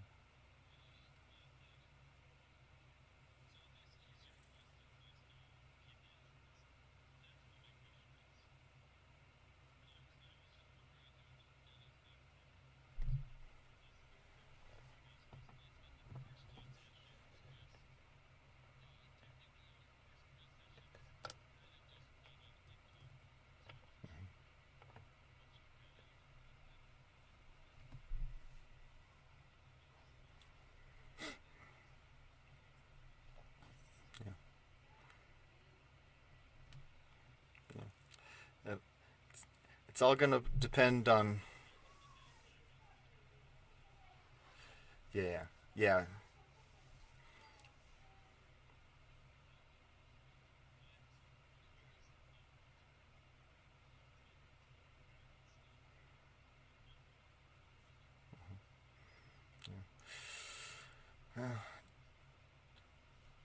Yeah,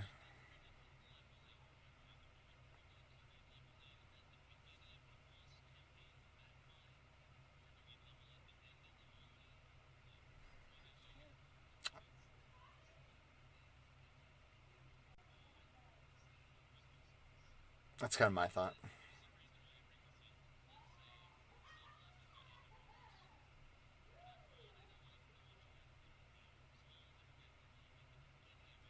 Mm.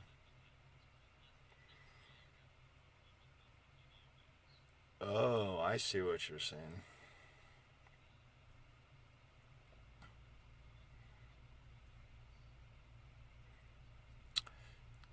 After the adventure. Yeah.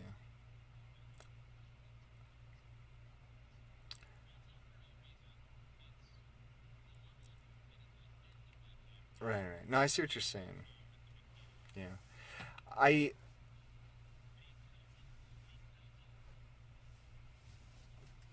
That's what I would kind of.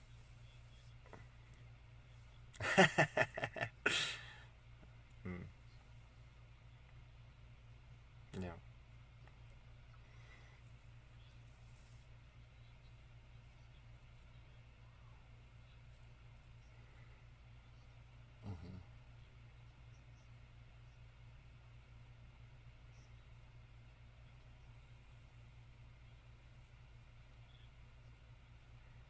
Hmm.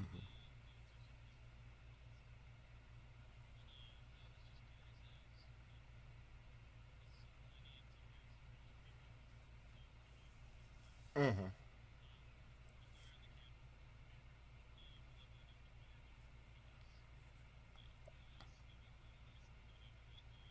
Yeah.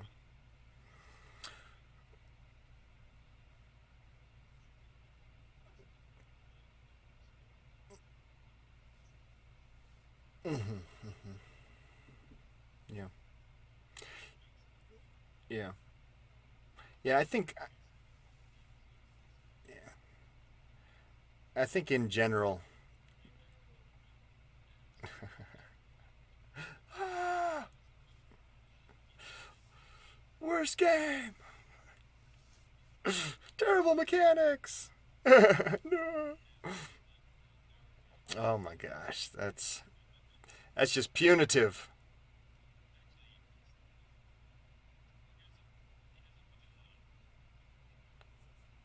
Oh, right.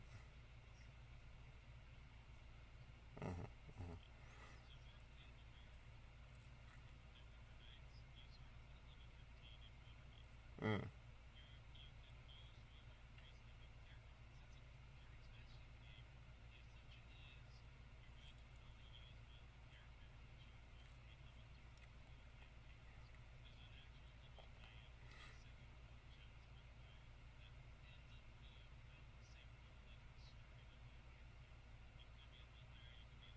Mm.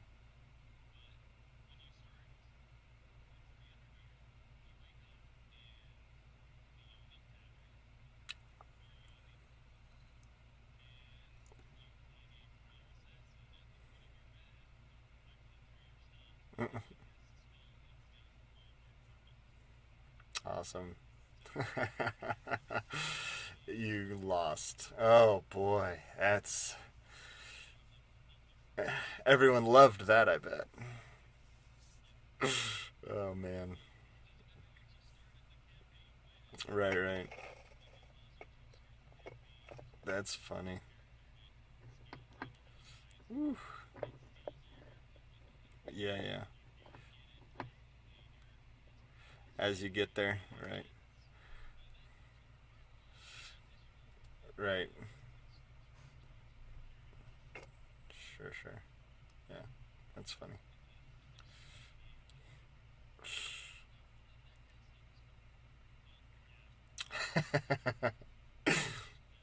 Yeah.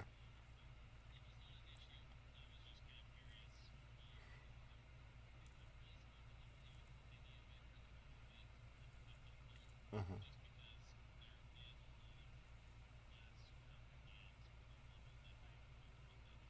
Hmm. Hmm.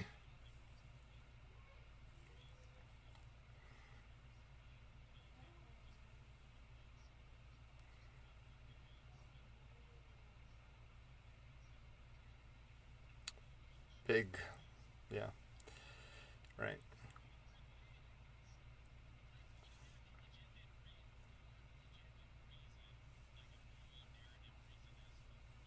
Hmm. Hmm.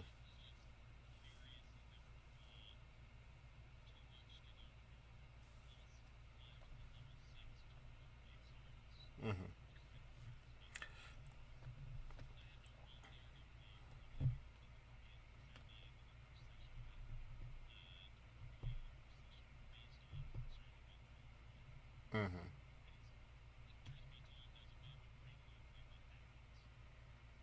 Gotcha. Gotcha. Yeah, sure.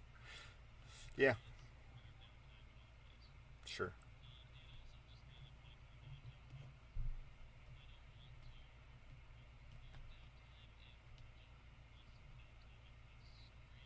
Yeah, yeah. The, the handoff.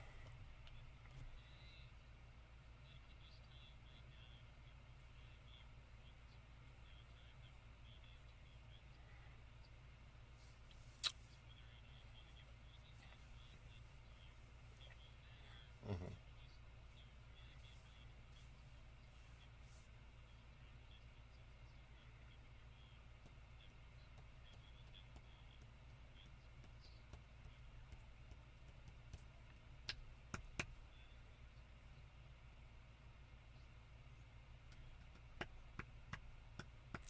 In case we get, I don't know, trapped in a horrible shadow plane. Just yeah. If if we all die in the shadow realm. There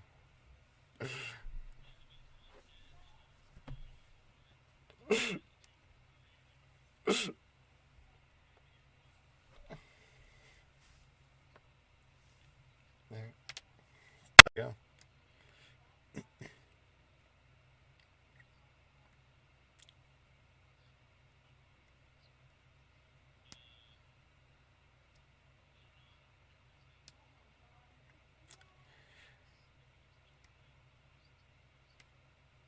Dwarfy McDwarf face. It was. It was. We're gonna crack this case. We're gonna crack it wide open. Chit chat.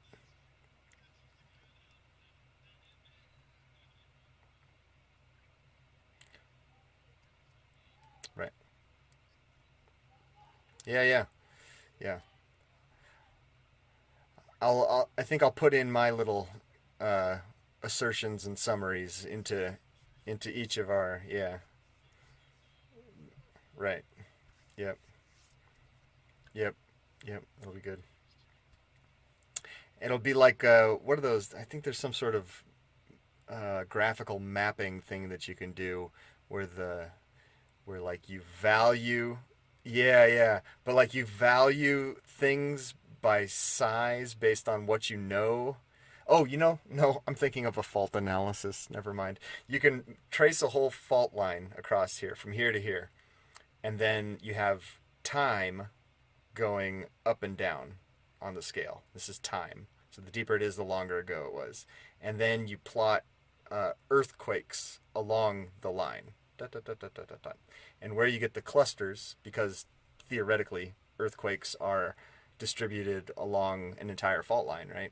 So if you've got all these earthquakes all around here, dot, dot, dot, dot, and this big zone in the middle where there hasn't been an earthquake in, 1,000 years, it's a pretty good guess. It's a pretty good guess. Like the next earthquake along this fault strain is going to happen in this area, and you can also get a sense of how big it's going to be based on all the other ones that you've mapped leading up to the most recent time. Which is why everyone says, "Oh, the big one's coming."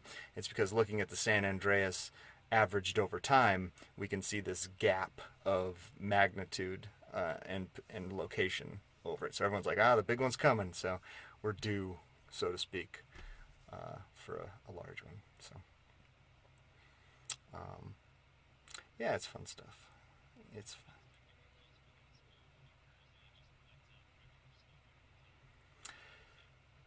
yeah, but what it would do, okay, yeah, it's it's actually like pretty easily observable sort of like plastic, like partial plastic physic thing with tension and tensile strength.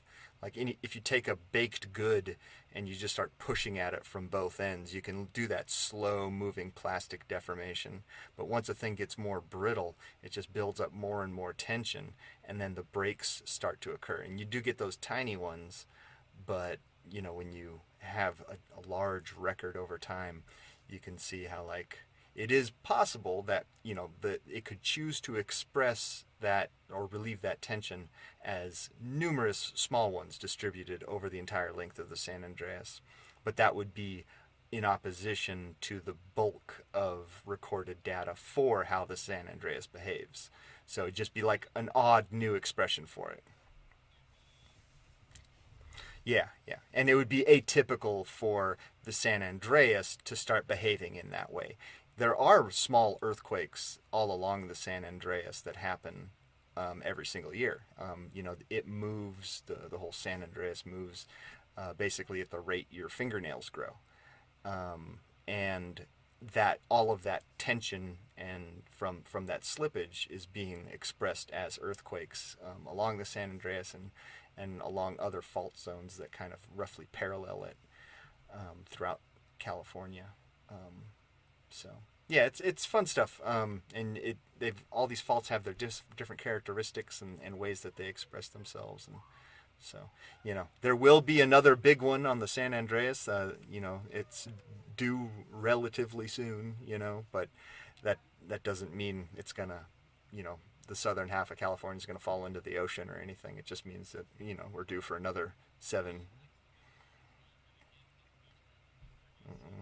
No, no, no. Yeah, the amount of damage that would be required for that to occur, it would pretty much eliminate the ability to live there. You'd have to nuke it into the ocean or something. It was just all those movies where they, work geology into the apocalypse. All the geologists are just going like, please no. Right, right. Oh yeah. No, you just hack the mainframe. That much I know. You type really you type really fast, and that lets you hack the mainframe. That's just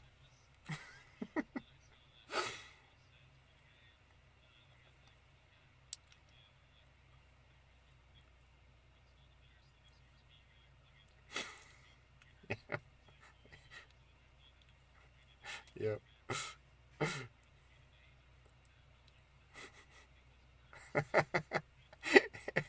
15 minutes of furious typing is how it works. You know who did it? You know who did that really well, actually, is Office Space. Office Space, the old movie from like '94. It's got a very young Jennifer Aniston in it, looking cute as ever. Um, oh man. Oh man.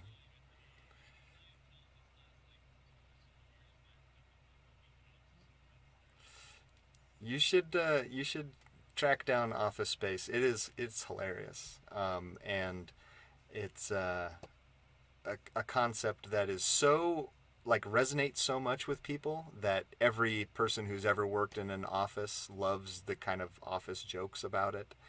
And I mean, my circle of friends, we would quote that movie constantly. And you'd really like it. Yeah.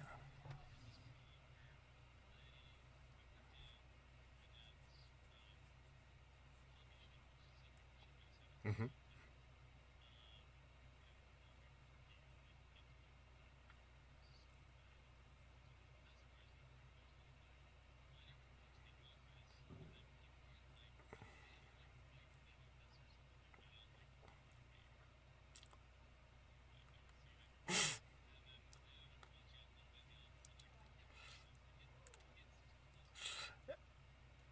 Yeah, I've heard things like that.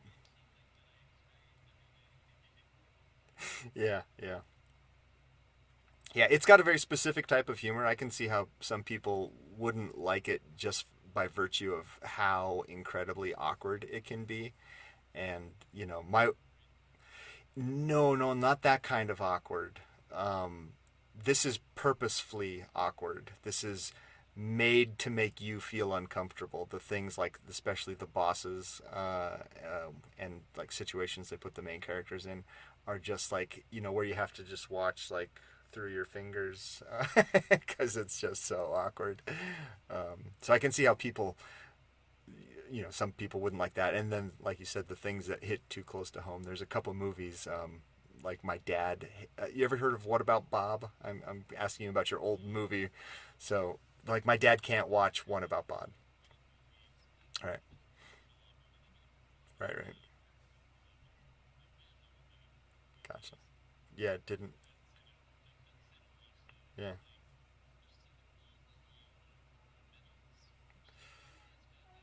Yeah. Yeah, I think I've heard of that.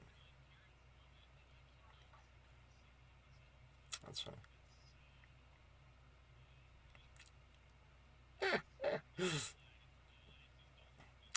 Yeah, yeah.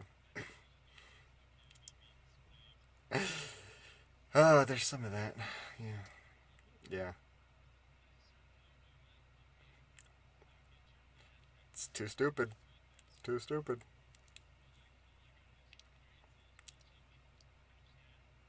Yeah. Well, The Office is. Yeah. Yeah. The Office is good, but I can see how people wouldn't like it. You, as an IT guy, though, have you ever heard of IT Crowd? Uh huh.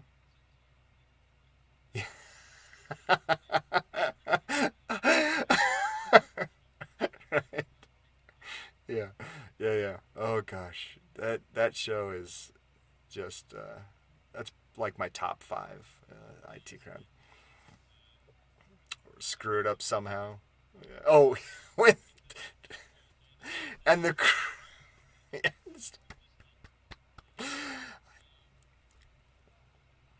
Oh, so good. No. Okay. Yeah.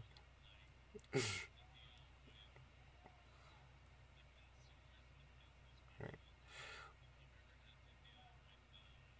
It's the worst part of my job is dealing with clients. So yeah, yeah. Do they appear to converge? Isn't that an optical illusion? If you have a bunch of perpendicular lines, they can appear to converge or something. No, I'm gonna think of something else. Okay. All right. I'll check it out. I'll check it out. I'll check it out.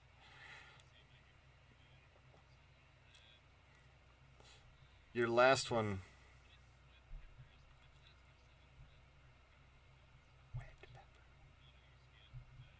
Okay.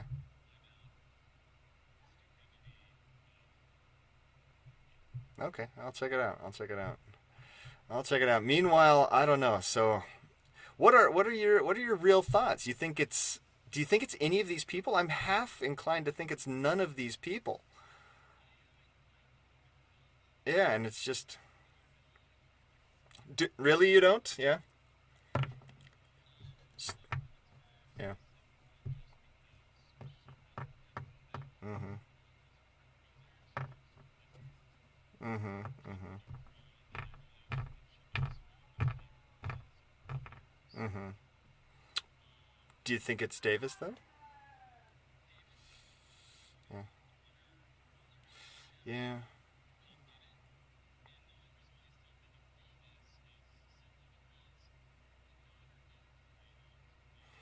Mhm. Mhm. Mhm. Yeah.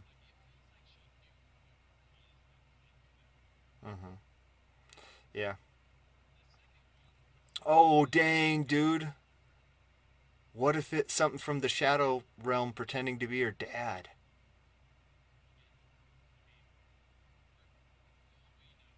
I just thought of that one. I mean, it's gotta be dealing with the portal. Right.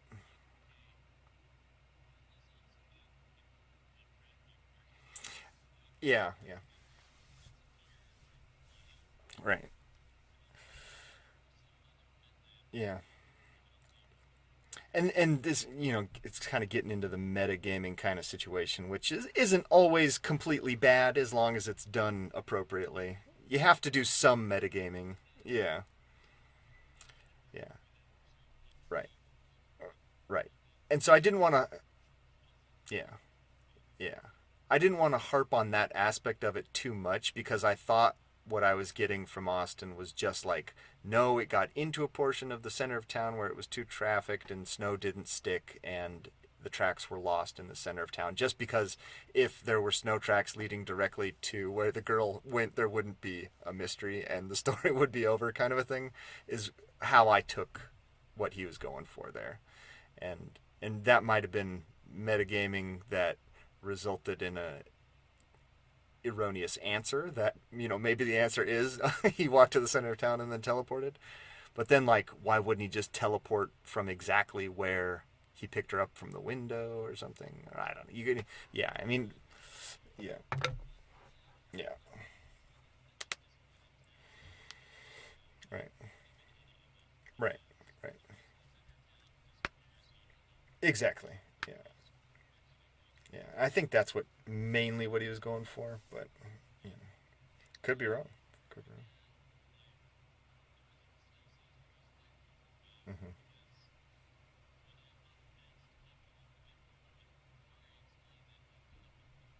Mm-hmm. He's so weird. He's so weird. He's just a weird person. But like that space cadet thing he's got, where he like is like kind of lost and trails off or something. Like maybe his mind's being controlled by something. Uh-huh. Uh-huh. Uh-huh. Uh-huh. Uh-huh.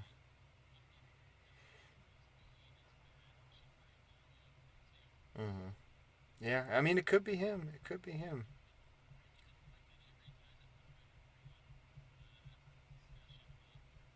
Uh-huh. Yeah. Uh-huh. Uh-huh. Uh-huh. Yeah. Yeah. Yeah, no. Yeah, no, it's a good point. Yeah. Right. Definitely used frequently, yeah.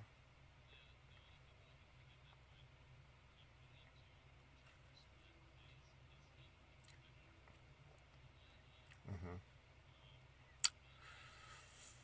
Yeah. But she doesn't have, like, when it gets to her, it's like, she's just greedy. But yeah, like, you're sleeping in a place full of rare and magical ink, and she's not selling it to anybody? Like, she could take a crate. Yeah, just, yeah, flagged for it. I guess that could be. Hmm. So here's another thing that caught my attention. The blood, the blood on the portal was Jasper height in placement.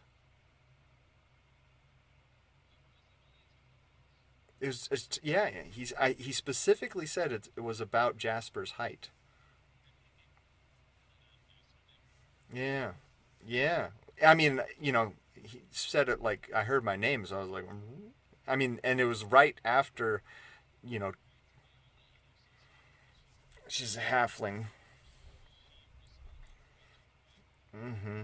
Yeah, it's hovering around. Mm-hmm. Her dog came by too. Yeah, right. And it went in to get a bat. Like what? What?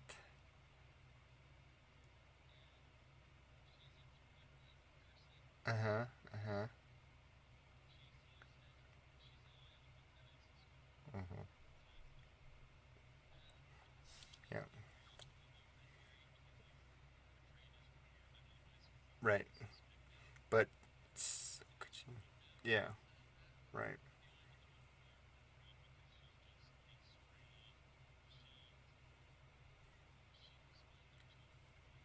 Mm-hmm. And she wasn't scared to be there, so she doesn't have a fear. of the cave, probably. And her, right, right. And her dog certainly didn't worry about it.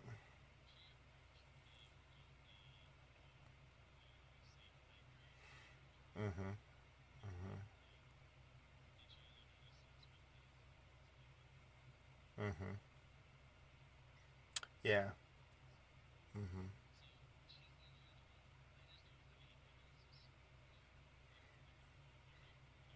No, no, we've got nothing. Yeah, not liking her because she.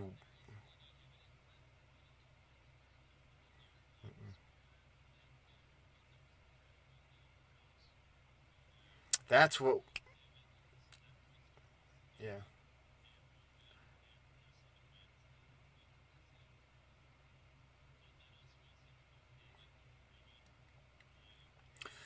So we got to ask the mom about the arcane sphere because what if? Uh huh. Right. And she said no, not really. Like the daughter didn't really care.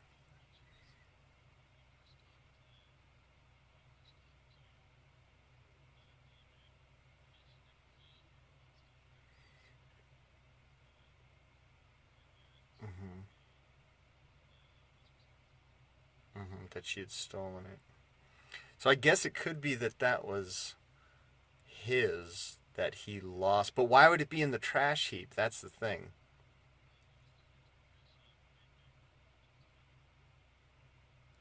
Is that what they said? Did we learn that? Uh huh. Yeah.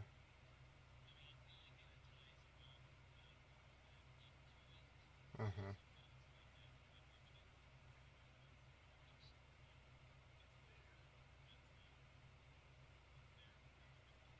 Uh huh. What's I'm That's what I'm trying to think. Who would throw it in there? Did someone say that a beggar threw it in there? Or did we hear that from somebody?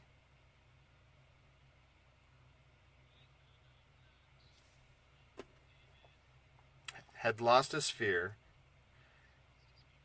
He blamed it on Philaea.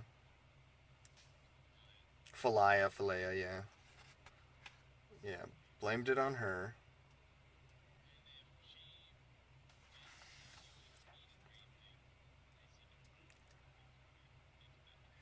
Well, I guess there's two questions there. Did we ever get confirmation from her that she stole it? I thought.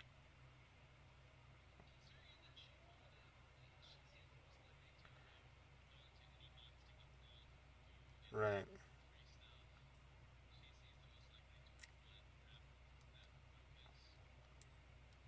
So yeah, I suppose it would wrap things up if she stole it from him, truly, tried to sell it back to him, right? Didn't he say she tried to sell it back to him? Right. Right.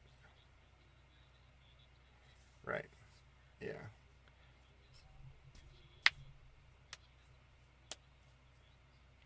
Mm-hmm.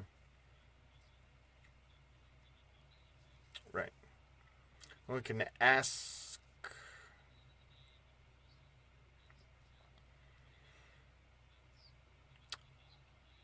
Right. Yeah. Yeah, that might end up being our only actual lead is to just go through the portal and hope for the best. I was trying to discern like to make sure that we could really get through cuz like I suppose if one guy going through draws 4, I hope it isn't 4, he rolled for it to see how many noticed you. So like yeah, if it's 4 per person, I mean, there's a real good chance that I mean, Hargis isn't strong either. That strength damage could kill us before we get to the other side if we move slowly. If we move, I mean, if we're just kind of floating with no ability to propel ourselves, then we could very likely die. before we get to the other side.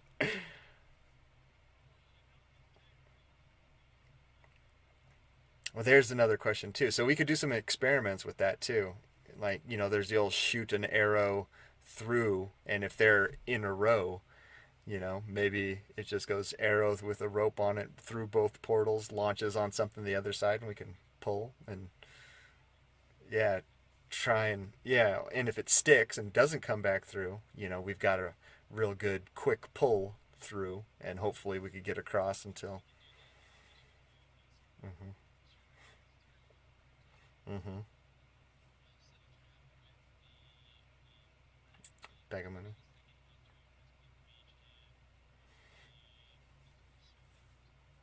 Mhm. Mhm.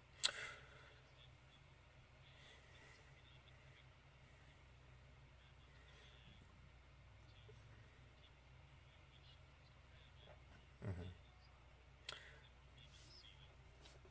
Between the two of us, I think we could set up a pretty decent trap. Because.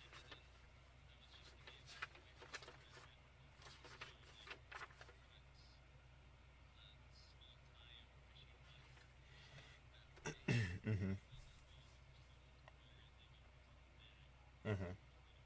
Mhm. Mhm. Mhm. Mhm.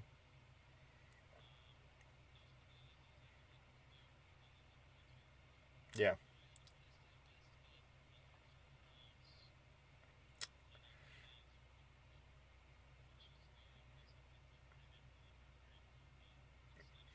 Yeah. Well, I mean, we got a wizard tower, we got Winifred's, and um, yeah.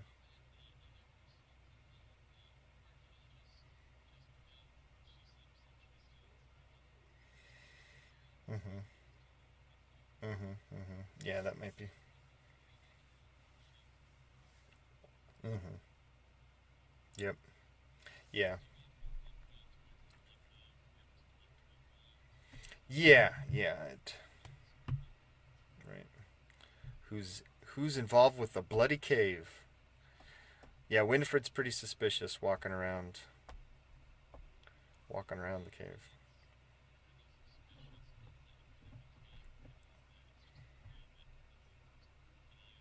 Mhm.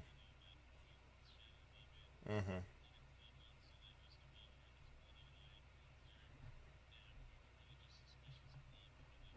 Mhm. Mhm. Right. Yeah. All red herrings. Yeah. It's very possible. Yeah. Very possible. Yeah, and it would make sense too. Yeah. That's the thing, is that it would make sense. Right. Well, that's the thing too. It's like even Davis like doesn't make a ton of sense for the kidnapping. He's just like, you know, yeah, yeah. But it's like, unless he really is truly an idiot or just like broken beyond all repair, like legit psychosis. Like holding a girl imprisoned in your tower for her entire life so that you can have a pseudo replacement for your daughter. That's, you know,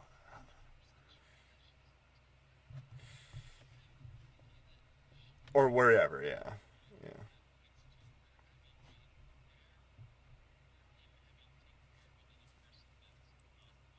Hmm. Yeah. Oh man, that'd be a fun one too. Like his daughter's all crazy in there. Like his daughter's like resurrected as a monster inside the tower.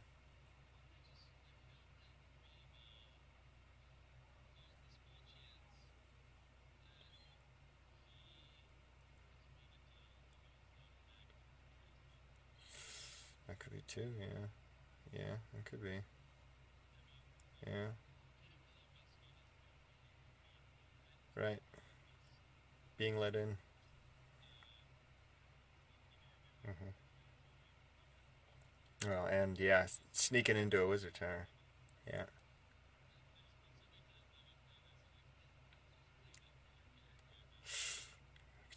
murder this guy. I'm not even worried about it.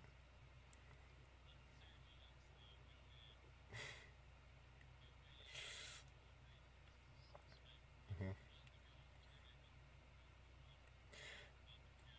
Yeah. Kill them all and let the gods sort them out.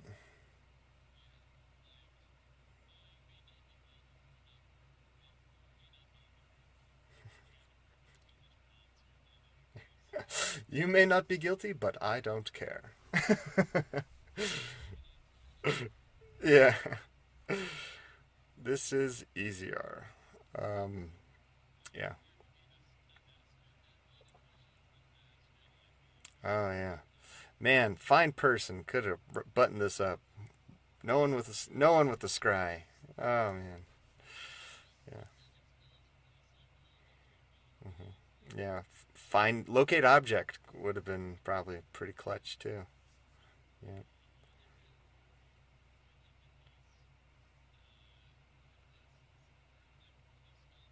Yeah. The magic. Ugh. Yep. Yep. The more niche social or detective spells can be pretty fun. Yeah. Yeah. Really fun.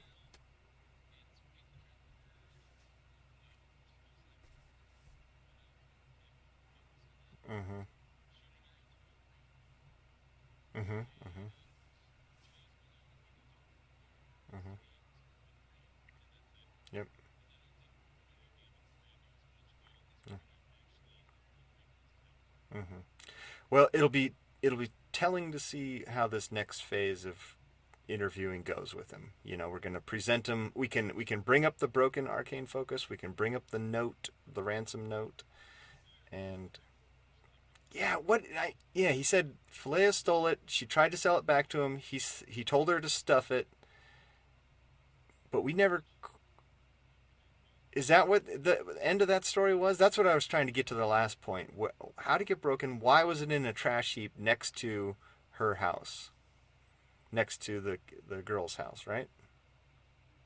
Catherine's house. Yeah, I mean that. Right. It's a weird. Yeah.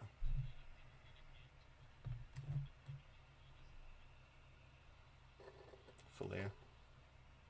Philaea. Yeah. Yep. Hmm. Mm-hmm. Yep. Yeah, yeah. The only reason I know about that one is because of the first few episodes, or the first arc, I should say, of Adventure Zone. Yeah, they started with that module. The Windeco Cave, I think, is the one that they. It's or I don't know what the module's called, but it's like the Windeco Cave.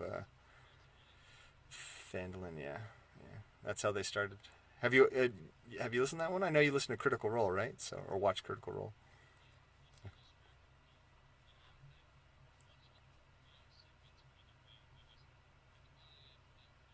Mm-hmm.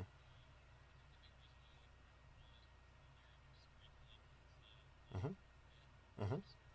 Oh yeah. Mm-hmm.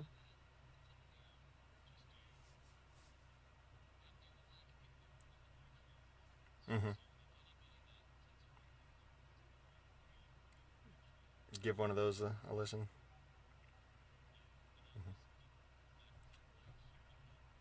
Mm-hmm. Mm-hmm. Mm-hmm. Yep. Fun to see how different they can be. Yeah. Mm. A lot of similarity. Obtuse. Well, if I could recommend one other podcast to anybody who likes Critical Role, it would be Adventure Zone. He starts with the module for the inspiration for the first arc, and then he takes it completely his own direction on a totally homebrew thing after that. And No, no, his whole because he wanted to have his own original content that he could keep as his own afterwards. So it's his whole own world after that. And the story that he tells, Griffin, the DM, is one of my favorite stories. So, just yeah, it's really great. It's three brothers playing with their dad. The youngest brother is the DM. They start off not knowing much about it at all, and it's just really, really good. Yeah, some great story arc. Mm-hmm. Mm-hmm. Yeah. Yep. Mm-hmm. Yep. Yep. Right. Yeah. Yeah. Which is, man, that's such a bizarre concept to think like, oh man, oh, I'm gonna get him. Like sometimes I'll listen to some or read some things on Facebook where it's a Facebook group that actually the one that Austin and I met over was the Facebook group, and occasionally you'll get people who are like bragging about how they TPK'd or killed a player or something, and I'm like, you have complete control over the game. It is not hard to kill players. It's just I don't get your mentality thinking like you've accomplished something. You literally just go, and 10 more skeletons show up.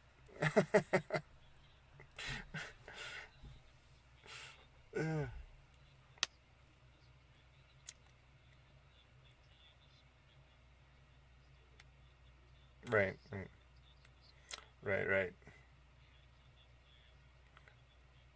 Yeah, yeah, yeah.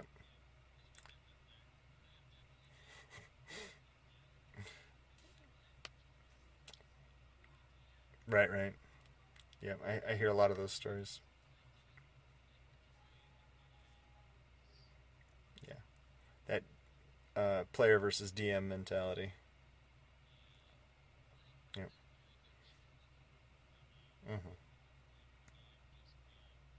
Gonna get him. Yep. Mm-hmm. Right. Or the other side of that too, and it kind of results in similar actions. The DM who is so married to the story being done in the way that he has decided, he's willing to just do anything to railroad down the one track, and he will kill whoever it takes. Like, no, no, no, you can't go around this way to get here. You have to go down right there because that's what, my story says you're going to do this, this, and this. So, yeah, that can be bad too. Um,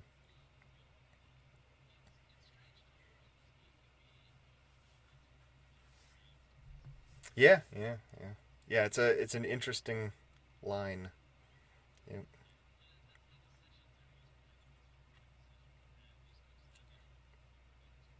Mhm. Yeah, get everyone on the. Mhm.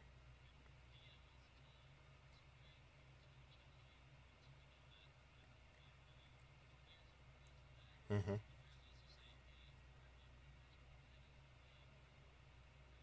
Mhm. Mhm. Mhm. Yep. Yep. Yep. For sure.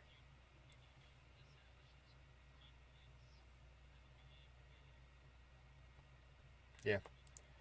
Yeah.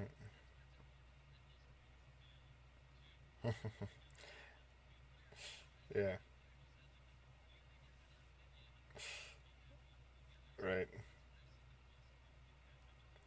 New people stepping in. Right. Right.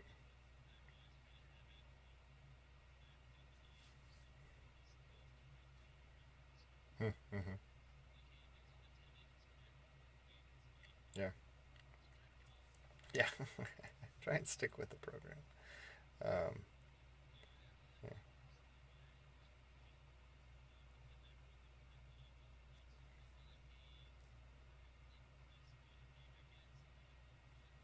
Mhm. Mm.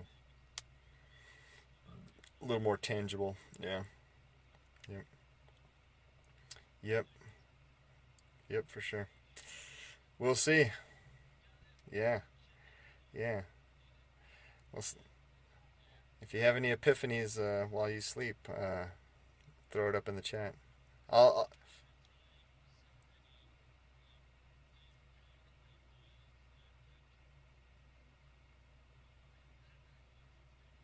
yeah. That's okay too. I guess. I mean, her showing up on top of the cave is pretty suspicious. That's pretty suspicious. But she said that that was not why she was there. She was just there on accident after this really loud noise that freaked out everyone else except for her. And she's just like, nah, I'm cool. I'm going to get some moonflowers here. So, yeah, she's potential to her. Yeah. Sure. Yep. And his girlfriend, the real culprit here.